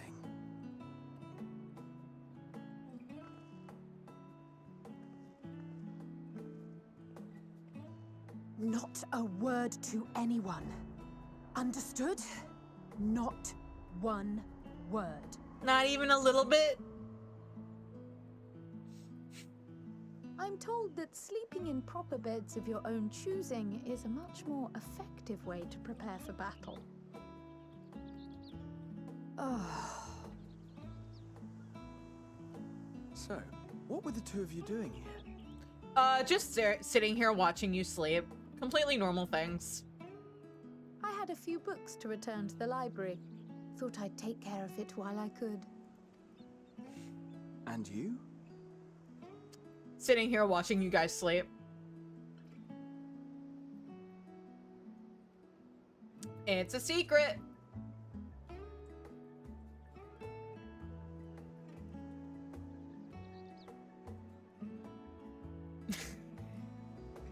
The tandem head tilt was very good.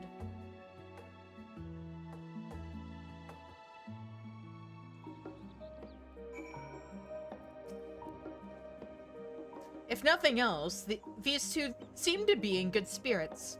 Still, I'll see them back to the annex for some proper rest, even if I have to drag them by the ears. That's enough reading for one day. As we don't know how long we'll be away, I'd best return these books before we depart. And eat. I'm absolutely famished. What about you? I already ate with Aishola and the others. They're at the last stand. I see. Perhaps I'll stop by or stop at the last stand on my way back. Gods, I didn't realize I was so tired. One moment I was resting my eyes, and the next... I should go and get some air. Maybe a quick bout of training, but not sleep. I'll sleep when I'm dead. Alize, no!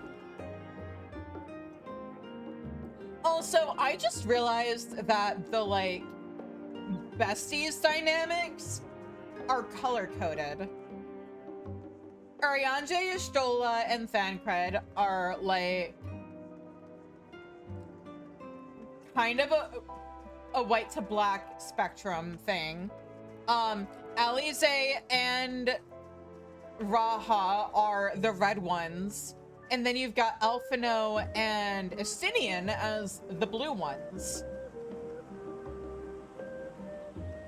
Which means we now need another yellow one, or we need Thancred, Arianje, or Y'shtola to change their color scheme so that Kryl can have a bestie.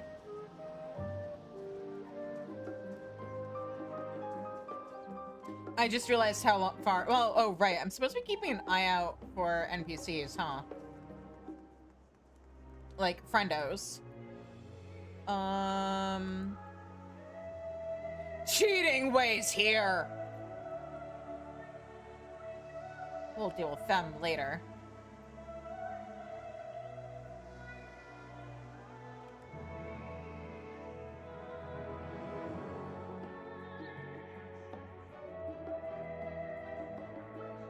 I still can't believe they actually had the nerve, especially since, like, people talk all the time about how the Triple Triad NPCs cheat, to then name the Triple Triad Loprit Cheating Way.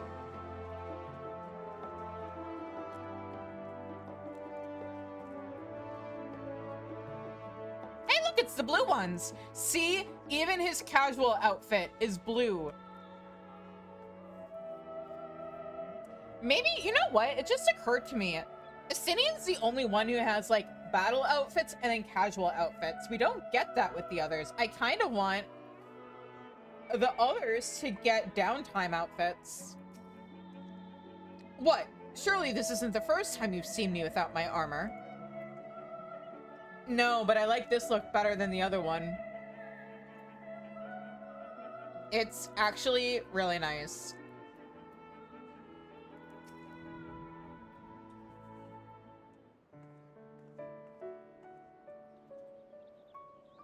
Hey, you two. Oh. Oh? What brings you here? The two of you do. I know my grammar. Ah, so you were worried that the Levier household might again be gripped by turmoil. All is well, I assure you. In my letters home, I had made mention of Estinian, you see. My mother wished to meet the legend in person, and so we arranged to have a spot of tea together. you in my hour of need. Fell beasts I can face, but I'm not made for idle chit-chat with lords and ladies. It's just Elfino's mom. Well, I for one thought you held your own. Mother was the picture of delight. I might have been delighted myself, were we in a tavern with more agreeable drink.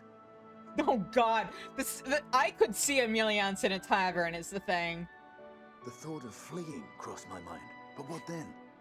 I'd never hear the end of it, least of all from Tataru. I'm sorry. 'Twas not my intent to cause you such distress. It's just... it was one of the things I didn't want to leave undone ere we set forth. The sad thing is I could absolutely see him up, jumping out of a window. That's not to say I think we won't be returning.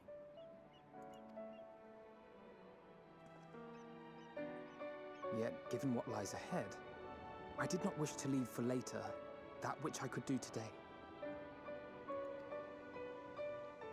After all, tomorrow is never promised.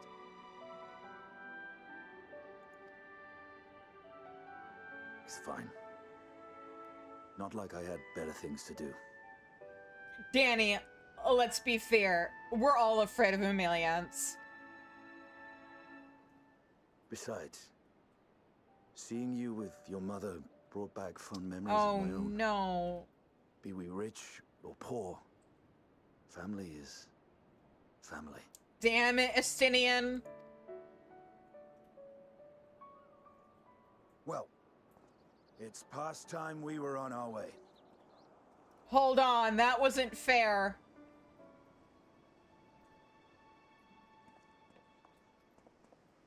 Wait!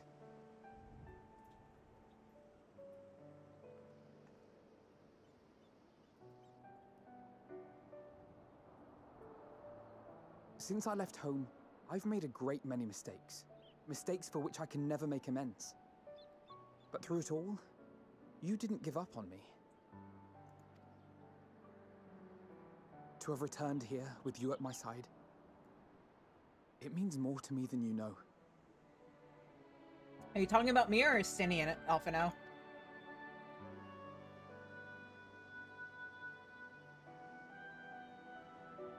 Thank you. From the bottom of my heart. You're welcome. Yes. Yeah, I kind of figure. Forgive me, but it needed to be said.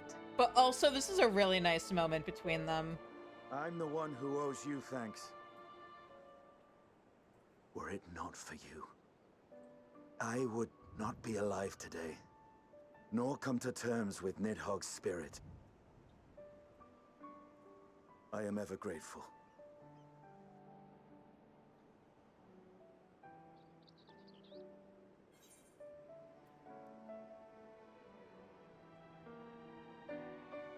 I suppose I ought to thank you both as well.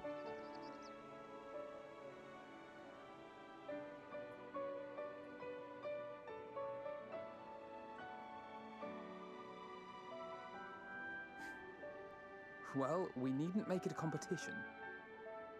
You know, this must be what Hydaelyn meant when she spoke about depending on one another. However treacherous the road before us, together we will prevail.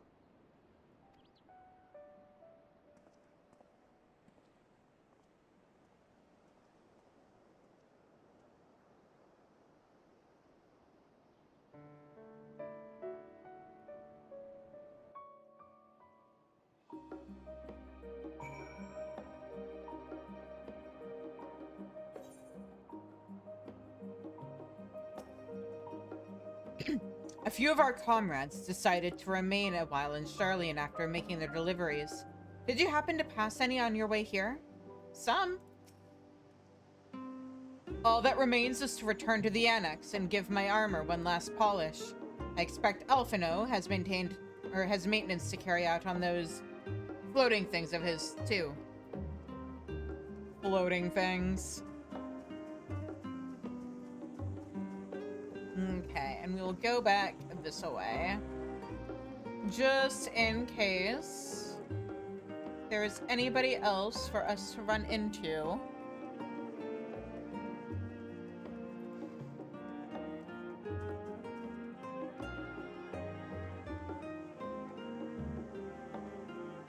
Wow, that sure looks potentially, you know, housing zone light. Just saying, Square Enix. If you need an idea of where to put the next housing area. Must we leave? I have a life here, not to mention my beautiful house. I'll take it. If you're abandoning it.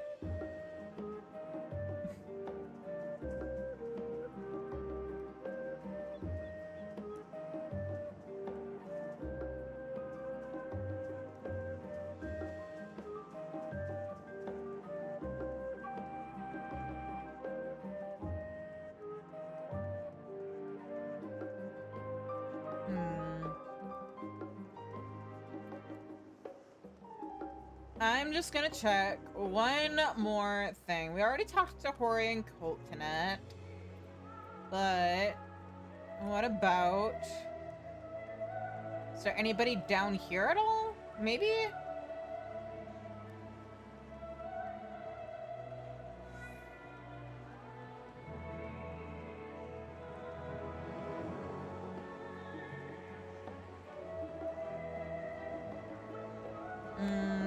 Doesn't look like it. All right.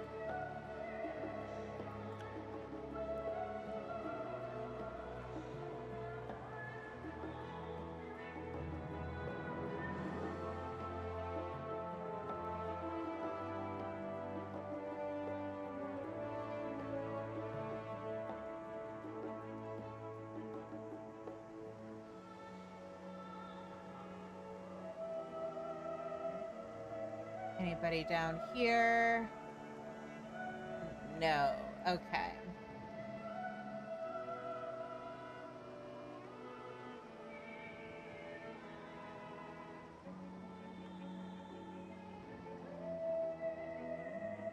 Okay. Then to the thing, yeah. The annex.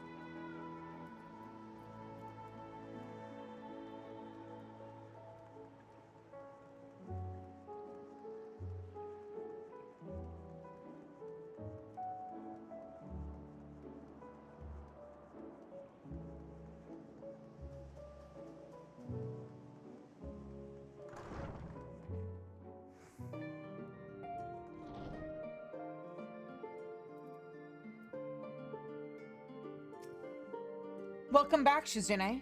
Returned to catch a few final winks before embarking on your mission, I presume. You'll be happy to know your chambers have been cleaned and fresh linens laid out. I pray you enjoy the sweetest dreams on this final night before the big day. Alright.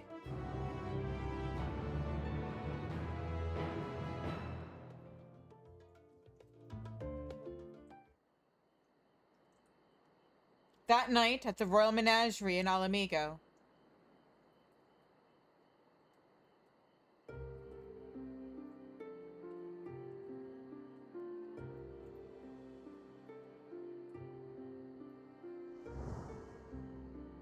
Oh, right, this.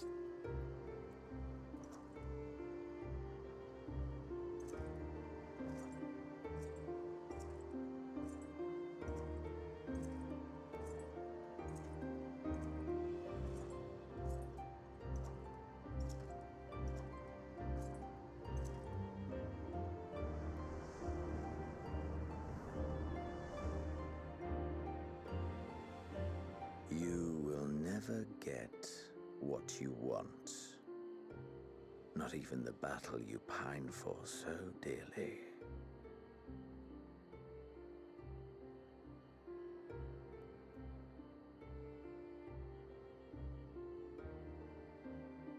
In that transcendent moment, what was it that I sought in you?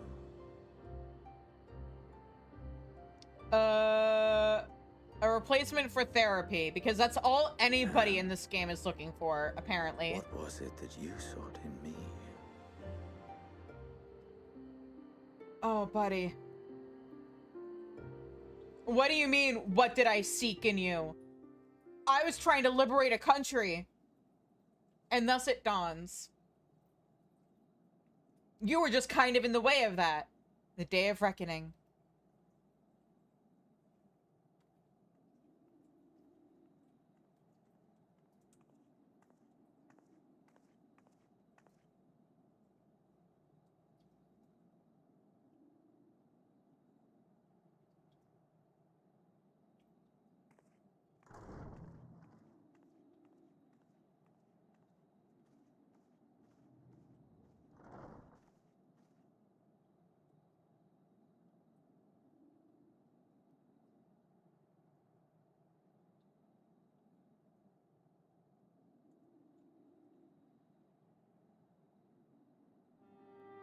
How often have we thus assembled? To combine our knowledge and seek solutions to the problems before us. Back at the Waking Sands, it was all we could do to address the most minor of troubles. Who could have realized what we'd find when we began to look to the sources of the realm's woes? At the Rising Stones, we made great strides and shared many moments. From the joyous to the sorrowful.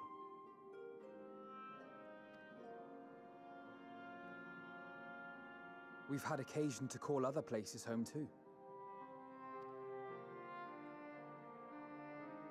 Be it Ishgard or Kugane, we were fortunate to find sanctuary wherein we might take stock and continue our fight.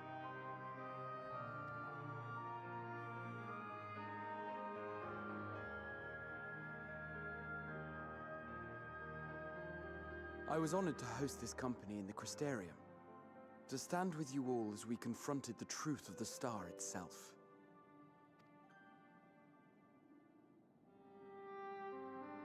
And now from this place, we go to fight the most important battle of all.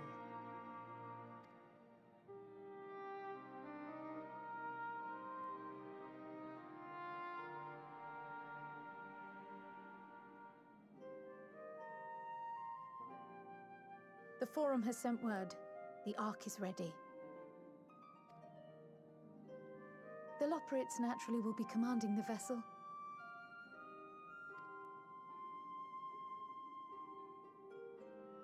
They will see the 8 of you to Ultima Thule.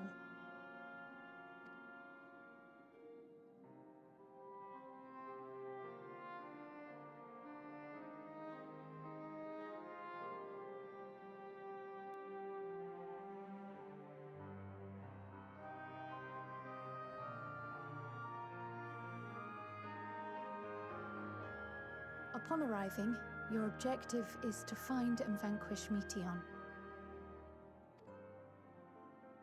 As a final formality, the Forum bade me ascertain your resolve. So, are you certain you wish to do this? Fuck yeah.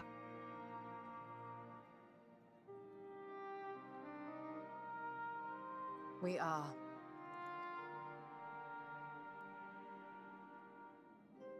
Then, ere you report to Thalmasane, I leave you with these words.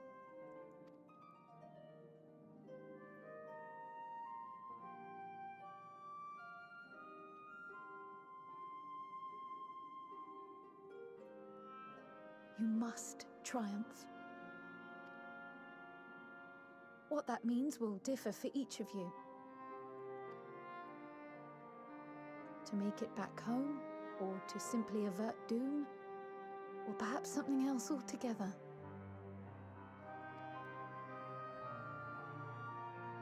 Yet whatever it is that drives you, I have faith in its power to see you through. So please, triumph.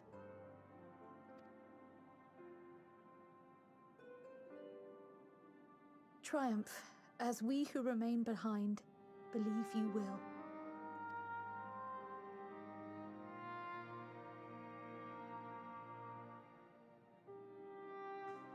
Let us be off then.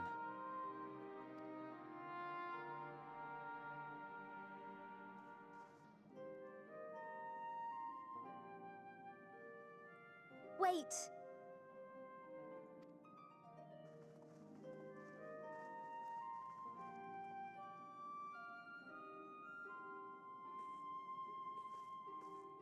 Both Kryl and I will be there to see you off, but as your receptionist, I feel I need to say this here.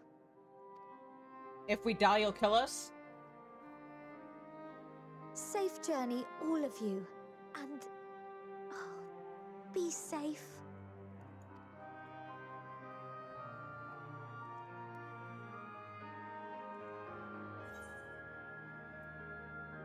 You too, Tataru.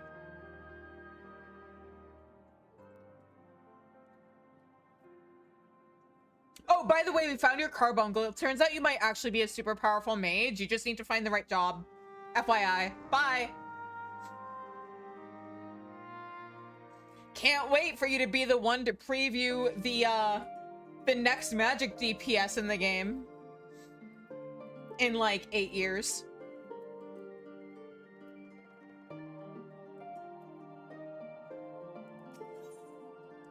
Ojika Tsunjika is ready to send you off with a smile. I suppose this is where we part ways, for now at least. Would that I had sage words of wisdom to share ere you depart. Mayhap the teachings of Galuf Baldesion will suffice. Surrender not to anger or hatred, he said. Look beyond them, and there find true strength. What one sees beyond is open to interpretation, I think. But for me, it would be the things I cherish most in my life. Things I believe are worth fighting for. Something to consider as you venture into the Sea of Stars. You know, I had a thought, and hopefully I remember when we get back to Final Fantasy XIV after Subnautica and Digimon. But I kind of want to pay closer attention to Estinian and his dynamic with everyone. Because I know a lot of people are kind of annoyed by how little Estinian we've gotten in Dawn Trail.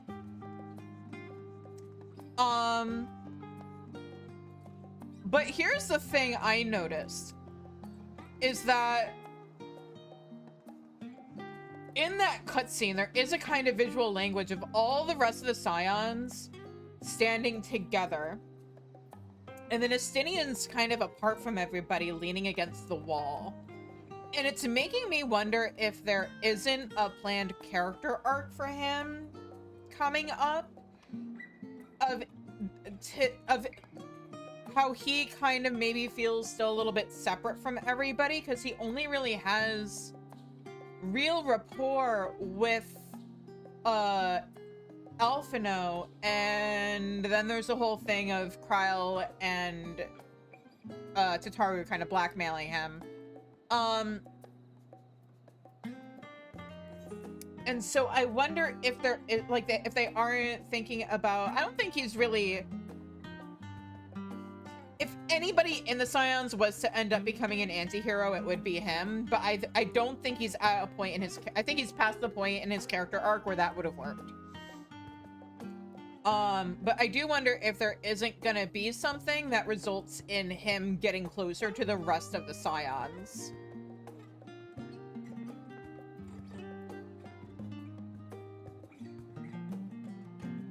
I want to go to Aporia.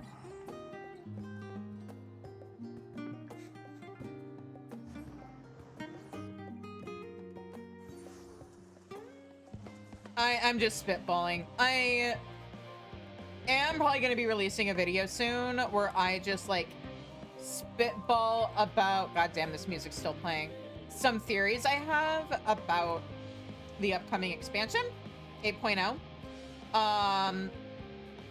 Where I use facts and math to back up when I think 8.0 is going to drop. And a few other predictions, just because I want it on the record, so that way if I'm right, I can point at it and be like, God damn it, I'm right. I fucking called it, motherfuckers. And if I'm wrong, TM. Maybe I'll use it in a book someday. Hey, look! It's everybody.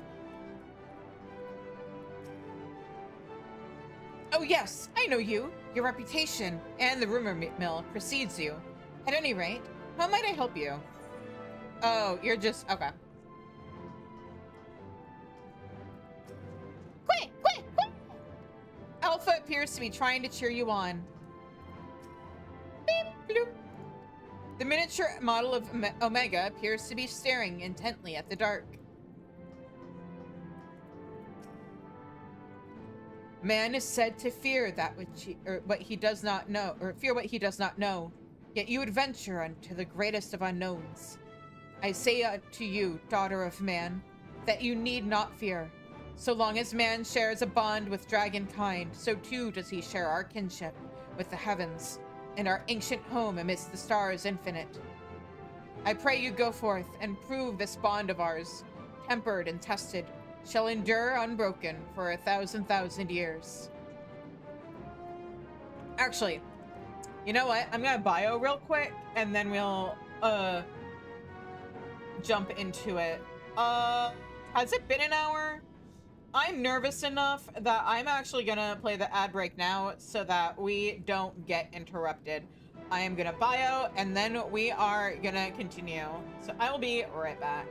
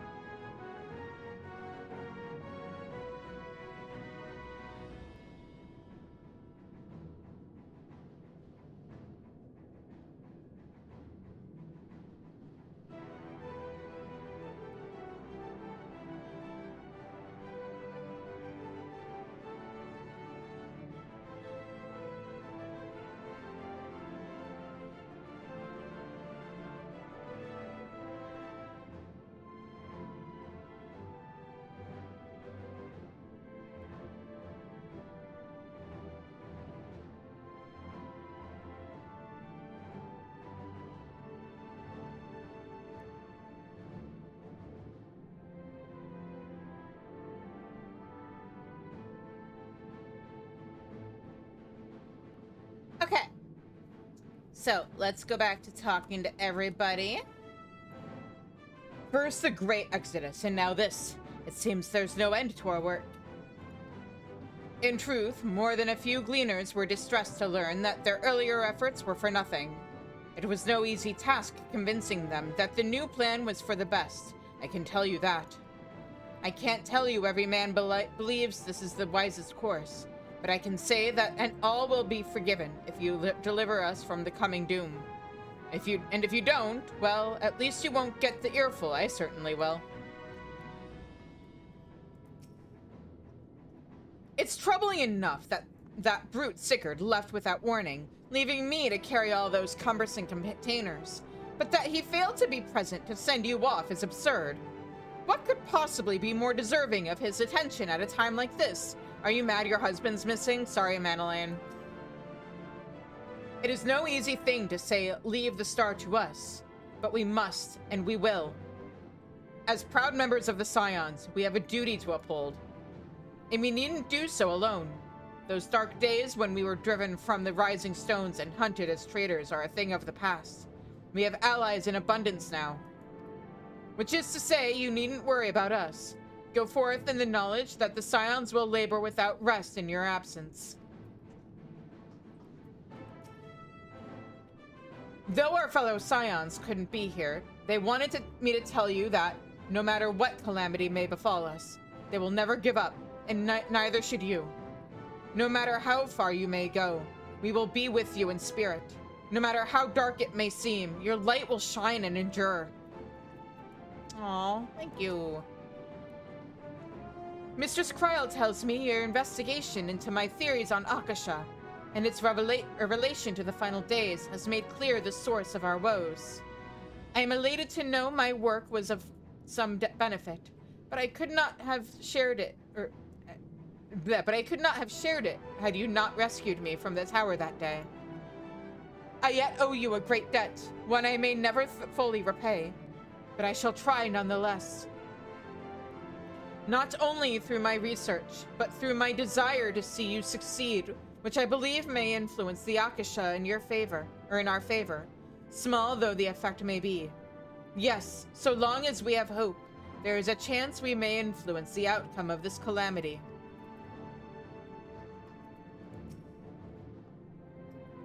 We were quite fortunate the Loprit's hyperpopper was based on principles similar to those of etherology. Integrating it with the Ark's existing systems might well have been impossible otherwise. We may have Charlene's wealth of knowledge at our disposal, but theirs is technology far beyond anything we have ever studied. You are familiar with teleportation magics, yes?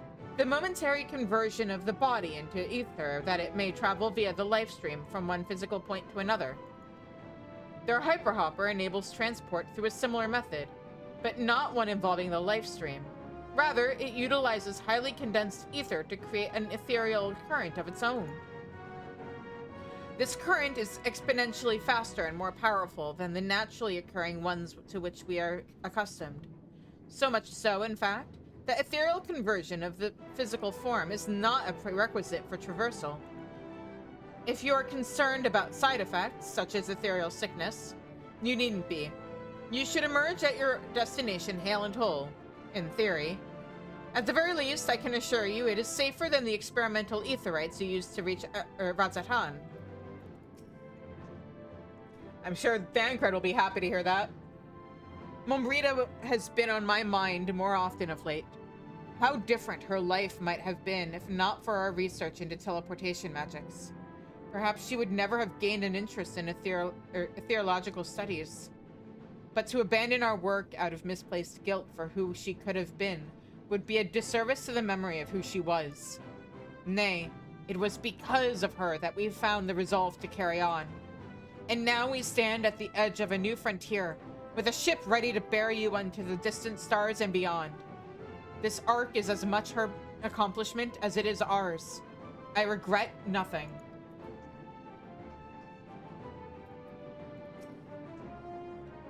That even Wolfson and Blovita should be in attendance is most unexpected, but I am nonetheless heartened by their presence. So this is the ship that will bear us onto Ultima Thule. For so many to see us off like this, it seems wholly unnecessary. Still, I'll not begrudge them for wishing us well. This is the pinnacle of etherochemistry, a synthesis of modern innovation and the ancient wisdom of Alig. The Ark's engine appears to be capable of processing condensed ether in quantities I never thought possible. I wasn't expecting quite so many people to be seeing us off. They said work on the Ark is finished, but you certainly wouldn't know by looking at it. Let us hear what Father has to say. Quite the turnout, wouldn't you say? Then again, who wouldn't want to be the present for a once-in-a-lifetime event? I'll send word to the Alliance leaders the very moment the ship takes off. Obviously, they couldn't be here, but I'm sure they'll be cheering for you every step of the way. Also, Tataru, I know not everybody in this fandom appreciates you the way you deserve, but... man, why do I have to be so short as an aura that I don't kneel down to pat Lalafell? Come on, game, please. Kneel, pet. Really? Boo. Okay, well, I tried. The Ark is missing one last but very crucial component before we are ready to take off. It should be arriving shortly. All right, let's go.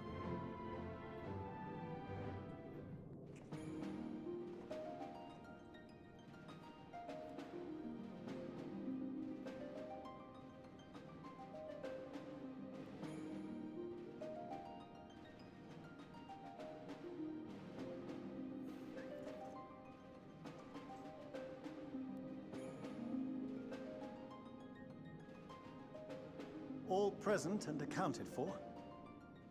Good. As you will have heard, the Ark is ready. All that remains is to board and be on your way. Oh, I've seen my fair share of tight schedules, but this was bloody murder. Sid!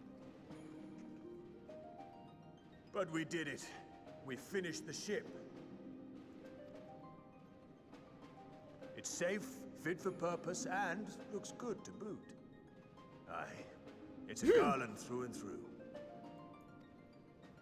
I really don't know what we'd do without you.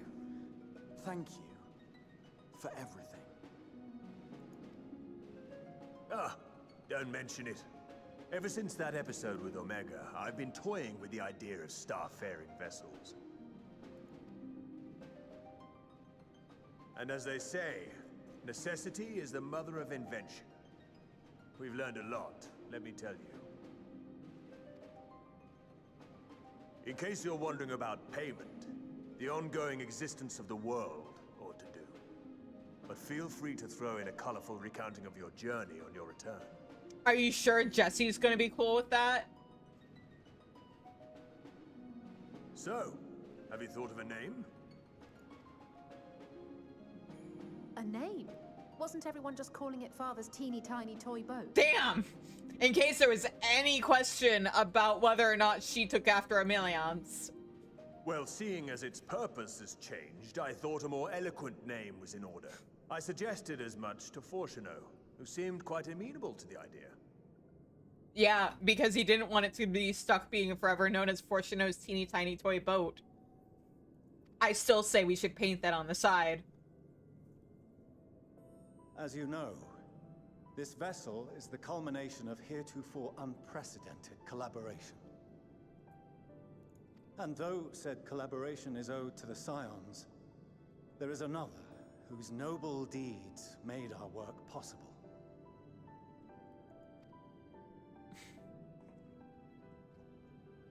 From a fragment of Dalamud, we obtained not only advanced materials such as refined adamantite, but the knowledge to traverse the stars. And this fragment would not have found its way to us had the Archon Louisoix not fought to protect this world, and in so doing, laid down his life. Now that the vessel stands complete, I cannot help but wonder if it was more than mere happenstance. If it was my father's intention to guide us here.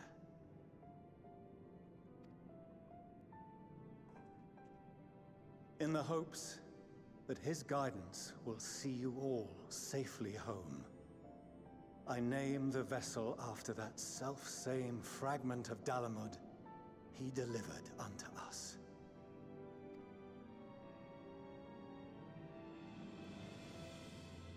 The starship Ragnarok.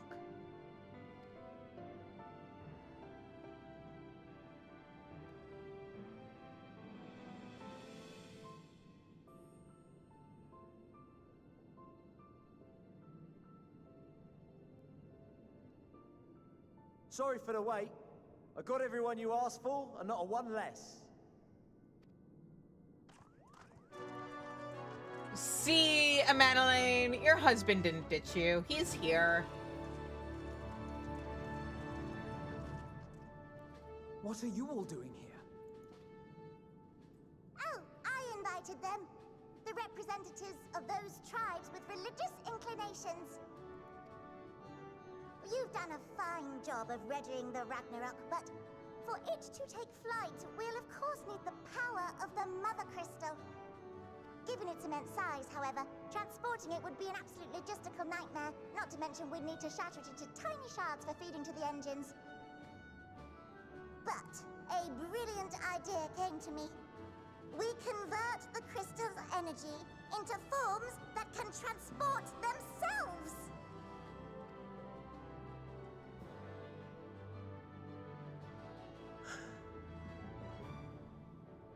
Thou wouldst employ summoning, or should I say its precursor, creation magics.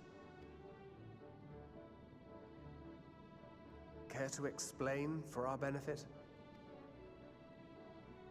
As you may have witnessed at Bestway's Burrow, the Loporrits are capable of creation magics, which they use to shape the moon's environment.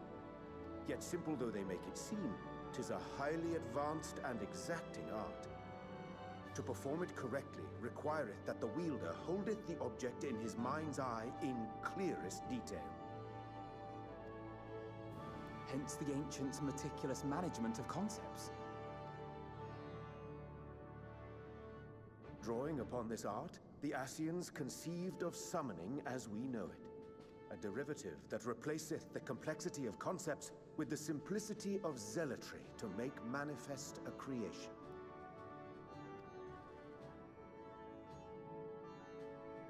I see. By combining the Loporrits' magics and the tribe's faith, we convert the Mother Crystal into primals of purer form and greater obedience. Summoning as it was intended, one might say. Indeed! Indeed! While Hydaelyn gave us the ability to use creation magics, she forbade us from using it to make anything possessed of a soul, or similar. She didn't say anything about fulfilling the desires of others, though. So, borrowing our friend's faith, we'll create deities using the Mother Crystal's power and send them to the Ragnarok! Am I the only one here concerned about the risk of being turned into a tempered minion? No, you're not! Oh, right, I was getting to that. From what I've read in Sharlayan tomes, it appears the Ascians incorporated an additional nasty element into their summoning method. The fervent desire to assimilate others into one's belief. Beings thus created are instilled with the self-same desire and use their powers to enthrall people, starting with the summoner. How convenient. Also, let's just ignore the fact that Emmett Sulk straight up said... Our creation magics, the original and the best, except no substitutes, don't incorporate any of that rubbish, so there's no risk of tempering. I mean, if the being was on the scale of Zodiac, you might feel a little tug, but I think we'll be safe enough. Okay, hang on. On the scale of Zodiac, you mean like Hydaelyn?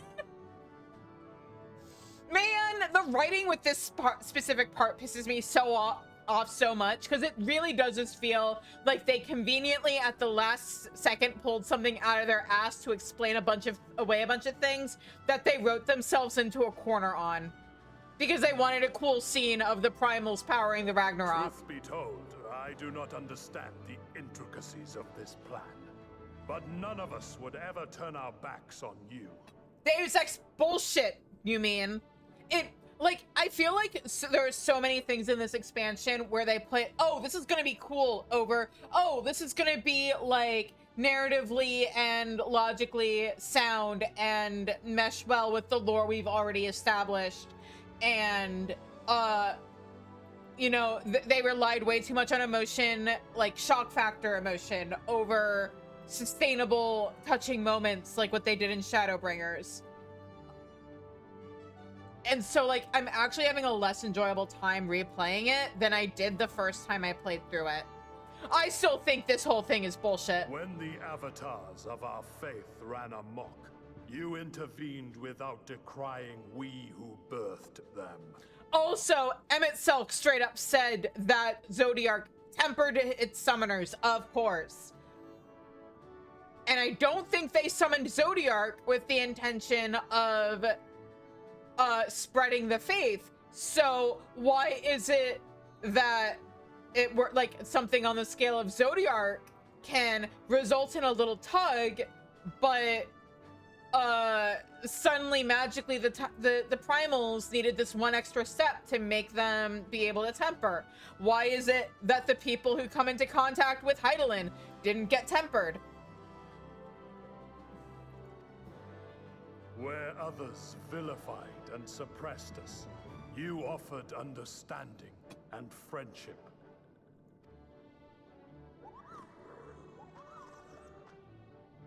In gratitude, we will share with you the true expressions of our gods.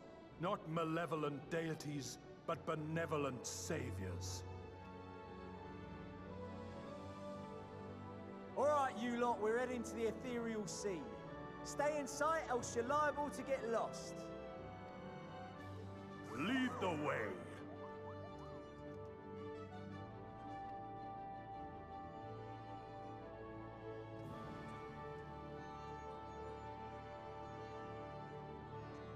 Right, what could go wrong? May we have a moment? In anticipation of the day man might journey to the stars, we developed these.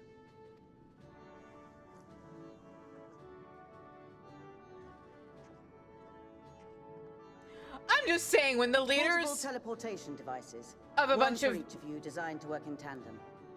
when the leaders of a bunch of tribes who probably got a lot of people killed while they were tempered, or may have gotten a lot of rival tribes killed, or like members of rival tribes killed, like, yeah, sure, let's just send a leader of the, or like, let's just send a blue Kojin into the ethereal sea. I'm sure there won't be the souls of any red Kojin who will manifest and come after him.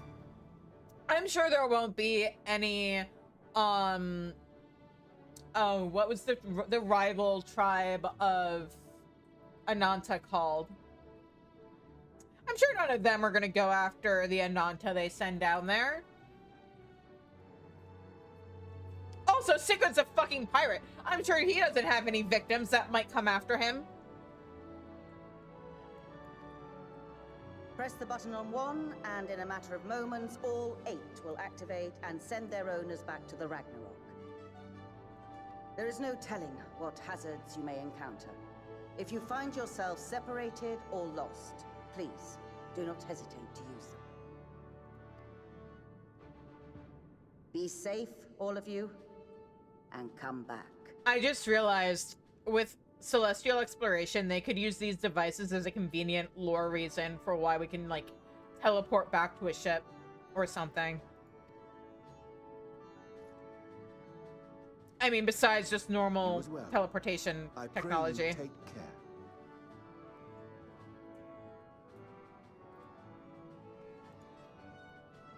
Looks like everything is in order, so I'll go ahead and board. A few of my fellows will remain to assist with the summonings, but rest assured, the vessel vessel won't want for competent crewing.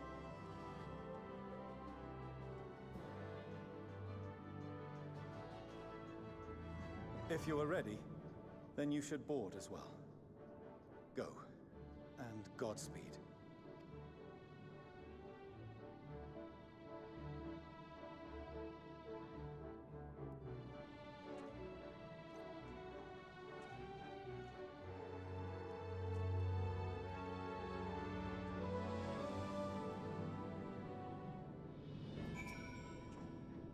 Emiliance will not be joining us, I'm afraid. She could not bear to watch our children embark on so perilous a mission. Make no mistake, I feel the same. I cannot tell you how many times I had to step away from my duties, so distracted by thoughts of all the ways it could go wrong. Even now, a part of me wants to drag them away and forbid, well, not that they would listen. So I will see them off with pride in my heart and a prayer in my lips. For my children, and for this star they love so dearly, you must prevail. I really want you to be in MSQ again someday. Okay, the rest of you guys are all... Do you guys have anything new to say? The Ragnarok. And thus goes thus does grandfather's legacy live on. We mustn't waste any more time. Let us board and set out for Ultima Thule. Mother, father, grandfather, we will save this star and return home. I promise.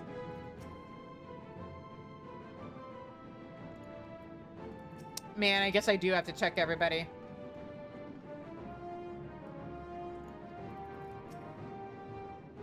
Venturing quite literally into the unknown, we have to be ready for anything. As I said before, whatever awaits us there, we will survive. We must. I'd rather not spend any longer mulling over strategy. None of us are strangers to despair. If that is the source of her power, we are ready for it. Primal summoning, as it was intended. I never dared to consider they could be invoked without the danger of tempering. Change has come quickly to this star, and greater change yet awaits in the days to come.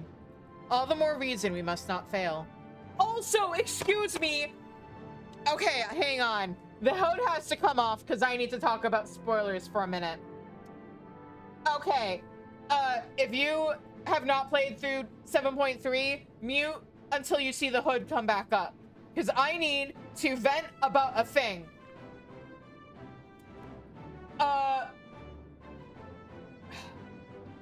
Because granted, we don't know what the deal is with Calyx and whoever his allies are. But, Necron? We had to give, talismans to our allies so they wouldn't get tempered. What do you mean? Oh, like, shit summoned the way it's supposed to be. Don't worry, if it's summoned properly, people won't get tempered. It's bullshit. It's I bet this never comes up again. I bet this was a convenient excuse so that they could build up a cool scene, and it's never gonna come up again because it was just them making something up to fit what they wanted instead of the other way around. Instead of trying to fit what they wanted around the lore they'd already established. Anyway. There we go. Hood is off. I'm back. Yes, but like, well, no. Primal summoning the way the Ascians taught people how to do it. The whole implication of this scene is that primals can be summoned and without the ability to temper. But I don't think you know what from Dawn Trail was summoned with the intention of tempering.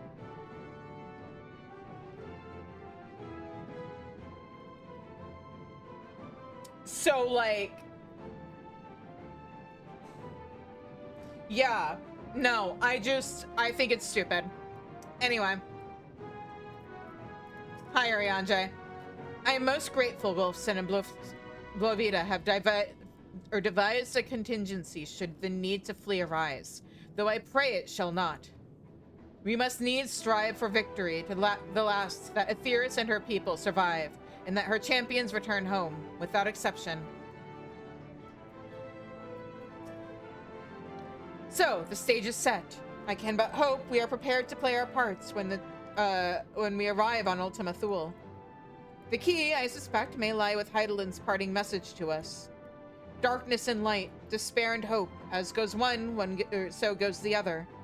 Knowing Medion wields the power of despair, we must bring to bear hope in equal measure. The Ragnarok is a collaborative effort in every sense. The culmination of knowledge from the world's greatest minds, both past and present.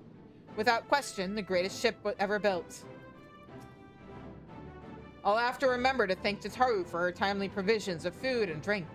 Poor Wedge would have long since given up from exhaustion otherwise. But now the rest is up to you.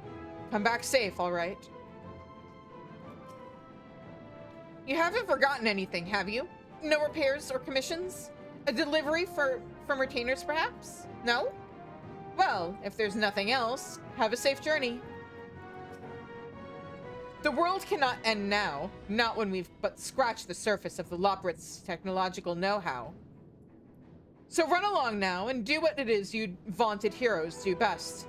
The world shall tremble before my genius soon enough, assuming you're able to prevent its destruction, that is. Oh, so that was the covert operation Sicard was assigned? Humph. No doubt he thinks we were all impressed by the way he barged in there, beastman in tow. Hero of the hour. I bet you were. He leaves me with no choice but to give you the most spectacular of farewells. Yes, a display of such jubilance, my arms may very well fall to pieces. Okay, you haven't changed.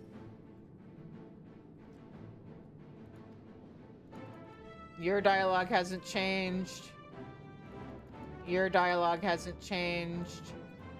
What about you? Nope.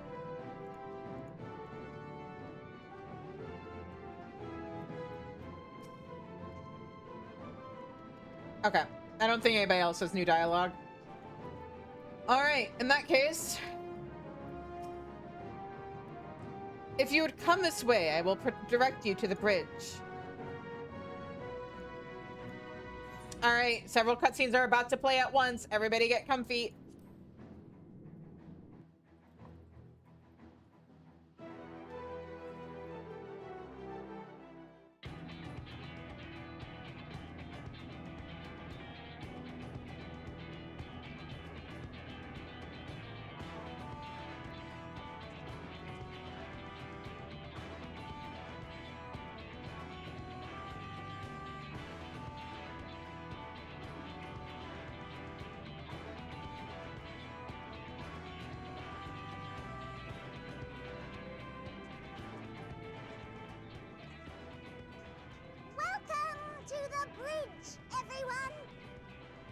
I hope you have everything, because I can't be bothered turning back.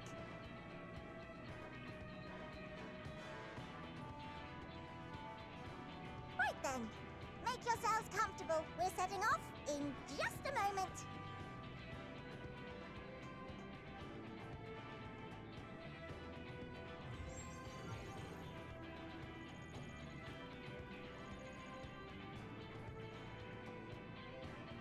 It's incredible.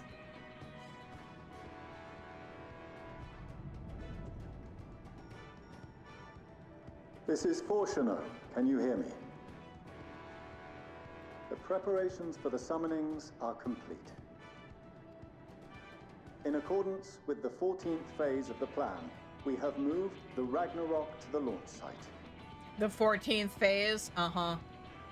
I see what you guys did there. The gates are open. You may depart when ready. So, are we ready? If we said no, would you actually care? As ready as we'll ever be. Let's get going. Hang on, I think I left my stove on. That star's got more fire in its belly. Try it again, with feeling.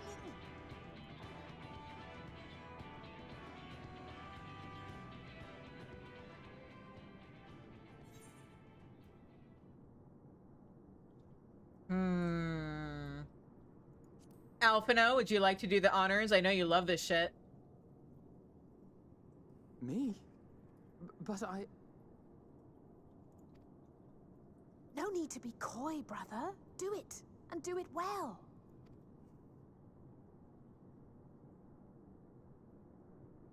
If you all insist. Onward unto the distant stars and beyond. Oh, here we go. Ragnarok, engage. There we go. Engage. Engage!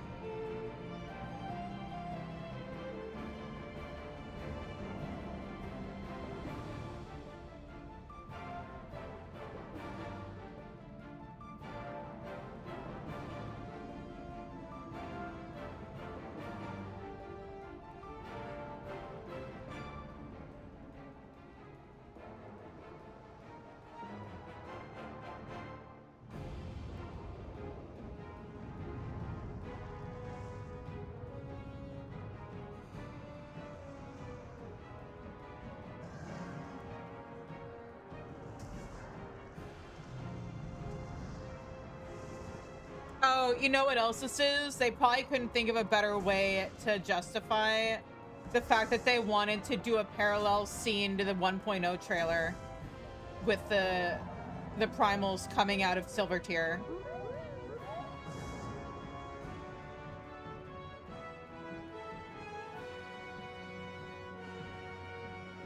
Ah! That I must carry landwalkers into the sky! I cannot imagine a greater indignity! Do not sulk so, for thy mighty winds exist not only to buffet and batter. Nay, they may serve also to thrust forth with vigor. Such is thy glory, and thus it is an occasion to rejoice. So come, let us revel!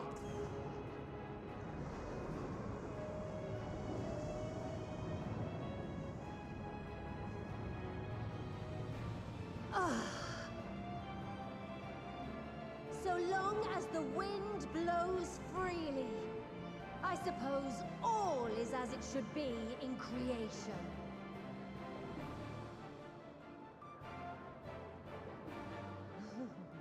I will render unto them a storm, that they may pierce the firmament and fly free!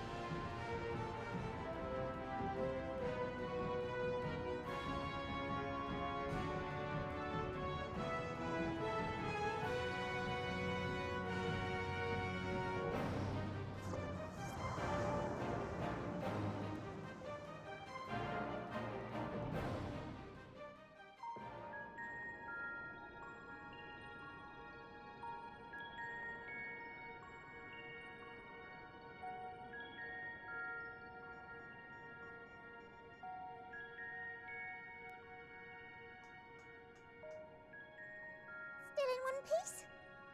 Good. Sleeping Way? Report? primals well. Fantastic, even. Yeah, Thanks this to scene the is... power of those primals, the engines The beginning of Ultima ripping Thule is along. very good.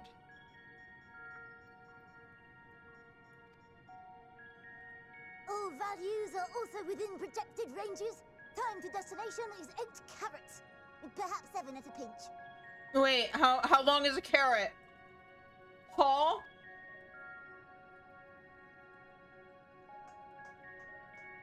Alright, let's go over some points of caution. Our destination, as you know, is Ultima Thule. Lest you wonder, the place is not a star so much as a patch of emptiness. That's the extent of what our equipment could determine, anyway.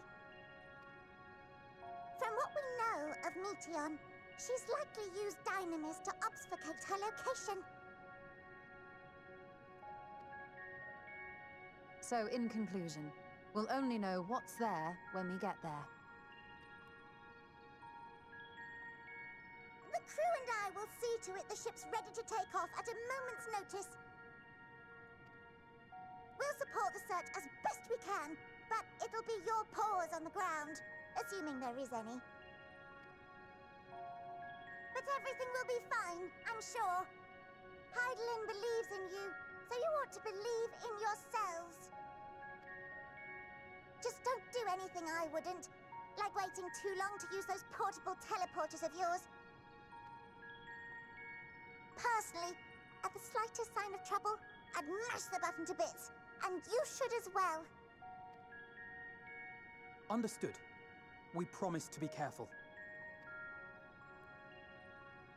I suggest you brace yourselves. We're about to arrive and the vessel will shake a good bit.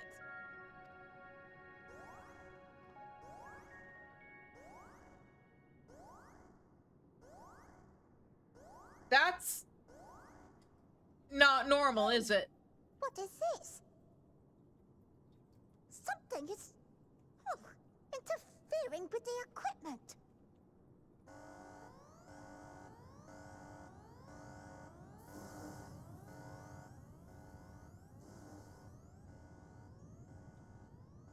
Greetings.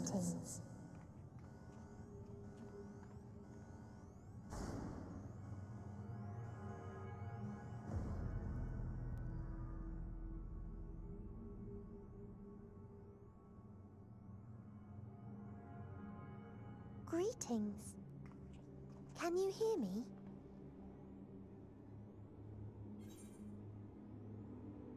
Meteon.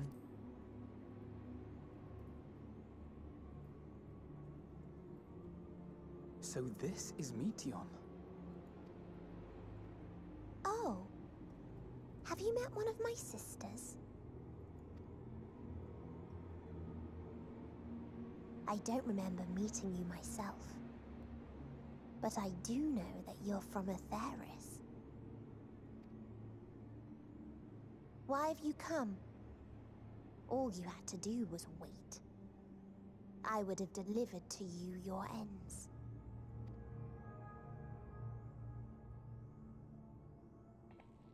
We didn't ask for that.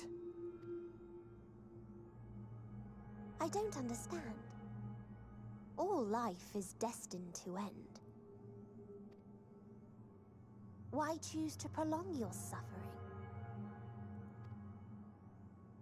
Effort, ambition, love, they amount to naught.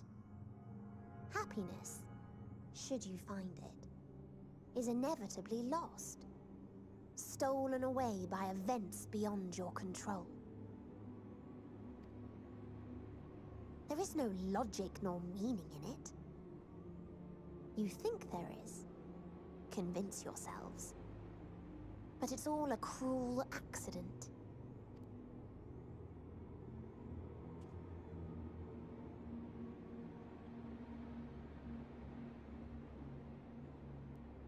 Come now. I speak the truth. A truth you would recognize if you looked up at the night sky. Unbroken emptiness. Cold, dark, and silent.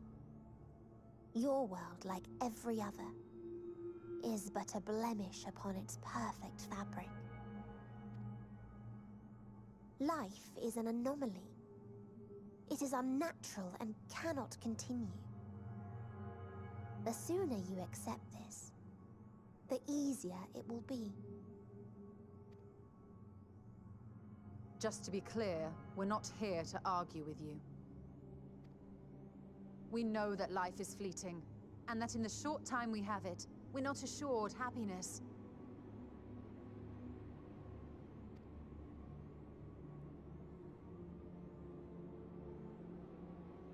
Indeed. I've seen far more sorrow in the eyes of many I've met.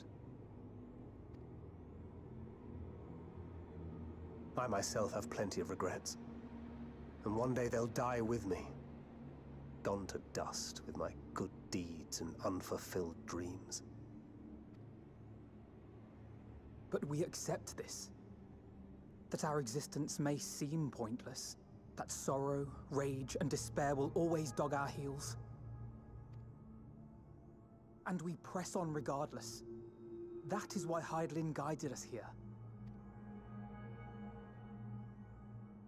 In her boundless love for mankind, she has prepared us for this trial, and in her name, we have come for you.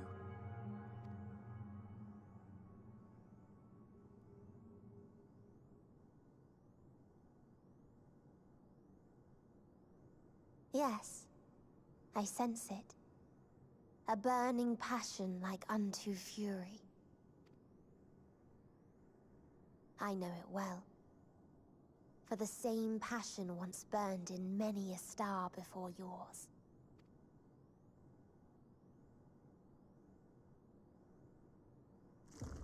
Suffocated and extinguished now.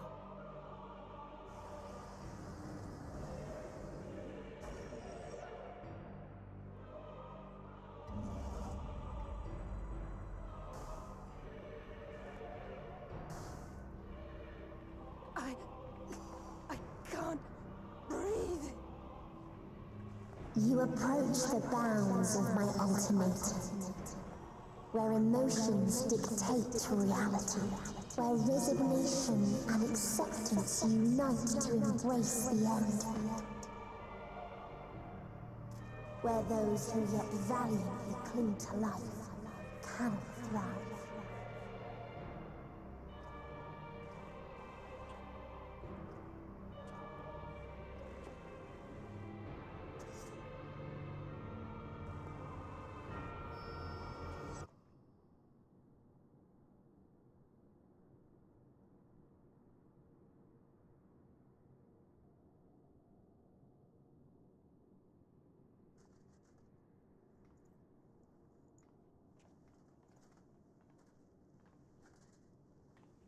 By the Fury.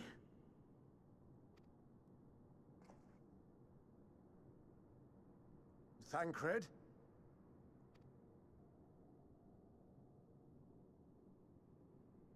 Meteion has gone as well. Mayhap he awakened first and gave chase. Everyone? It appears we are at our destination. This is Ultima Thule. Not that we knew what to expect, but I wasn't expecting this. From atmospheric composition to ambient temperatures, all reading to within permissible range. This place is capable of supporting life.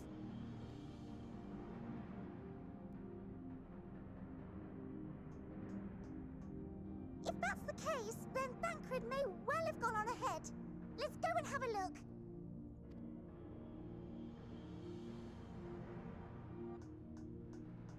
Meanwhile, I want the rest of you to perform a full inspection of the ship, as well as a biological scan.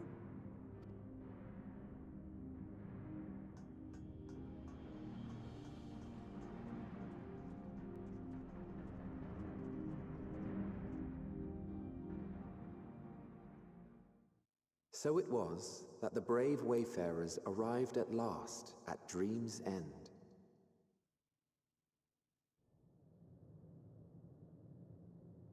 In following their path walked and history written, I am made keenly aware of one truth. Though the curtains may fall again and again, so long as others take the stage, ever shall there be more tales to tell. So, let them bring it to a close, I say. Let the curtains fall upon this, the final chapter in the tale of the star.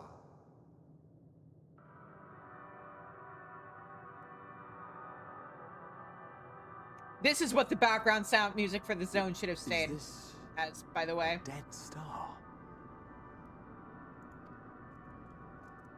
As I live and breathe, I live and breathe. Well, the environment itself shouldn't kill us. Well then, let us search for Thancred while exploring the area. The ship we leave in your care.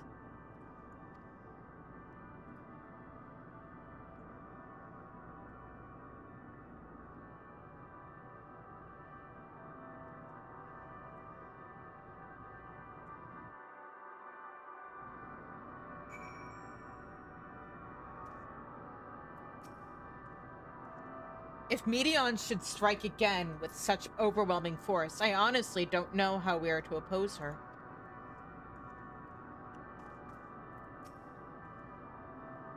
We were clearly no match for Medion, yet we survived unscathed. But how? It is as Livingway said, I can breathe well enough, but something about this place feels wrong. It's so dark, I can barely see anything. Didst thou witness what became of Thancred? So quickly was I overcome by Medion's malevolence that I saw naught of their altercation. There is a dizzying, disorienting feeling about this place, as if I could lose my footing at any moment. We must be careful.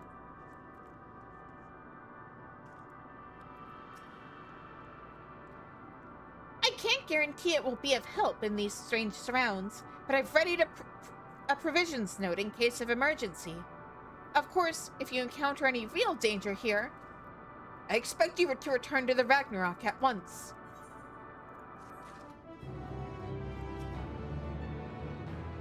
Don't hesitate to make the most of the provisions note. There's no telling what you might run into out there, or if anything we have to offer might help. But I'd personally rather brave the unknown with a full pack than an empty one. I'm sure I'll be fine. Try as he might, Alphino can find no sign of Thancred. We're fortunate this place can support life, albeit barely. I suspect, given the torpid stale quality of the air. But never mind that. We must find Thancred. Let's begin our search from the prow of the ship. It seems as good a direction as any. Try not to stray too far, lest we lose sight of one another.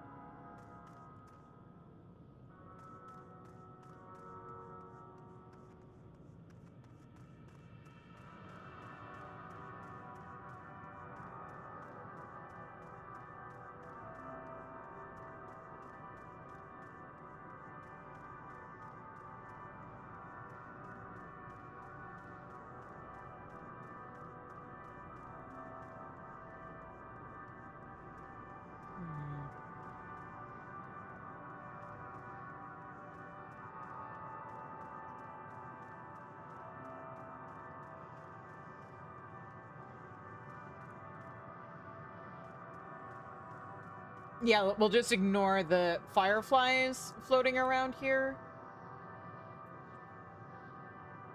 Yeah, they're bouncing around. They're fireflies.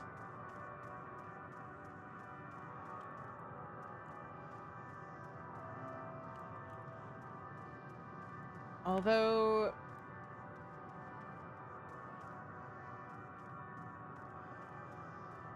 Yeah.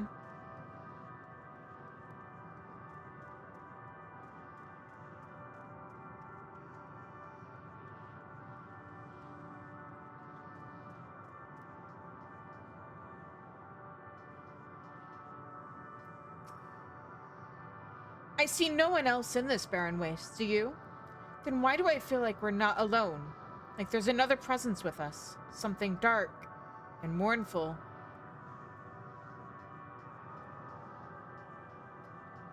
You mean like dragons with glowing eyes? What was this, I wonder? Speaking of dragons with glowing eyes, oh, River! Wanna punch some things with me? Yeah, that's what I thought.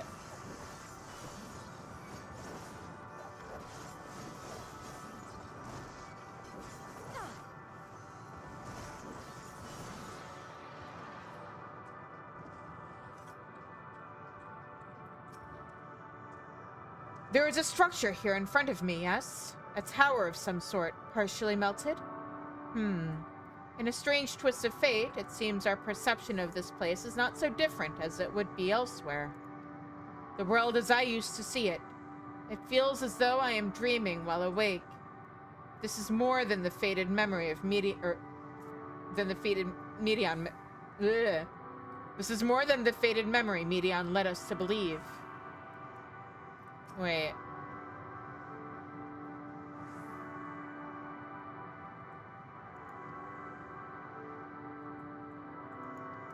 Is she saying that she can actually see right now?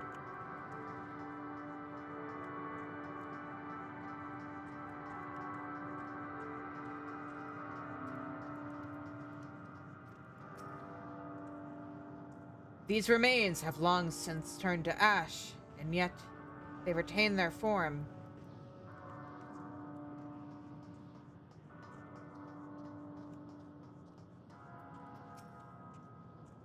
Ruins, but of what, I wonder? Perhaps we can find something to help us understand the nature of this place. A relic, an inscription, anything. Would you fuck off?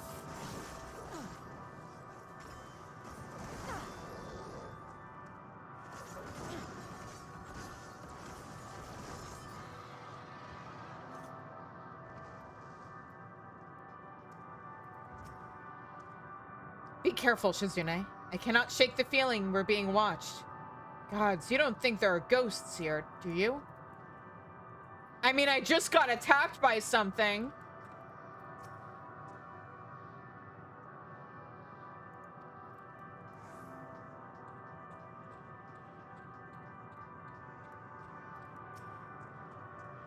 Look here. This part is relatively intact. The intricate design of the top suggested is man-made, though its builders were surely not men as we conceive of them. Having said that, I swear I've seen this pattern before. Go away!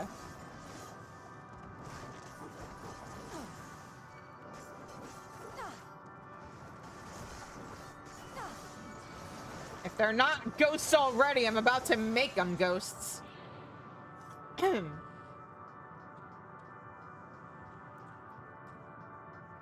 Molten structure.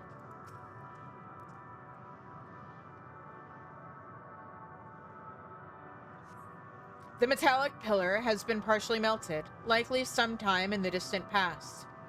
The damage does not appear to have been inflicted deliberately. Rather, it calls to mind the indiscriminate destruction wrought in the heat of battle.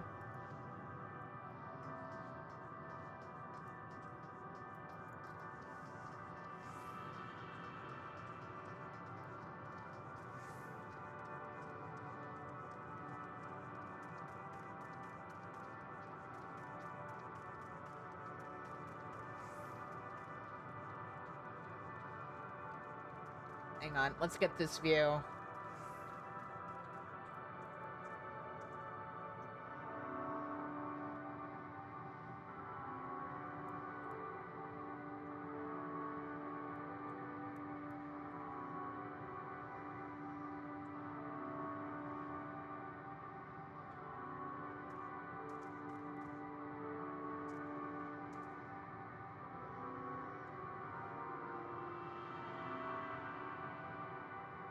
Oh, wait a minute. Did they do something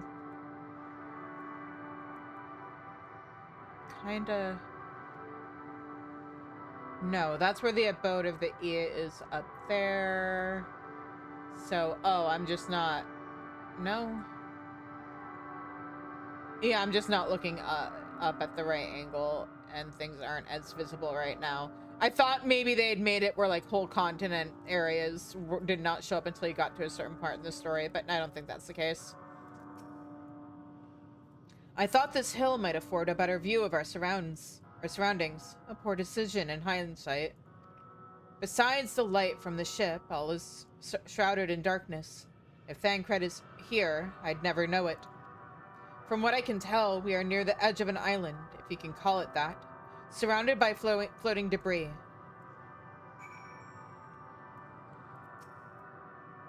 Have care should you decide to climb higher. Were you to fall, you might well tumble through the great expanse for all eternity.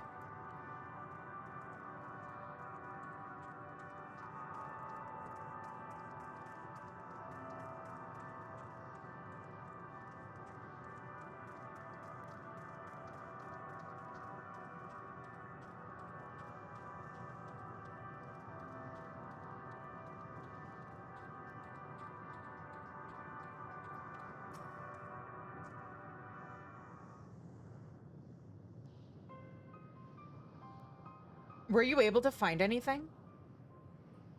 Mm-mm. As I feared, and still no trace of Thancred.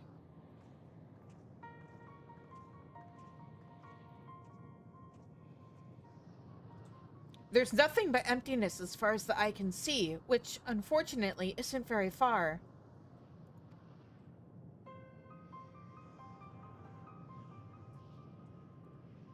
Although I can't help but suspect that someone or something is here.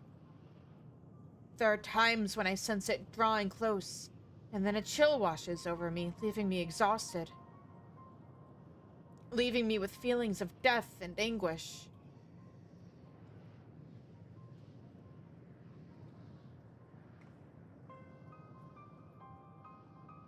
Oh, could it be coming from them? I felt it too when I was near that thing.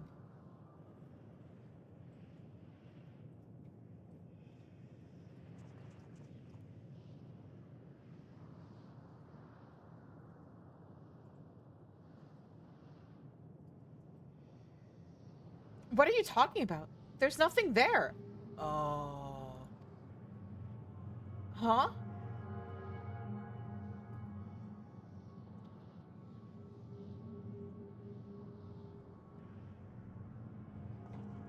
Before we jump to any conclusions, perhaps we should search elsewhere. Agreed. We found only more questions when we are in desperate need of answers. There's a fair stretch of terrain from the ship's port side we've yet to explore. Let us try searching there then.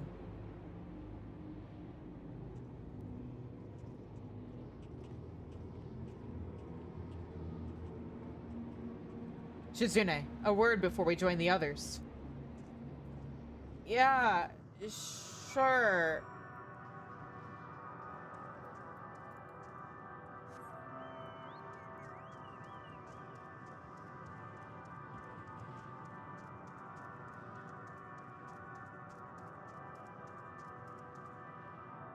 I'm gonna catch up with Astinian, and then I'm gonna put up the BRB screen and maybe grab a bit more food. How am I doing on water? Oh, I should probably actually refill water.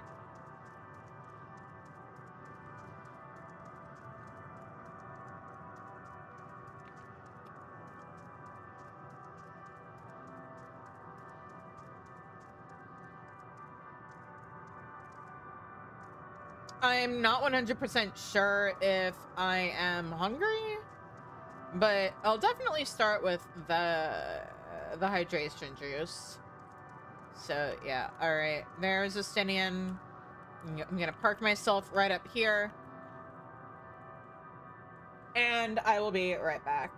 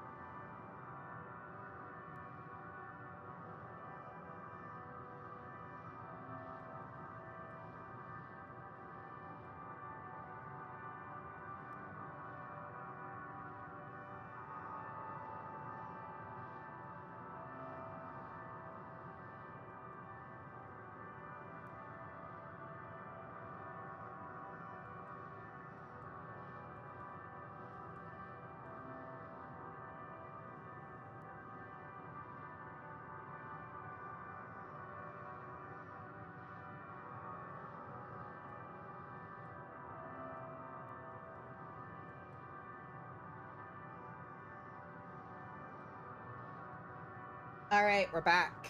So, let's talk to Estinian and find out what he has to say.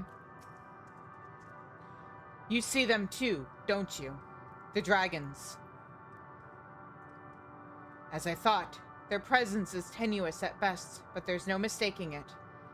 No doubt your bond with Midgarstormer and mine with Nidhogg is what allows us to perceive them. I mean, I do also have the Echo. Could these apparitions be related to the dragons that now live on Aetheris? Bah! Better to leave such conjecture to the others. In any case, we must be careful. We may soon find dragons they can see as well. Death and anguish. What happened to them, I wonder? So, good news, bad news. Elise, you weren't imagining things. Alphino, this place is, in fact, really fucking haunted.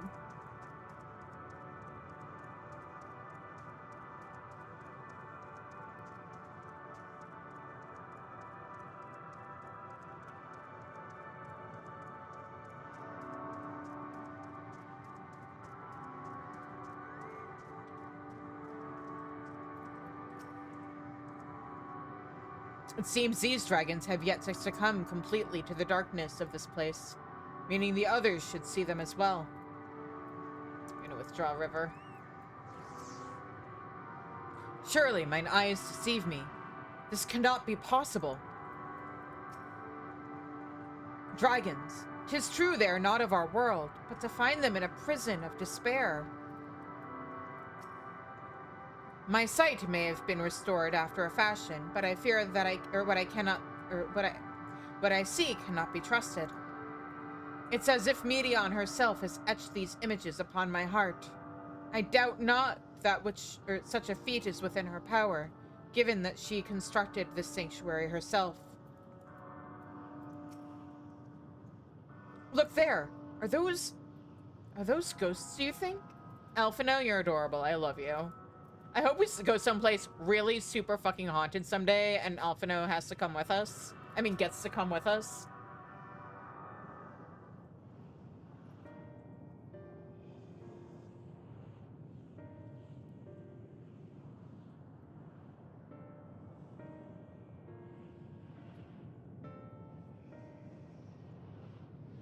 Dragons? Here?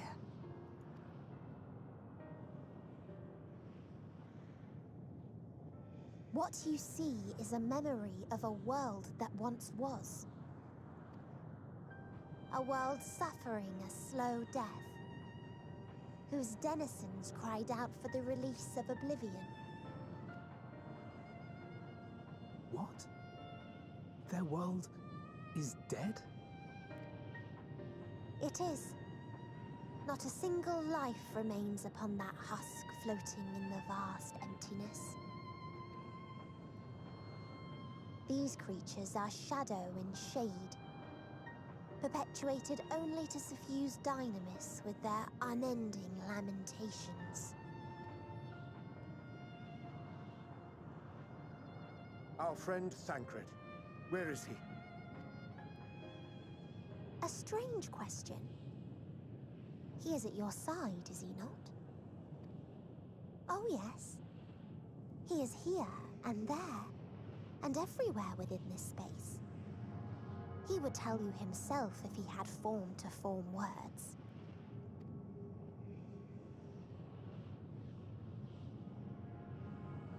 Huh. Such loathing and uncertainty. You don't know why you still exist. In like manner to the oblivion I send. I tried to drown out your ether with dynamis. Beginning with this Thancred, who came at me despite being unable to breathe. Such a simple thing, unmaking men. In the blinking of an eye, he was gone. Didn't even have the chance to be transformed. Yet somehow, he managed to leave a slither of himself behind. What you call the heart? Or perhaps the soul. In his final moment, he cried out from it. A single word. Survive. That wish proved stronger than the despair that ruled here. It overpowered it, causing this space to be remade. Into a place you can perceive, and where life can endure. That you draw breath is proof that his soul lives on. For how long, however, remains to be seen. Well then, we should hurry and tend to business. Huh?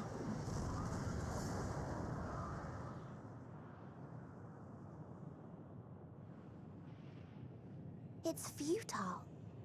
You will never reach the true me. I told you, emotions dictate reality in this space. Such changes as you might work will not alter in its nature. You may see, but you cannot touch. Walk, but not advance.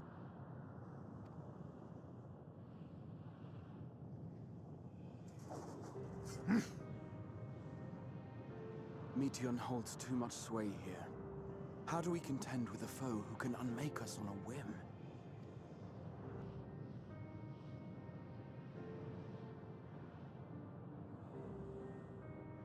I do not know. But Thancred gave his life that we might come this far. We must press on. Agreed. We cannot turn tail here. Not without something to show for our comrade's sacrifice.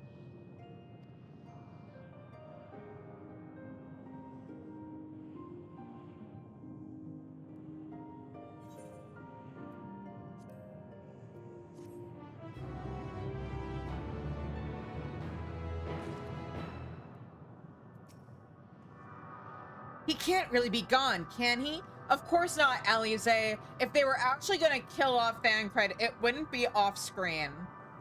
Meteion herself said his soul persists, that he is the reason we are still breathing. If so, then maybe... He'll be fine. I understand now why the Loprits were surprised to find that this environment could sustain life. There but for Thancred's sacrifice. His will was strong enough to reshape Ultima Thule, that we might survive, that I might see again. His sacrifice must not be wasted. Oh, okay. My aim was true. I had her. How are we to defeat an enemy we can't attack? I mean, this place is based off of emotion, so we just have to believe really hard that we can hit her and then punch. It's hard to believe Thancred was able to overcome Meteion's will. Yet here we are. Would that the price for his victory had not been so high. We'll get him back, don't worry. Despite Meteion's words, Arianje cannot accept his comrade is gone. Soul without body, a form of being with which we are not wholly unfamiliar. Indeed, for we existed in a similar state when residing in the First. The circumstances are rather more dire than that, 'tis true, but I choose to believe he is not forever lost to us. That's the spirit. Regardless, in sacrifice he hath afforded us a chance to prevail. Let us not squander it, and ascertain the nature of this realm that we might confront and defeat Meteion. Estinian, Shizune, would you accompany me in speaking with these dragons? Mayhap they can enlighten us. I would ask the rest of you to survey these surrounds. If there is a path that may lead us to our quarry, we must find it. Very well. We can reconvene here when everyone has finished. Meteion said these dragons are shadow and shade, from a world whose denizens sought oblivion. As such, they're not like to be amenable to company, let alone conversation. So please, be careful.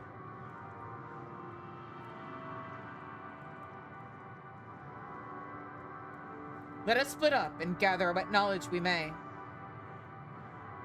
Okie doke.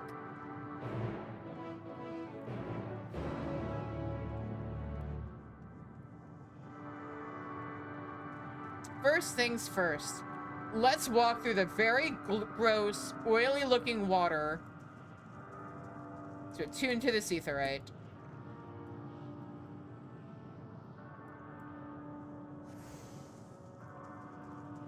And now that that is done, let's start, I guess, over here. Yeah, sure, why not?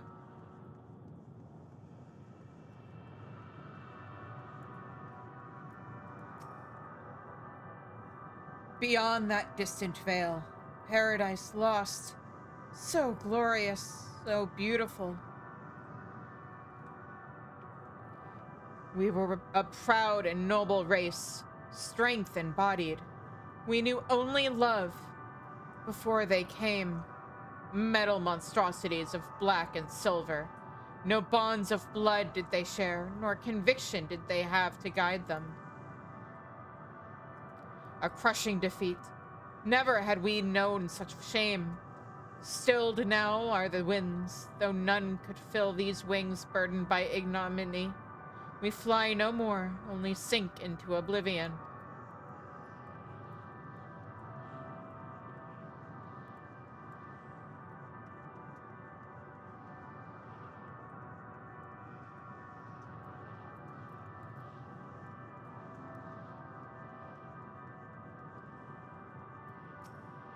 A visitor, not of this star. Could thy slender hands bring plague to our world? Thy breath extinguish life's feeble flame. Oh, how we would adore thee! Alas. With time our flesh shall wither, our souls fade, and so we wait for its inexorable march unto oblivion. If thou art not come to hasten our demise, I bid thee leave us. We crave not companionship, only silence.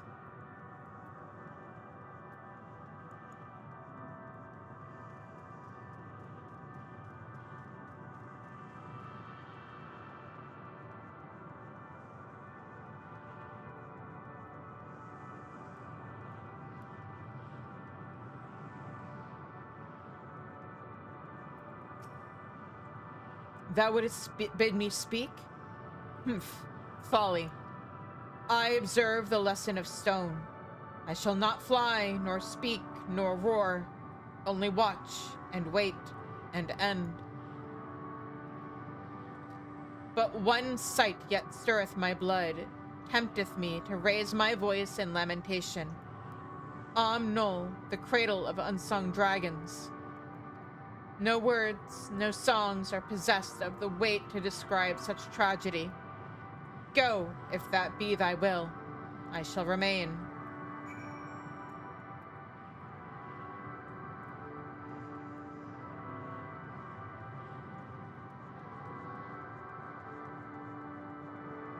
Oh, right. You know what? I should probably actually set the aetherite as my home point.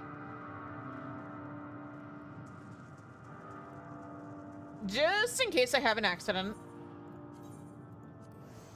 Or, leave the area between streams. I don't have a whole lot of reason to do that at this point, but...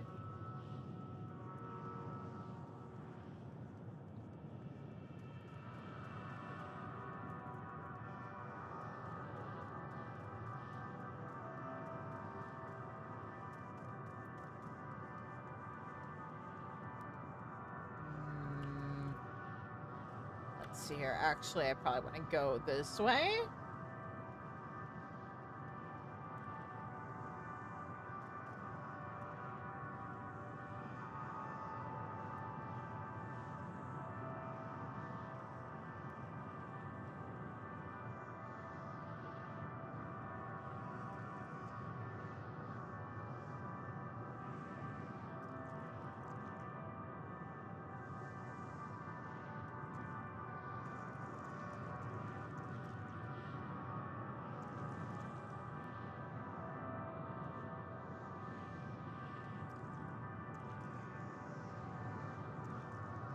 I mean, this one looks like it may have hatched properly. They led you here as well, did they? It was described to me as the source of their woes and proof of their end. I think I'm beginning to see why. It's a hatching ground. Or was. I've seen similar on Aetheris. Midgardsormr's kind must once have lived and thrived in a place such as this. Vrichwas said his father was driven from their ancestral home by war and strife. This, then, is the fate of those who remained. Let's have a look around. Maybe these eggs have more to tell of what happened here.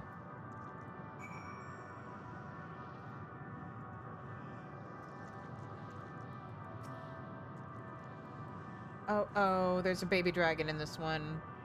Inside the shattered egg, you find the remains of an unborn dragon. The body has already begun to decompose. The gelatinous, half-dried membrane covering the corpse suggests it failed to emerge.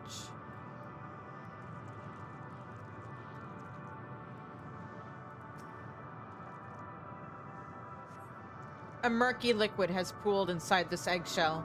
The noxious feeder is indicative of contamination.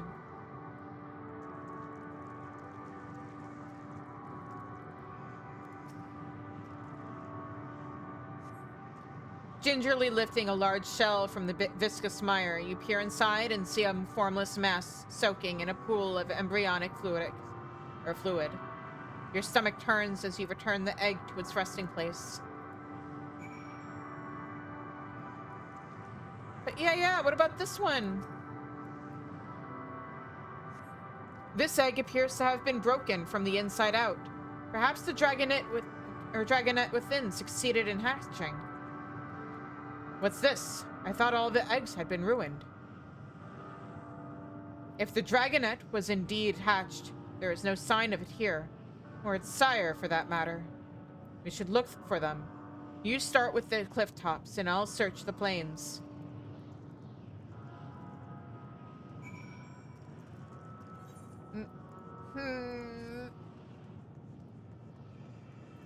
Excuse me, Chocobo, I was trying to summon you.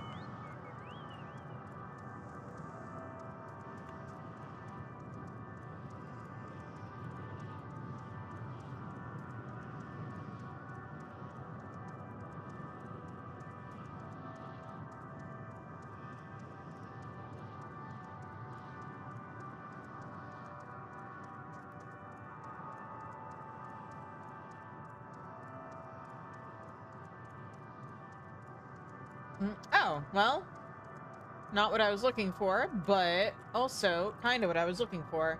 Let's start with you. Yeah.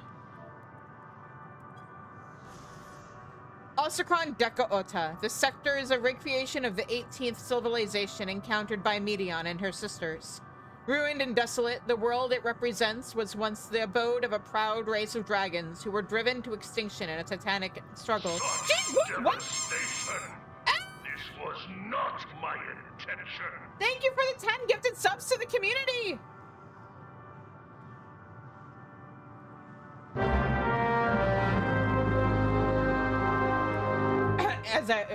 As I was saying, proud race of dragons who were driven to extinction in a titanic struggle against mechanical invaders from the Alphatron star.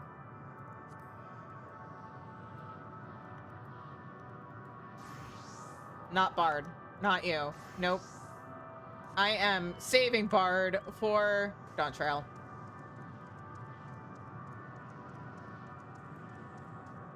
Here we go. Bereaved dragon? Wait, what do you mean I have to attack it? Huh? But it's just a baby!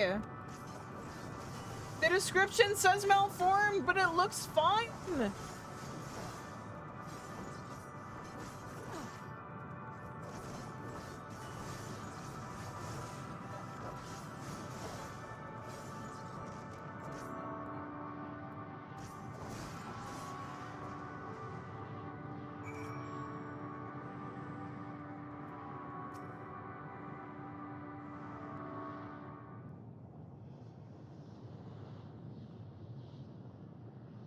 The boisterous howling hath been quieted. By thy hand, I presume. Everything all right? I thought I heard a dragon, or something resembling one.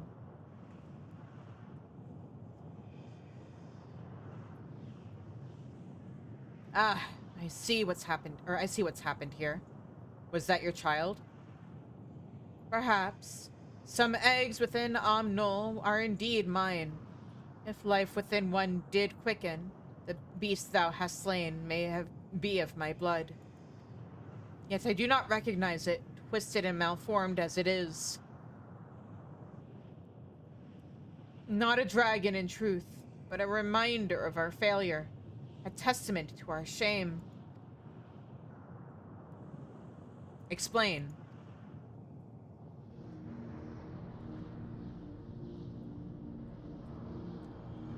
They descended from the heavens, cold, heartless machines, and with them rode war and death. With fire and fury, rage and rancor, we gave answer. 'Twas a long and bloody battle, but only the beginning. Untold chaos and destruction swept over the star. In the end, the invaders were victorious. Yet when they looked upon their prize, they deemed it unfit for requisition. We were abandoned to our ruin. The survivors sought to put away their shame, to rebuild, a futile effort. In purest soil replete with ether did we once cultivate our nesting grounds. But our lands were barren, and any eggs nurtured in such desolation were fated to rot. What few survived to hatch emerge as abominations. We shall have no new progeny. But there are dragons among you capable of journeying to other stars. That there are. Many would make the attempt, each bearing a clutch of eggs. The richest stars were home to the harshest rulers, and the arrival of dragons incited contests for supremacy. When the fires faded, the wars lost and won, they too were reduced to ash and waste. 'Tis the curse of those who seek life, to be drawn into conflict, to conquer or be conquered. A vicious cycle we now choose to break. We tire of conflict, of everything. We wait now in sweet, merciful silence, free from strife and suffering, still as stone. Wait! You claim your kind is doomed, but there is another star!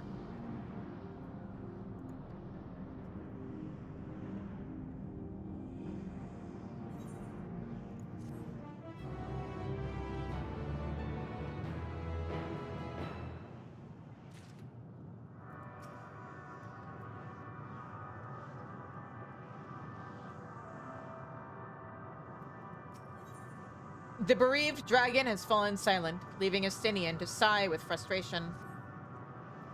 They want only to brood in silence, to be left alone with their grief until time itself comes to an end. The sole reward for senseless bloodshed, a pain I understand, and wish that I did not. What fools we were. But now isn't the time for such thoughts. The others will want to hear what we've learned. Come.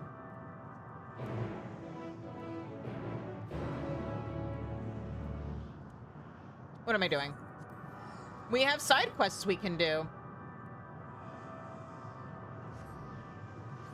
And yeah, I am gonna be trying really, really hard to make sure I do not get too much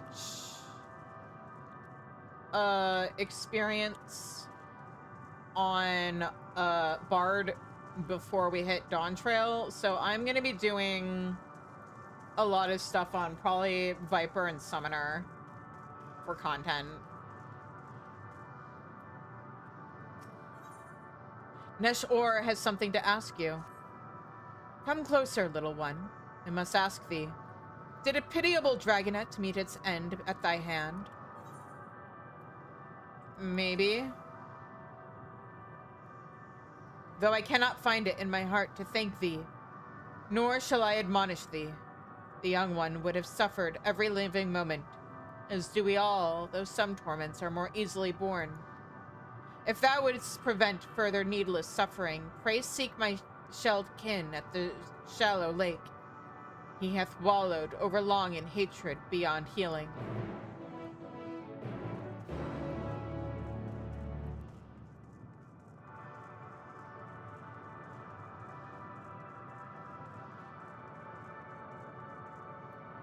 Oh, hey, you look a little more normal. I'm sure that doesn't indicate anything bad. The overwrought dragon can no longer find it in himself to relax. Hark! The grinding and shuddering of steel bodies. The metal, it cometh. I don't hear anything. Thou hearest not? Mayhap thy species hath not the sensitivity. Yet the machines come nevertheless. Seek a vantage from which even thou mayest witness their dread approach. Then hearken unto my words and flee.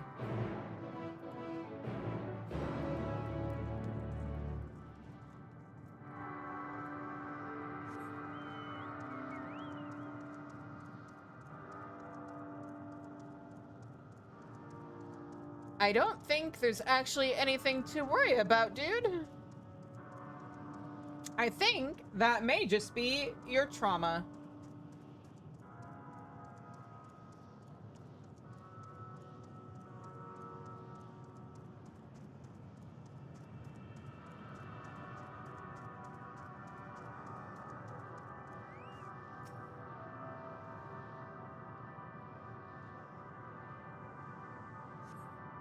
No one but dragons here, forsooth.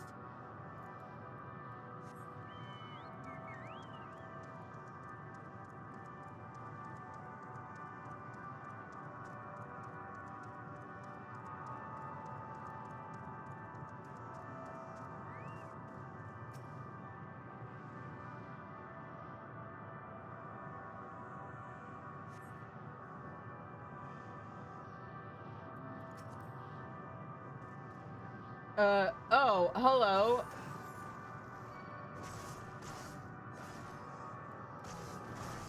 Oh, I see. Lion waited to designate location and defeat the Father of Armored Dragons. Got it. Hello, Father of Armored Dragons.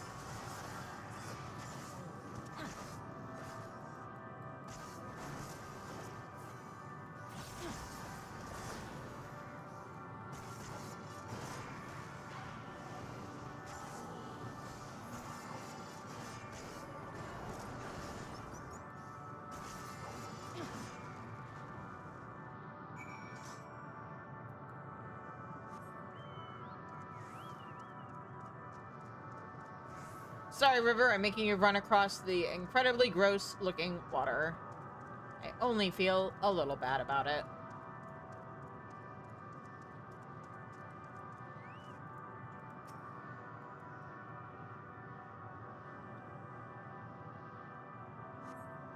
No one but dragons here, forsooth.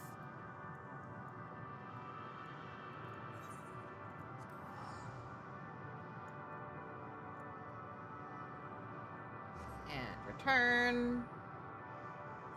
And turn in this quest, because why not?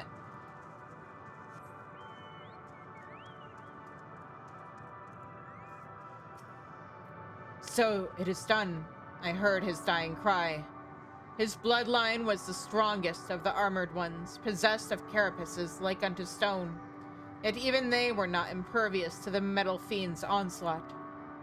It took but one to raise their nest.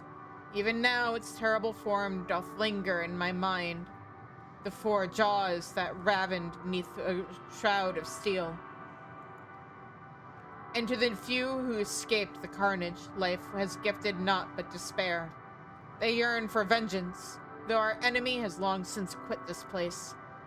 As thou hast witnessed, they now turn all too quickly into indiscriminate violence. Alas, this only feedeth the fires of their guilt. Never doth it quell them. Nay, I fear that only death hath that power.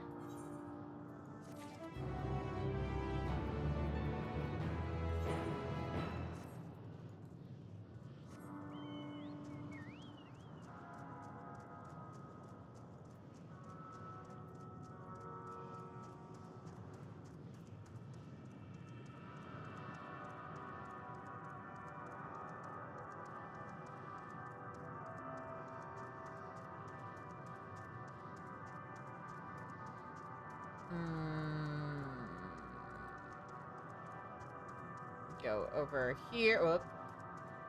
Over here.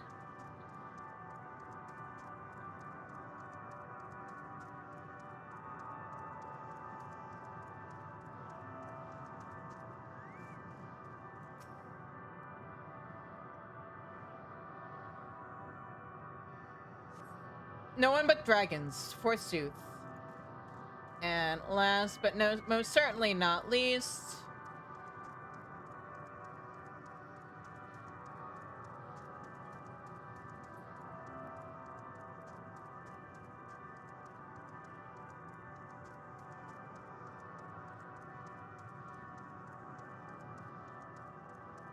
posture check, right? And stretch.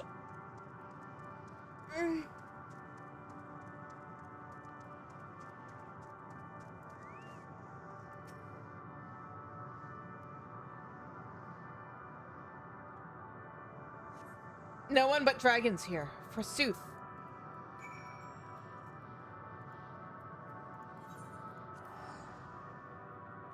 And now we go back, and we turn in this quest, and we move on.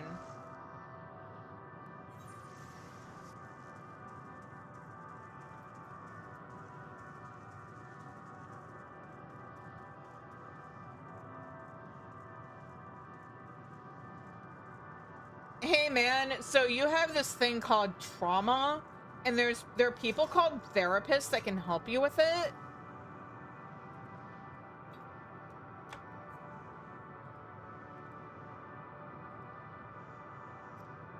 Thou art returned.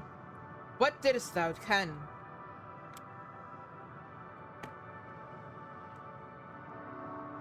Naught but dragons, verily? Perhaps thou speakest in sooth. That mechanical cacophony plagueth me without cease, though I swear 'tis clearer now than it hath ever been.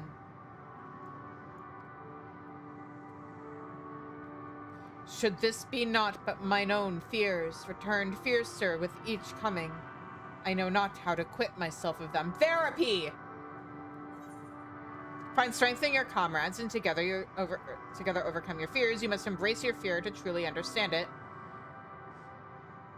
You should fear nothing as I do. That's not true. Find your strength in your comrades, and together overcome your fears.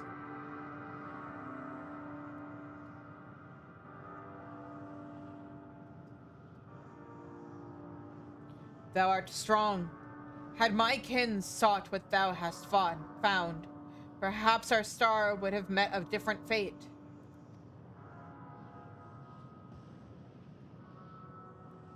It's never too late.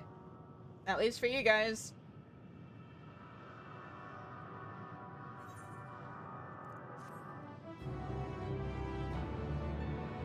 But yeah, no. There's no such thing as not being afraid. Bravery is being afraid and doing the thing anyway.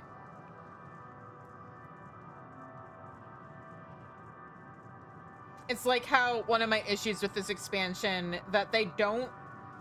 God, they get so close and then they miss the mark. But like, I don't think hope is the absence of despair.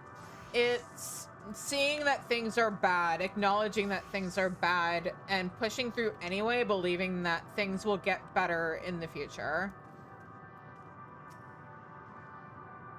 Good to see you made it back in one piece. The more I see of this place, the more bewildering it becomes. Did your exploration prove eventful? Converse with any dragons? We would hear what the dragons had to share with you. Even if it's no different from what they told Urianger, it would have value. I chanced to gain an audience with several dragons ere we returned, though I expect their tales are much the same as those you heard. With luck, they'll have learned something to help us devise a plan of action. Were you able to establish any meaningful contact with the dragons?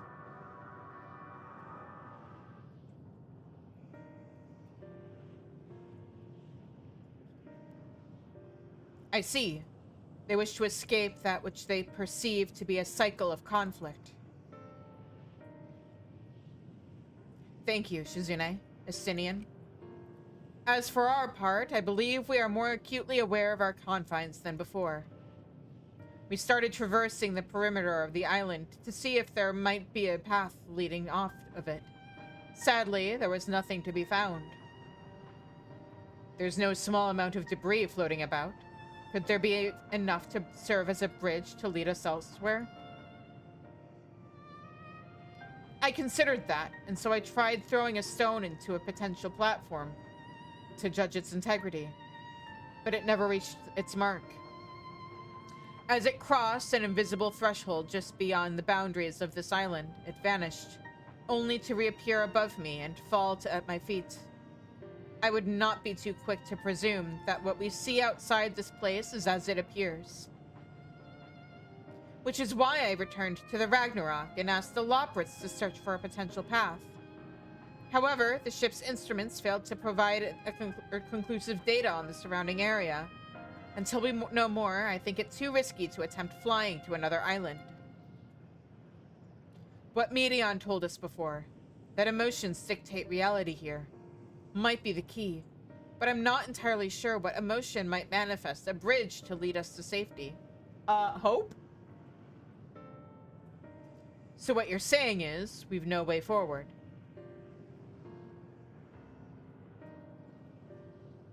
At present, aye.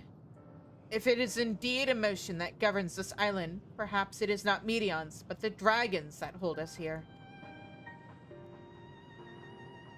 They tire of conflict and have chosen a path of oblivion to escape it. Or rather, they have chosen no path at all, meaning there is no way for the dragons or anyone here on this island to advance. A sound theory, disheartening though it may be. If that is the case, what recourse do we have? They are not like to be persuaded to help us. Their reasoning is built on a history of turmoil and strife. Without irrefutable proof the future is not as bleak as they believe it to be, mayhap persuasion is not the answer.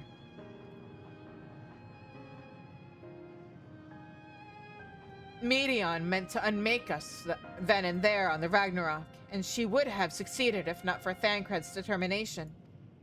She conceded it was strong enough to overpower the despair that otherwise rules Ultima Thule, and reshape it to a degree. Perhaps it can be done again in like manner, by overpowering the prevailing emotions. 'Twas Ultima Thule's architect, Medion herself, against whom Thancred did pit himself in a clash of wills. Though I marked no leader among them as such, I did chance to encounter a dragon possessed of despair far more potent than most. Potent enough, mayhap, to dictate the course for others, and thus their domain to follow. He spoke but few words, carefully chosen, their tone and timbre alone threatening to rend my heart in twain. Challenging his desire to remain may allow us to alter the island upon which we stand. Alas, I fear my vaunted rhetoric availed me not against his calcifying heart. But mayhap one of you will fare better. Leave it to me. Then I shall guide thee. I'll end, they call him, in the dragon tongue. Thou wilt find him nearby, eyes fixed upon the water. I'll end, you say? Wow, what a creative name. Well, what do we have to lose? Let's get going.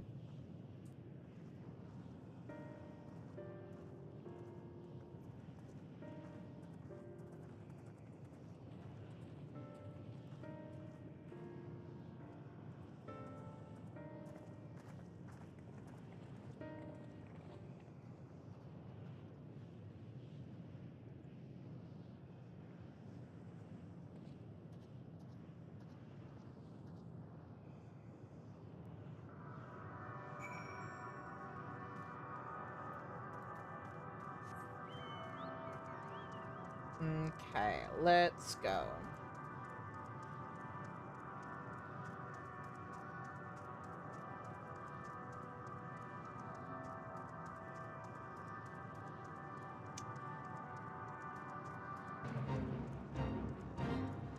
just so people know, I'm aiming to wrap things up at 11-ish tonight.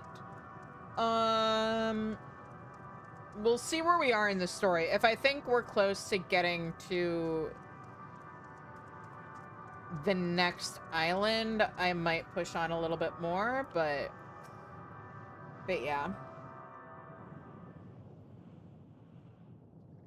I don't want to be going until like midnight.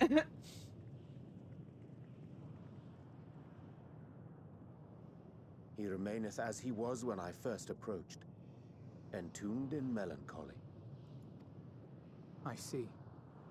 Perhaps I could... I'll handle this.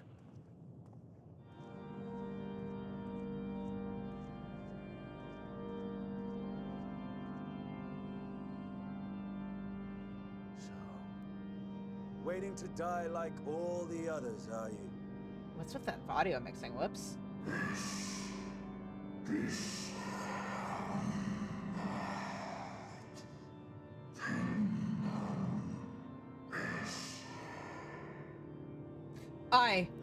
Oh, you're still going.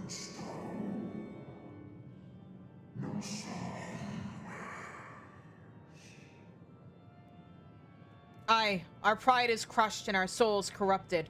The winds are stilled and the heavens offer no comfort.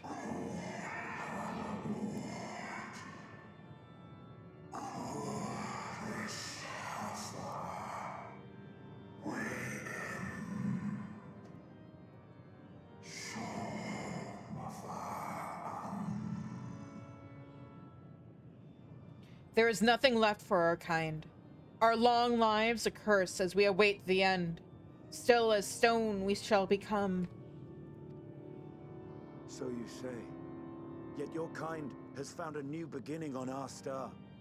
One of you braved the expanse, bearing with him a clutch of eggs. They and their children now rule our skies, their song heard by all.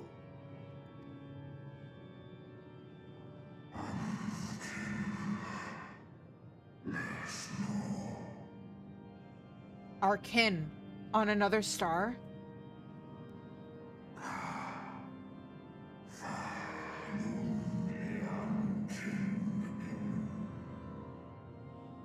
And yet, upon thee do I smell the blood of my brethren.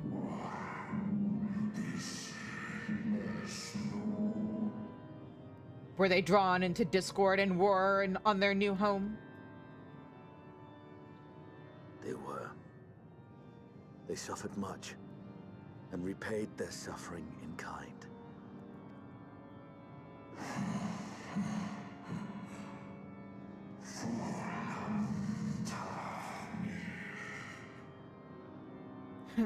It mattereth not whither we fly.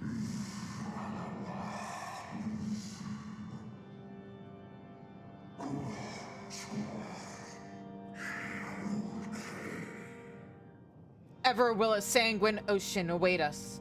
Ever will retribution's wheel turn.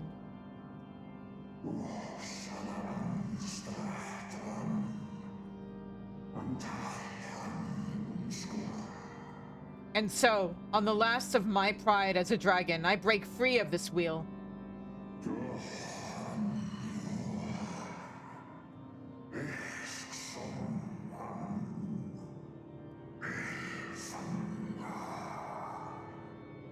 I renounce conflict. Exile myself from the... I'm assuming that's supposed to say from the others. Never again to be touched by the flames of hatred.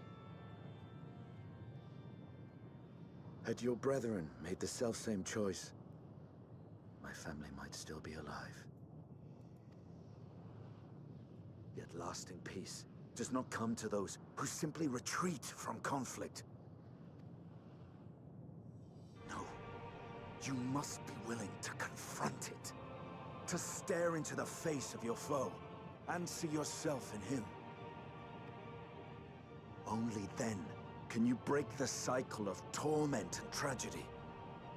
This lesson, a dear friend taught me at the risk of his life. Oh. There is no nobility in your penance. you wallow in self-pity. And after everything we've endured, we will not let you stop us.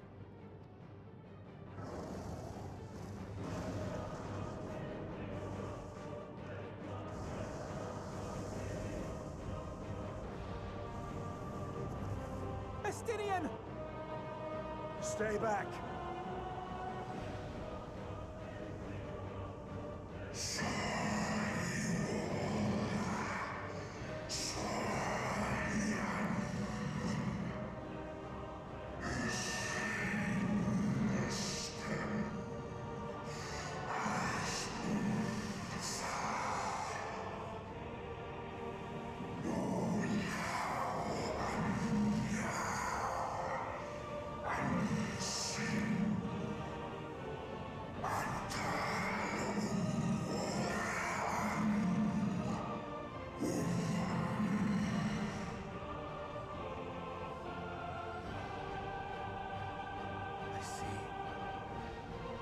The emotion that bars our way.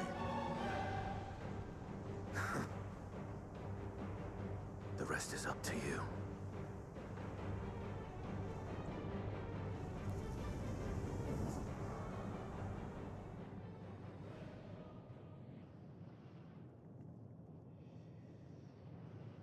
No!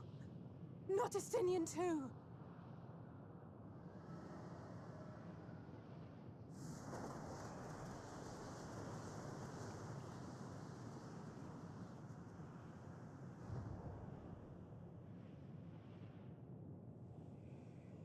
There's a wind.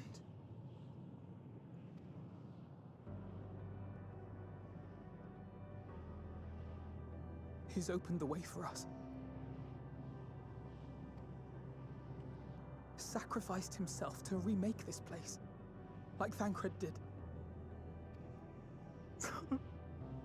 Oh, Alphino! Oh, Alphino.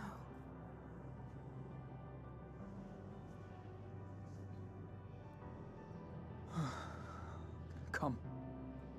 Let us follow the wind. It will not lead us astray. He would not.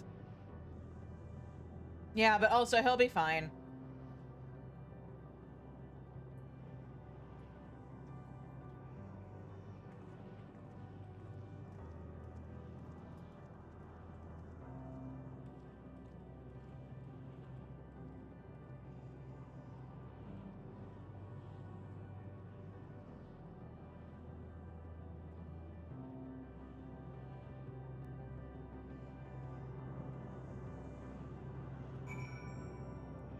Okay, cool. They didn't ruin the pacing of this by having a bunch of side quests pop up back at the Dragon Place. Good, good, good.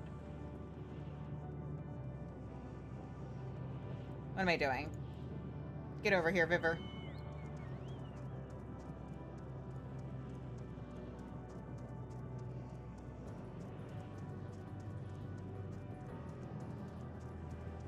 Okay, so...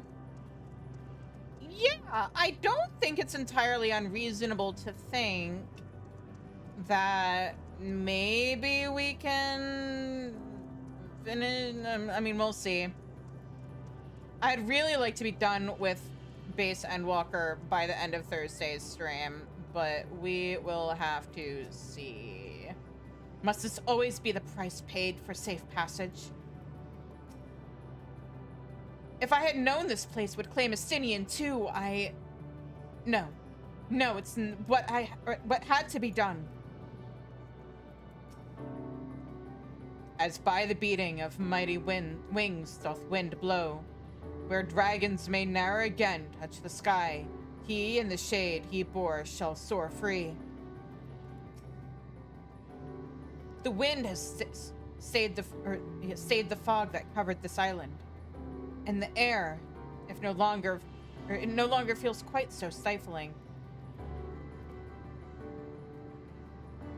Break.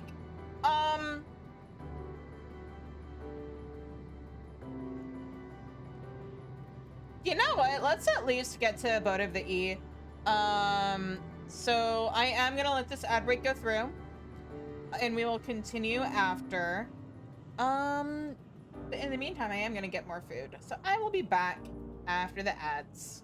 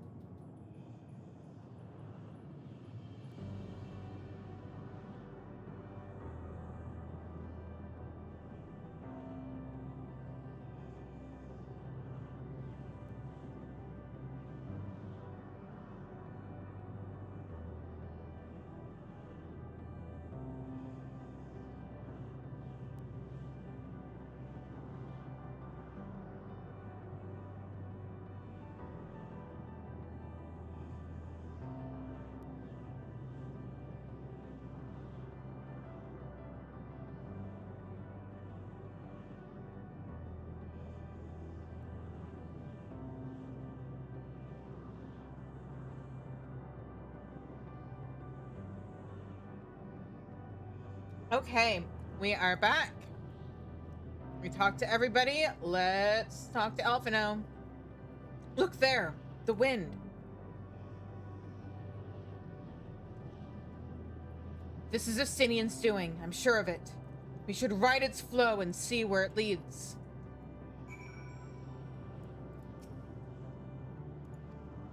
No, okay. Forgive me, Shizune, but could you go on ahead? I need a moment to gather my thoughts. Alrighty.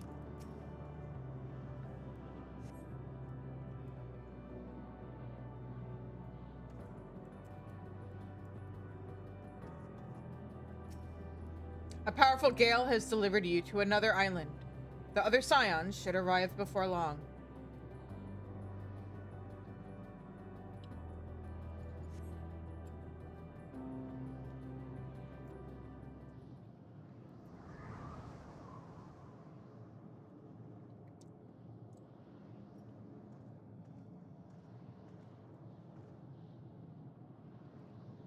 He did it. He found a way forward for us.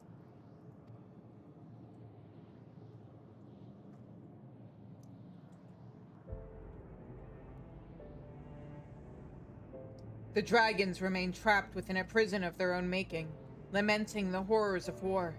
Yet Estinian knew them better than most.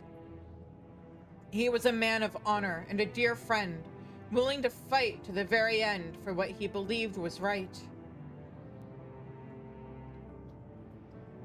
And he's still fighting, Alphino, just like Thancred. Their sacrifices are why we can survive here, why we still have a chance to stop her. Even in spirit, they're unwilling to give in to despair, and we mustn't either.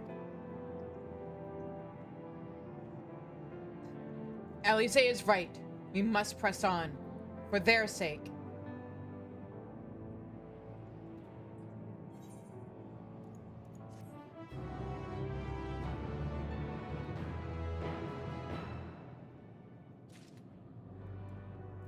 Oh, I didn't want to talk to you. Nope. Not yet. We have to keep going. Even if Estinian isn't here to see it, I'm sure Alphino wouldn't want to disappoint him. No choice have we but to march onward, lest we squander their noble sacrifices. To feign bravery with bold words is a simple matter, but without the strength of will to match, we are powerless against Dynamis. Not less than unshakable conviction will suffice, which makes me question if I am up to the task. Though it pains me to say it, we can ill afford to stop and grieve our comrades' passing. No, there will be time enough for after. You mean when you guys all get brought back? Okay. Alphino has regained his composure and is ready to proceed. As Yishtol and Alize said, we must continue.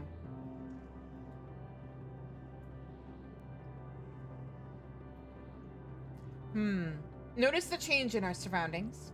Perhaps this is the memory of an altogether different world. Would be prudent to learn more of it then. Tread carefully, lest we lose our footing in this sand.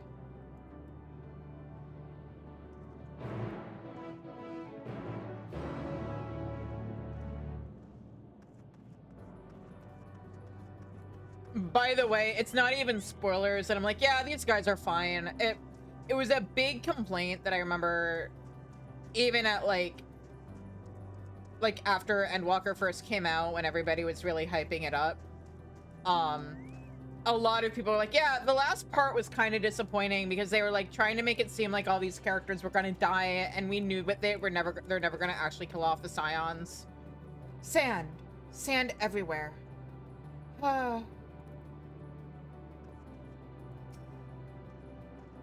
If not for the light emitted by these glyphs, I might well have overlooked this monolith. Another seemingly barren world.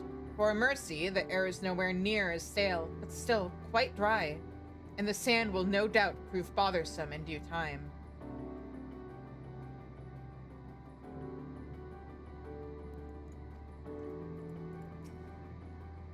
If you were worried about my vision, you needn't be. I can still see quite well.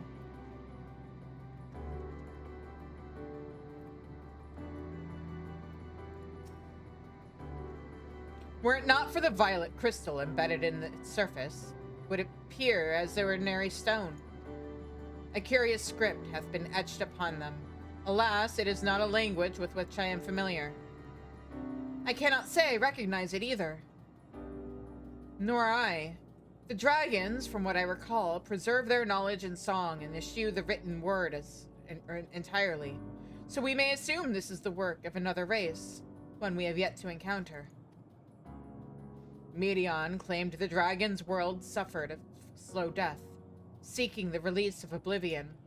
What life we find here, like as not, doth wend its way toward a similar end. I would love to know the view of, because I would be willing to bet that sensitivity readers connected to like visual impairment were not consulted on this or the way Y'shtola gets written in general, because they kind of break a really major rule that, like, you know, I may not be blind or have anybody who's connected to me that's blind, but like this does break a major like disability rule in general when it comes to writing characters with a disability, which is do not fix it with magic. I get what they're trying to go for here, and I get it's temporary, and I get it has to do with Thancred's desire for Y'shtola to have her vision back, especially since she was saving him when she did the thing that cost her eyesight. But I wish that was either more explicitly explored with the idea of like she knows it's temporary and she's gonna lose it again, or that they had not done this, because it's such like it's a very common trope of like, oh yeah, this character has a disability, let's just make it not a thing with magic. And then they went ahead and they did that in this game. And I know a lot of people with disabilities do not like it. I would much rather see them tackle Y'shtola's eyesight by being like, look, she has this disability. Sometimes she's gonna struggle with things because of it. And instead of what they've done where they're like, oh yeah, she's blind, and it only really becomes a problem for like 5 seconds when it's convenient for us. Otherwise, we kind of just ignore it. Because that's not good writing of a character with a disability. They kind of are guilty of a similar thing with Thancred, where his inability to use ether in the context of the world Final Fantasy XIV takes place in would be a disability.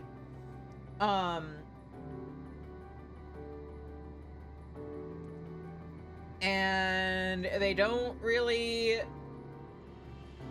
tackle it in a way I think is super duper great. They do a better job with him than they do with Y'shtola, at least, but still. Anyway, anything else? Nope.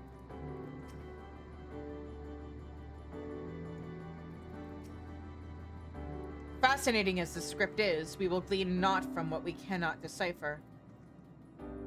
Too bad the echo only lets me understand people's spoken words and not written, huh? What do you suppose that is over there? I'm not sure. It's hard to make out at this distance, but its surface seems to bear the same crystals as this monument. Meaning there's a chance we may find whoever built them both. We should go have a look. Come on.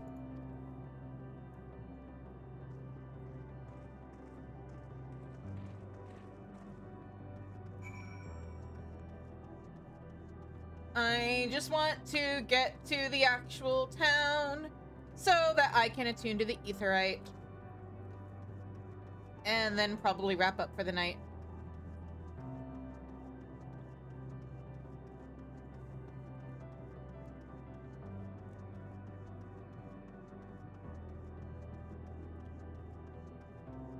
Oh, come on, at least make me climb the cool looking tower if you're gonna point it out. I'm gonna climb it anyway because I want to. Oh, I almost forgot. I'll look for the ether currents after the stream, or like tomorrow. And there's nothing up here. Awesome. Thanks, game. Why give me a cool structure if it's not going to be important?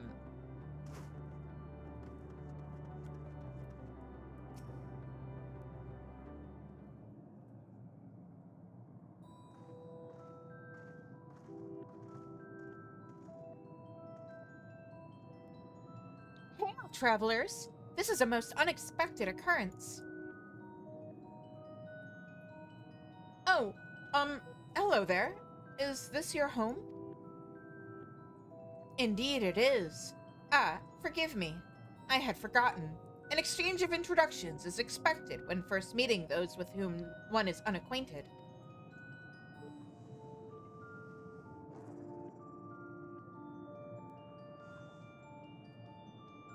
When the vibration of vocal folds was still required to convey our thoughts, an intonation, Ea, I believe, was the pronunciation used when referring to our people. Though it is not entirely applicable given our present state, you are welcome to use this appellation. As for nomenclature to address my individual person, I believe it would be pronounced Kofkuj. Yes, Kofkuj of the Ea.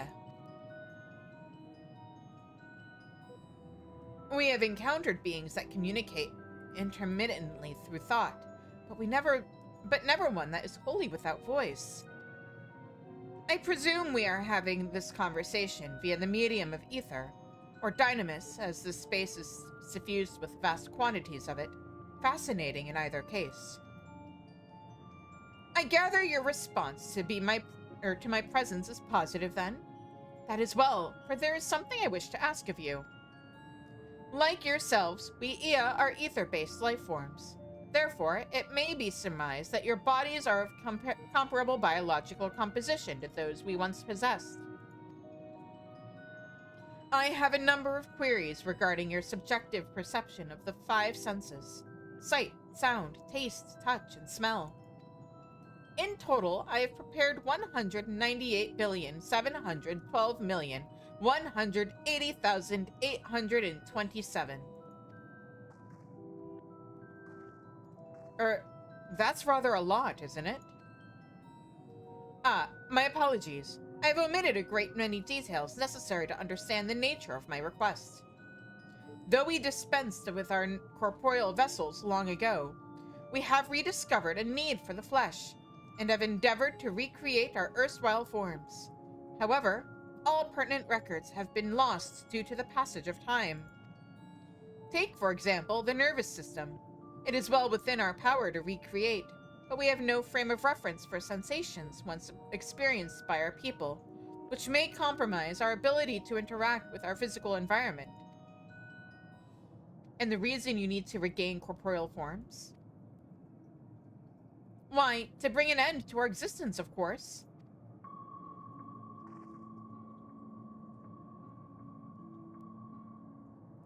Though need is perhaps too strong a word, it would be a simple matter to unmake ourselves through use of etheric exsanguinators, but such a death seems inadequate.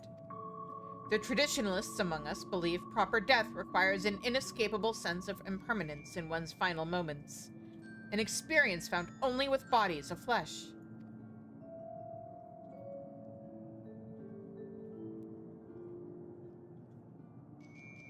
We should very much like to hear more of your plans. In exchange, we will answer any questions you have to the best of our ability. Such an exchange of information would indeed prove useful. Very well. To ensure efficacious exchange, I hereby invite you to our home. Yes, the abode of the Ea, where we traditionalists prepare for our demise.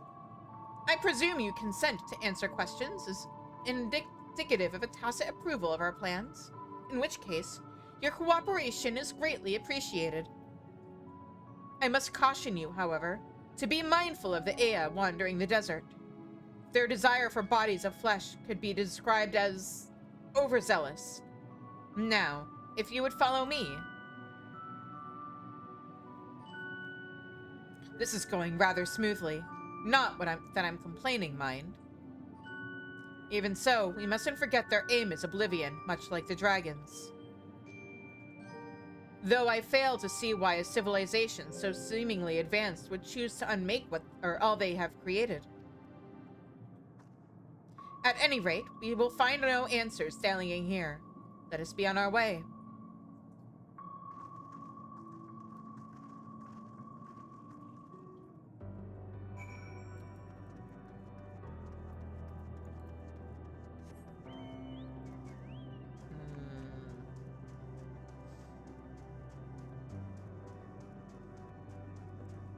Was that another player I just saw, or is that a monster?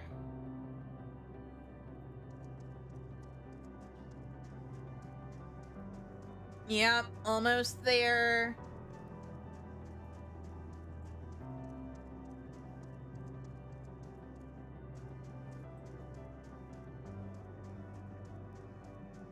Here we are.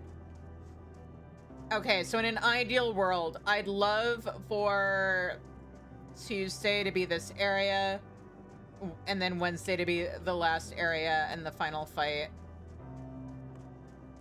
I'm just worried about how late it's going to be at that point.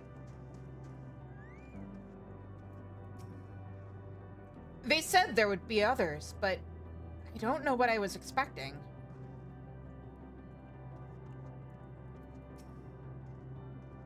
Something tells me we have different definitions of the word abode. The Isle of Dragons was shrouded in the silence of the dead, yet the stillness here doth suggest the Ia are, by and large, merely sleeping? More violet-colored crystals. I cannot place my finger on it, but there is something unsettling about them. I should not be surprised their concept of a village is so different from ours, and yet... Welcome to our abode. Most of our compeers, you will find, remain idle in their domiciles, though your quizzical expressions indicate my phrasing is unclear. I speak, of course, of the violet crystalline constructs hanging from the stone structures here.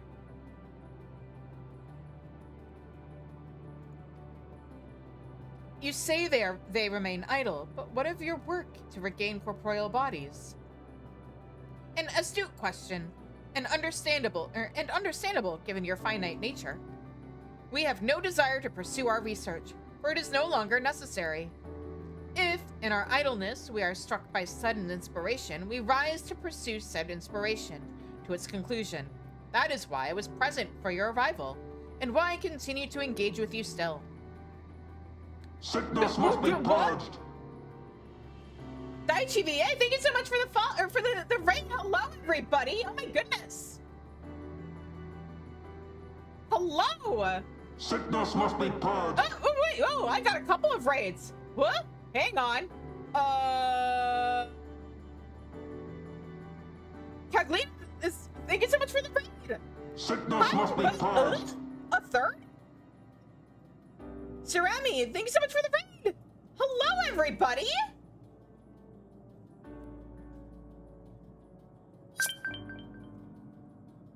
And oh goodness, Game Master Hub, Lexion, Fennec, thank you so much for the follows, guys. Hello, everybody. I am Shizu. I am the Bunny Nova and oh goodness. Okay, so many follows. Thank you, everybody. I am Shizu. I am the magical girl and author VTuber. I've been playing Final Fantasy XIV since A Realm Reborn. I'm currently replaying the expansion on a fresh character, doing everything minimum item level, no echo, and undersized parties. Did you guys know that you can do alliance raids mine with like 12 to 15 people? I miss mechanics. I miss feeling something when I have to do Crystal Tower. So yeah, we're currently working our way through Endwalker. If anybody here is really emotionally attached to Endwalker, I'm sorry. I'm incredibly critical of this expansion. I may or may not be working on a video essay about it. But yeah, I focus primarily on narrative-driven stories and games, and on Fridays I do writing streams.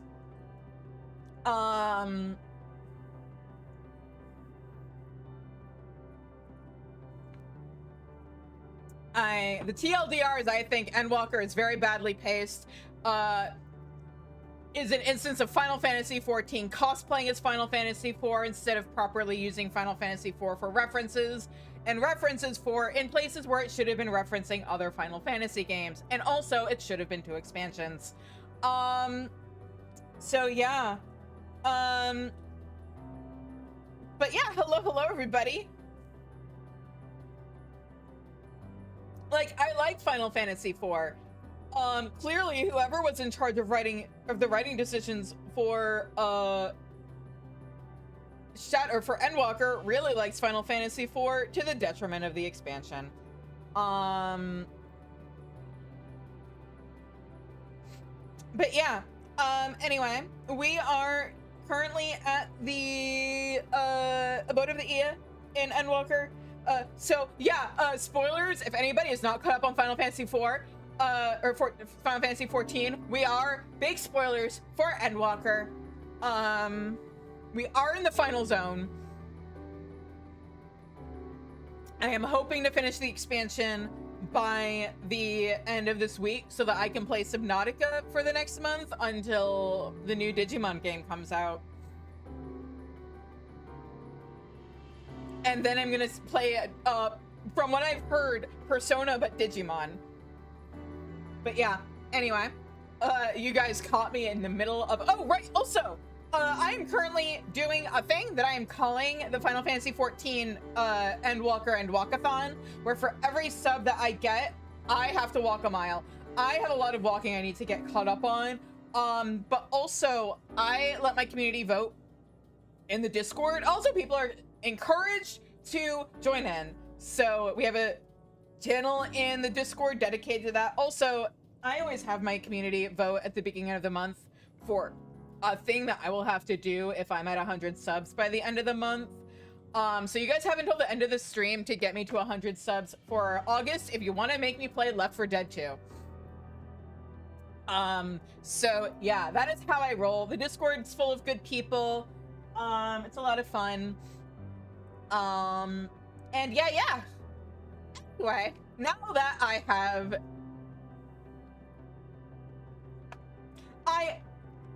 What, the walking or the vote between, like, Subnautica, Repo, Left 4 Dead 2, not Subnautica, oh my god, I'm stupid. Phasmophobia, Repo, Left 4 Dead 2, Vindictus, or Mabinogi, are the things on the poll.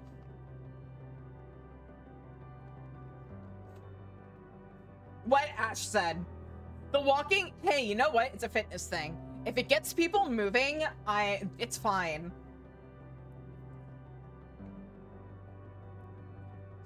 I do need to be more disciplined about walking. But yeah. Anyway, where was I? Before I got super distracted. But while the others are not currently in a motile state, rest assured, they would not object were you to disturb their respite. It's been so hot. I know, this summer was in like the 90s for so much of it. And now that it's finally in the 70s, I've been like super hella fatigued. I don't know what it is with me in August, but the last couple of years, like August rolls around and my brain just becomes mush.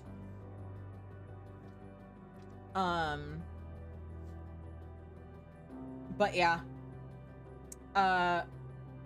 Also, if anybody redeems the hydrate or stretch or any of the self-care redeems, basically, you guys have to do it too. It's the rules. I don't make them. I do, but shh. Oh. Okay, everybody. Ash is making us hydrate and posture check. And stretch. Okay. Anyway, you need only cast your thoughts towards one of their crystalline domiciles to communicate. Technically, water is superior, but whatever gets liquid into you, I guess. Even should they elect not to emerge, you need but cast your thoughts to the crystals to communicate with the Ia within.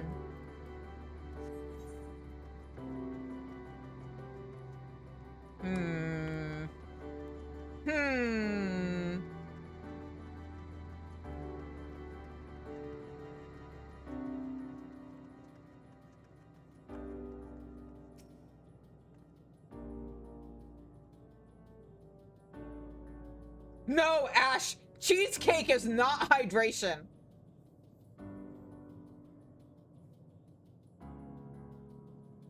Water with... Look, if it's liquid, if it hydrates you, it's hydration. Cake is not... Ash, if you're drinking cake, I'm worried about you.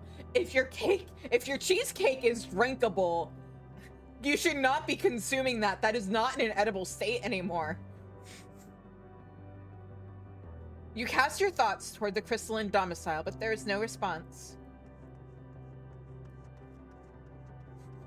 Don't you give me that. Blended cheesecake. Ugh. Blended with what? You wish to speak? Very well. Pray, a moment, if you would. Why do you need to get dressed?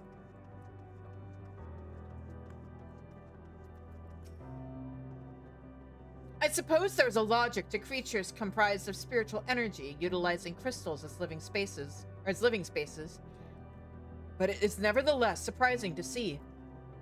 Oh, right. I need to hunt down everybody and talk to them. Because sometimes you get fun extra bits of lore.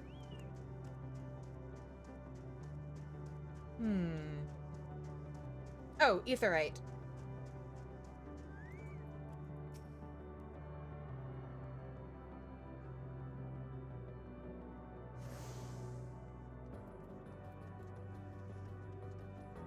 At least chocolate milk's a liquid. At least that's a beverage.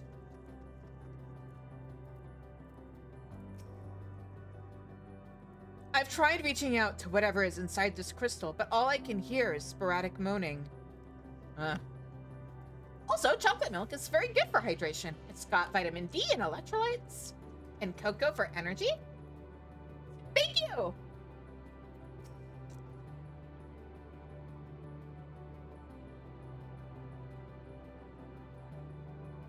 Yeah, I love my model. Also, for anybody, because I am on my main caught up with the game. If anybody isn't caught up and is worried about me accidentally spoiling things, here's how things work on this channel. Okay, this is how my model is supposed to look in her civilian form. If I go civilian form and then take off my hood, I'm talking, like, I'll warn you guys, but this is my visual indicator that I'm talking about spoilers, and then when I put the, when I put the hood back up, it means I'm done talking about spoilers. But yeah, I have a magical girl form and a civilian form. I swap between them based off of when we hit bit goals. Is it not strange they lack passion to research that which they desire above all else? If we are fortunate, the Ia residing in these crystals will shed light on this contradiction. It's funny because the crystals are glowing.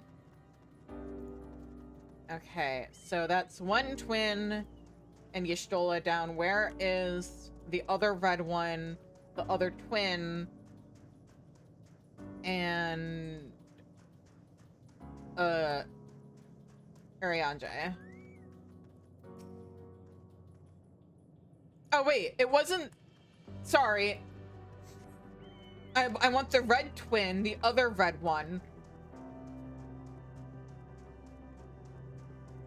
There she is. Oh, did I already talk to her? I may be stupid. Thank you for the bits! I've tried reaching... Oh, wait. Right, the moaning. Okay, so we do just have the other red one and Arianje left. Where are they?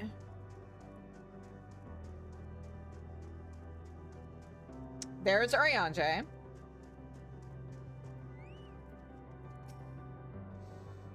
Despite my best efforts, mine overtures have elicited no response from this crystal. I can but assume its resident sleepeth most soundly, or so I hope. And that's my boy. What's up, Raha?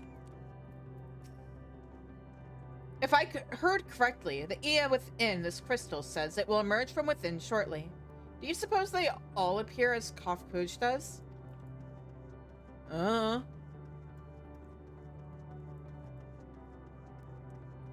Usually with these kinds of races, if they look different, it means they're important to the story.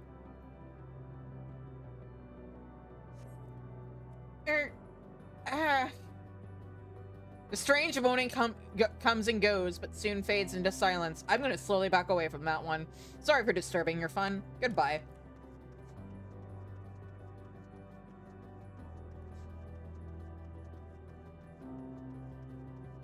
What? Am I wrong, Ash?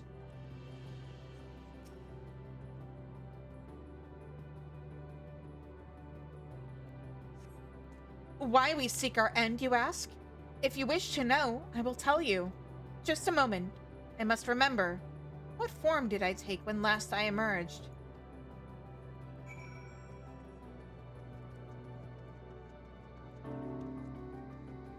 I can and I will. It's just a more extreme version of Spot the main character in anime. It's the one with the unnaturally colored hair.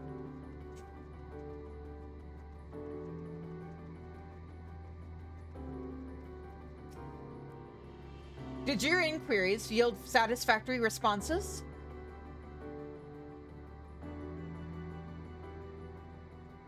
I see. If they failed to answer, then it is likely because their minds have unraveled due to prolonged idleness. They are not but concentrated ether now. Worry not. There are no others who have need of those lodgings, and they will not prove a hindrance to remain as they are. But more importantly, you said some few did answer your request for an audience, yes? I imagine they will be with us ere long. I'm waiting for the map to explode with side quests, and then that's probably what I'm actually going to have to wrap up for the night. I'm really determined to finish this expansion this week. Or at least the base expansion. I know I can't finish the patch quests before Pokemon, or not Pokemon, Digimon comes out. Wrong Mon.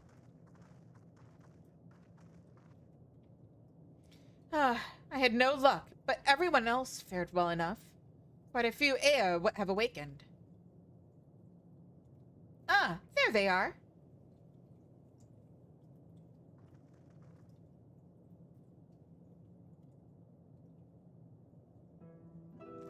May I introduce Lalak, Dutik, and Ninij.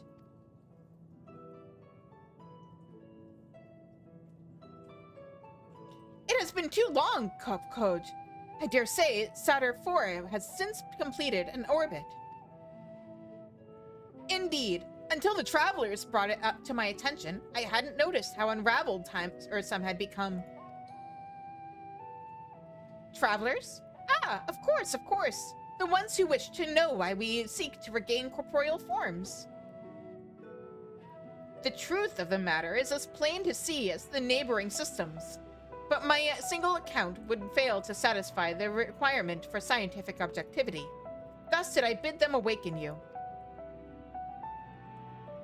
Am I only, or the only one who struggles to tell who is speaking? Nay, thou art not. In the absence of corporeal forms and the divergence they afford, mayhap such similarity in voice is unavoidable. By the way, Kofkoj, have you already observed the requisite custom for the travelers? That which one is expected to do when receiving guests. A matter of proper form.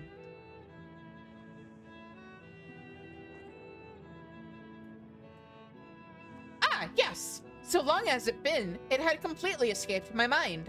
And still does. What was it again? I can't seem to remember. They are very cute and very squishy. Neither do I. Pity. I was hoping you would. Perhaps we can search the archives for the answer. Come now, Need. The archives have long been frozen, lest we subject ourselves to further dolor. Surely you recall that much. Ah, of course. Food. The custom is to serve food. Beings of flesh, such as they, must regularly replenish their ether. By contributing to their replenishment, we communicate our friendly intention. That's right, that's right! We duly invite you to join us in communal repast, after which we may engage in leisurely conversation. Ash, did you bring enough pizza for the whole class? If we have a chance to learn something, then I see no reason to decline. Excellent! If you would care to follow, we shall feast you on the purest ether. Ash! Feed me! Share your pizza with me.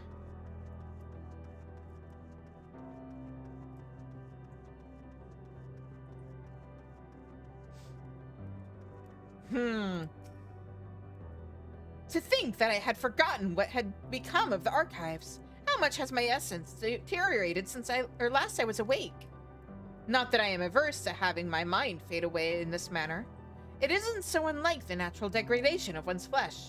How delightful! Throughout the universe, but few races have completely shed their flesh as we have. As a result, we seldom receive visitors from other systems. Extreme differences can inhibit meaningful interaction, you see, and none more so than those which affect communication. Most entities, for example, cannot even comprehend our words. You are rare indeed in your ability to do so. You avail yourselves of Dynamis, yes? It is an impressive application, even if it is ultimately pointless, like all the rest. How much ether would be adequate for your kind, I wonder? As I recall, there is a fine line between optimal satiation and violent sickness. Maybe it's a good thing Thancred sacrificed himself already. We were told to stand wherever we like. This strikes me as less of a meal and more a ritual. Yeah. Judging by the construction of this facility, it would seem the AI directly draw upon the ether.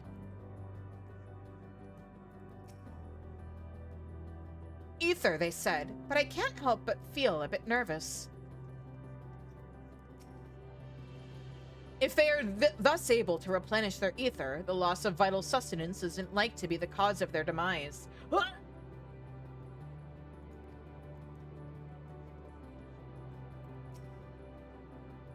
If it is as I suspect, then this so-called feast... Actually, let us just see for ourselves. Fear not, we are not like to come to harm. So is this a dinner table and those guys are like sitting at it or something? Or are they here to watch? I have questions and concerns. This facility is where we replenish our ether. There is no particular name for it, but we traditionalists sometimes use the word restaurant. Now then, if you would take your place with your comrades, the space will soon be awash with purest ether. Please absorb as much as you like. No answer shall be given? Please? If you're worried about the quality of ether, don't be. We guarantee it is the purest stuff. Okay, but like, am I actually able to consume it? Is it gonna be delivered in a way that I can actually benefit from? Because, like, splashing me with water isn't gonna hydrate me. That's not how that works. You brace yourself for a rush of sweet, sweet ether, but nothing seems to happen. Perhaps you need to wait a little longer.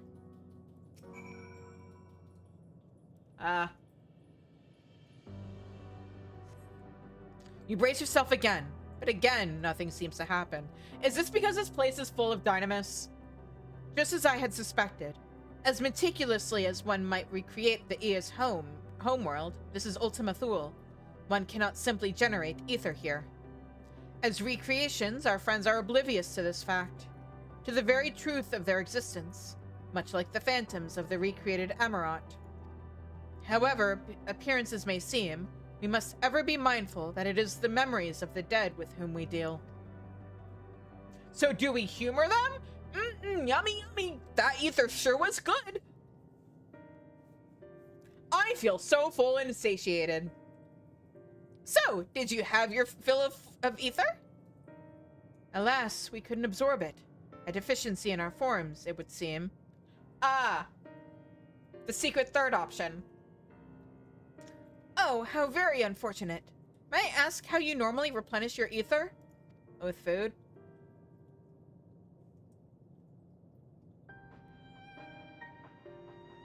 I just stuff it into my mouth hole. Through your mouths, you say? How very primitive and quaint.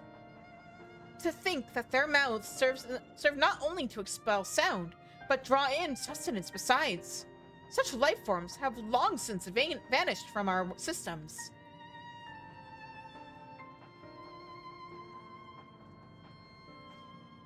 Though we regrettably could not partake of your magnificent feast, rest assured we feel your welcome most keenly. In the course of acquainting ourselves with your sophisticated ways, however, we could not fail but wonder, wherefore do you wish to obtain vessels of flesh, and thence to vanish? Will you not favor us with an explanation?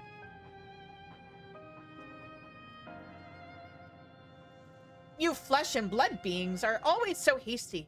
It doesn't have its charm, however. Or it does have its charm, however. Very well, we shall indulge you. In the beginning, when the Ea were yet possessed corporeal bodies, our ancestors dedicated themselves to the pursuit of knowledge and technological advancement. By transcending all limitations, we believed we would eliminate sorrow and abide in true happiness. From the tangible, such as land, to the intangible, such as labor, there exist myriad hindrances to progress. But the most confining of all was the flesh itself. Our natural lifespan was distressingly middling, you see. Too short to enjoy unhurried lives, yet too long to be considered disposable. Furthermore, to simply maintain the integrity of our bodies demanded considerable resources. But we managed to solve this problem. After long years, we discovered how to become non-corporeal entities with everlasting lives, untroubled by the failures of the flesh. Nobody tell...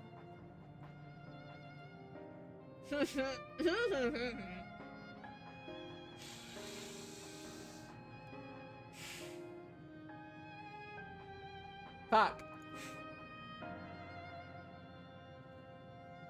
Thus changed, we had more time and freedom to continue our scientific pursuits. We went to make ever greater strides in our quest to transcend all limitations until we finally decided to challenge the last of them all, the limit of knowledge. I don't know what you're talking about, Ash. I didn't say anything. You just got it? Yeah. That is to say, deciphering the laws of creation. It sure is, let me put it this way. It sure is admirable how dedicated to preservation these guys are.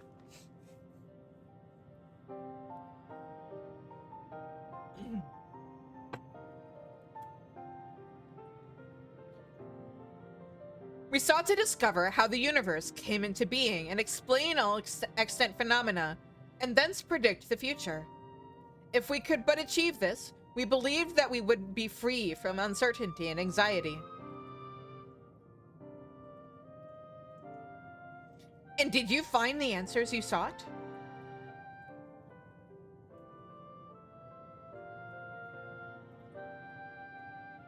Yes, we did. Our efforts revealed to us a fundamental truth.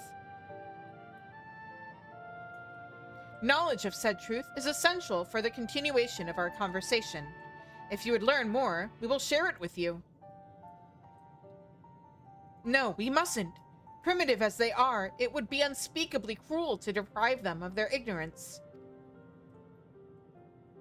They are possessed of corporeal forms, their lives readily ended. As those who have gone before, is it not our duty to warn them? What thinkest thou?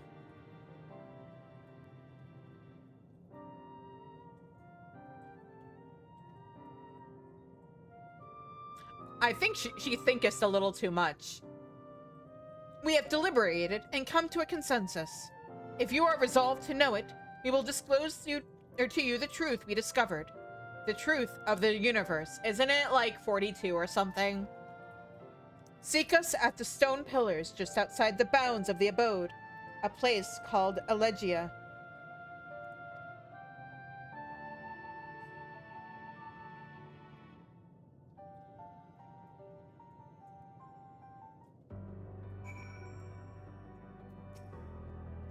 'Tis true that a lack of knowledge can beget fear. Therefore, in theory, by acquiring all knowledge, it may be possible to attain peace. But as Heidelin told us, all those peoples who attempted to free their worlds from life's woes met with failure. And the Ea are among them, as their presence here tests. The tale we are about to hear will not be a happy one. You may be intimately familiar with a problem, know it like the back of your hand, yet be powerless to solve it. It is. I'm about to wrap up. In the course of my struggles, I've often been made keenly aware of this fact. I wonder, have the Ea ever felt the same frustration? Like her master, Y'shtola seeketh the truth of creation. Oh, right, you don't have work tomorrow. No wonder you're still here. Happy, what's it in the fall? Labor Day, everybody? How will the truth of the Ea, who uncovered all only to desire the end, fall upon her ears? I always get Labor Day and Memorial Day confused because, college don't give a fuck about that shit. And retail jobs don't give a fuck about that shit except for how it can make them more money. So it's been a while since I've actually had to pay attention. To define the laws of creation would have been no small feat, even for the Ea. Nay, having eternal life and hence no sense of haste would only have made it harder. Such tremendous drive for knowledge they once must have had, and I struggle to reconcile it with the listless beings before us. Whatever answers they found, it did not bring them happiness. I mean, yeah, but that's because of where you work. Here's my issue with the Ea is that, like, you can't, I wouldn't say, like, man,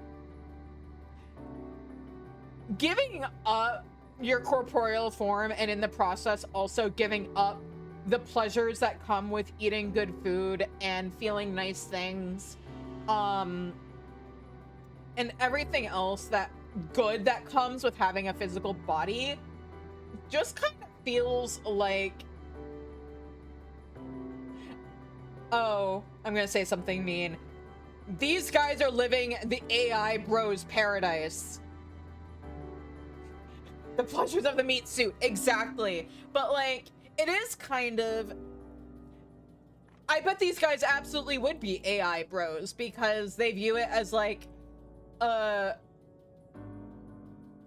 some kind of great technological advancement, but in the meantime, art made with it is soulless and doesn't have any meaning, because art isn't just about typing in a prompt and making a kind of what you might think is a pretty picture. It's about depicting something and saying something. You know, it's kind of like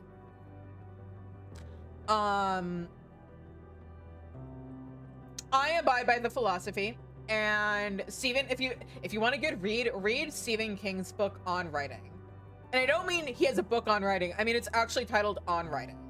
And my professor in college had the same philosophy of your writing, and I think this applies to any kind of art, is like a part of you is going to end up in it, and it may not even be conscious, but it will still end up there, and it might come from how you depict a certain type of character, like father figures or mother figures, or how you write your villains, or consciously or unconsciously the themes that end up in your books, or whatever, but a part of you will end up in what you create.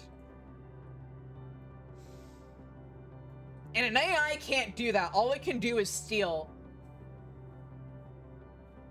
But like, I bet I bet AI bros would be like, oh fuck yeah, give up your physical form to like evolve to the next level.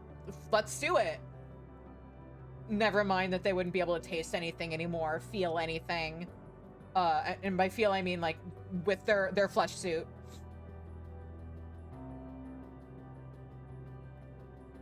You know, I think they just like missed the point of what brings joy to living. Like her master, Y'shtola seeketh the truth in creation. Oh, I read this already, didn't I? Okay, I spoke to everybody.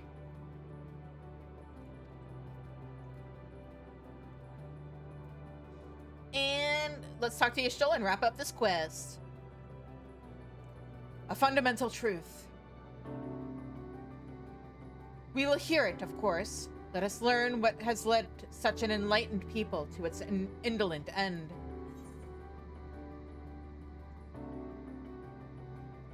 Joy is in the good chemicals in the brain. If you don't have brain chemicals, can you feel joy? That's good, Ash. Anyway, yeah, I'm gonna wrap up the stream here. I was hoping that we'd get here, do a few quests, and then the map would explode with side quests. But that's not happening. It's almost midnight. I need to sleep. So we're gonna find somebody to raid, unless anybody has any recommendations. Let's see here. Who is... Oh, Jesus! What? Devastation! This was not my intention. Thank you for the 10 gifted subs. Were you just waiting for the moment I started looking for somebody to raid? Have you just been sitting there with your finger on the trigger this entire time? I know how you operate. Thank you. I appreciate you. So yeah, Left 4 Dead 2 stream. Incoming.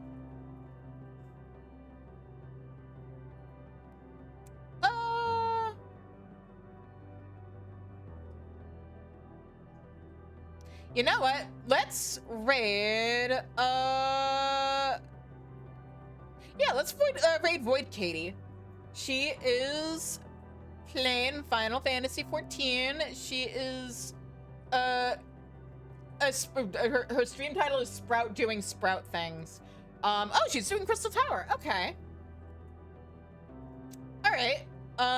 So yeah. All right, everybody, pantry raid. Let's go. Thank you everybody so much for joining me tonight. If you haven't already, please hit that follow button. Join the Discord. That is the best way to keep up with what's going on with the channel. You can also follow me on Blue Sky and Tumblr. I am Shizu in both places. I will be back on Tuesday and Wednesday with more Final Fantasy XIV starting at 7:30 Central Time. We are hopefully wrapping up Final Fantasy XIV Endwalker, base Endwalker this week, and then it is on to Subnautica. We will see. I might do the Left 4 Dead stream on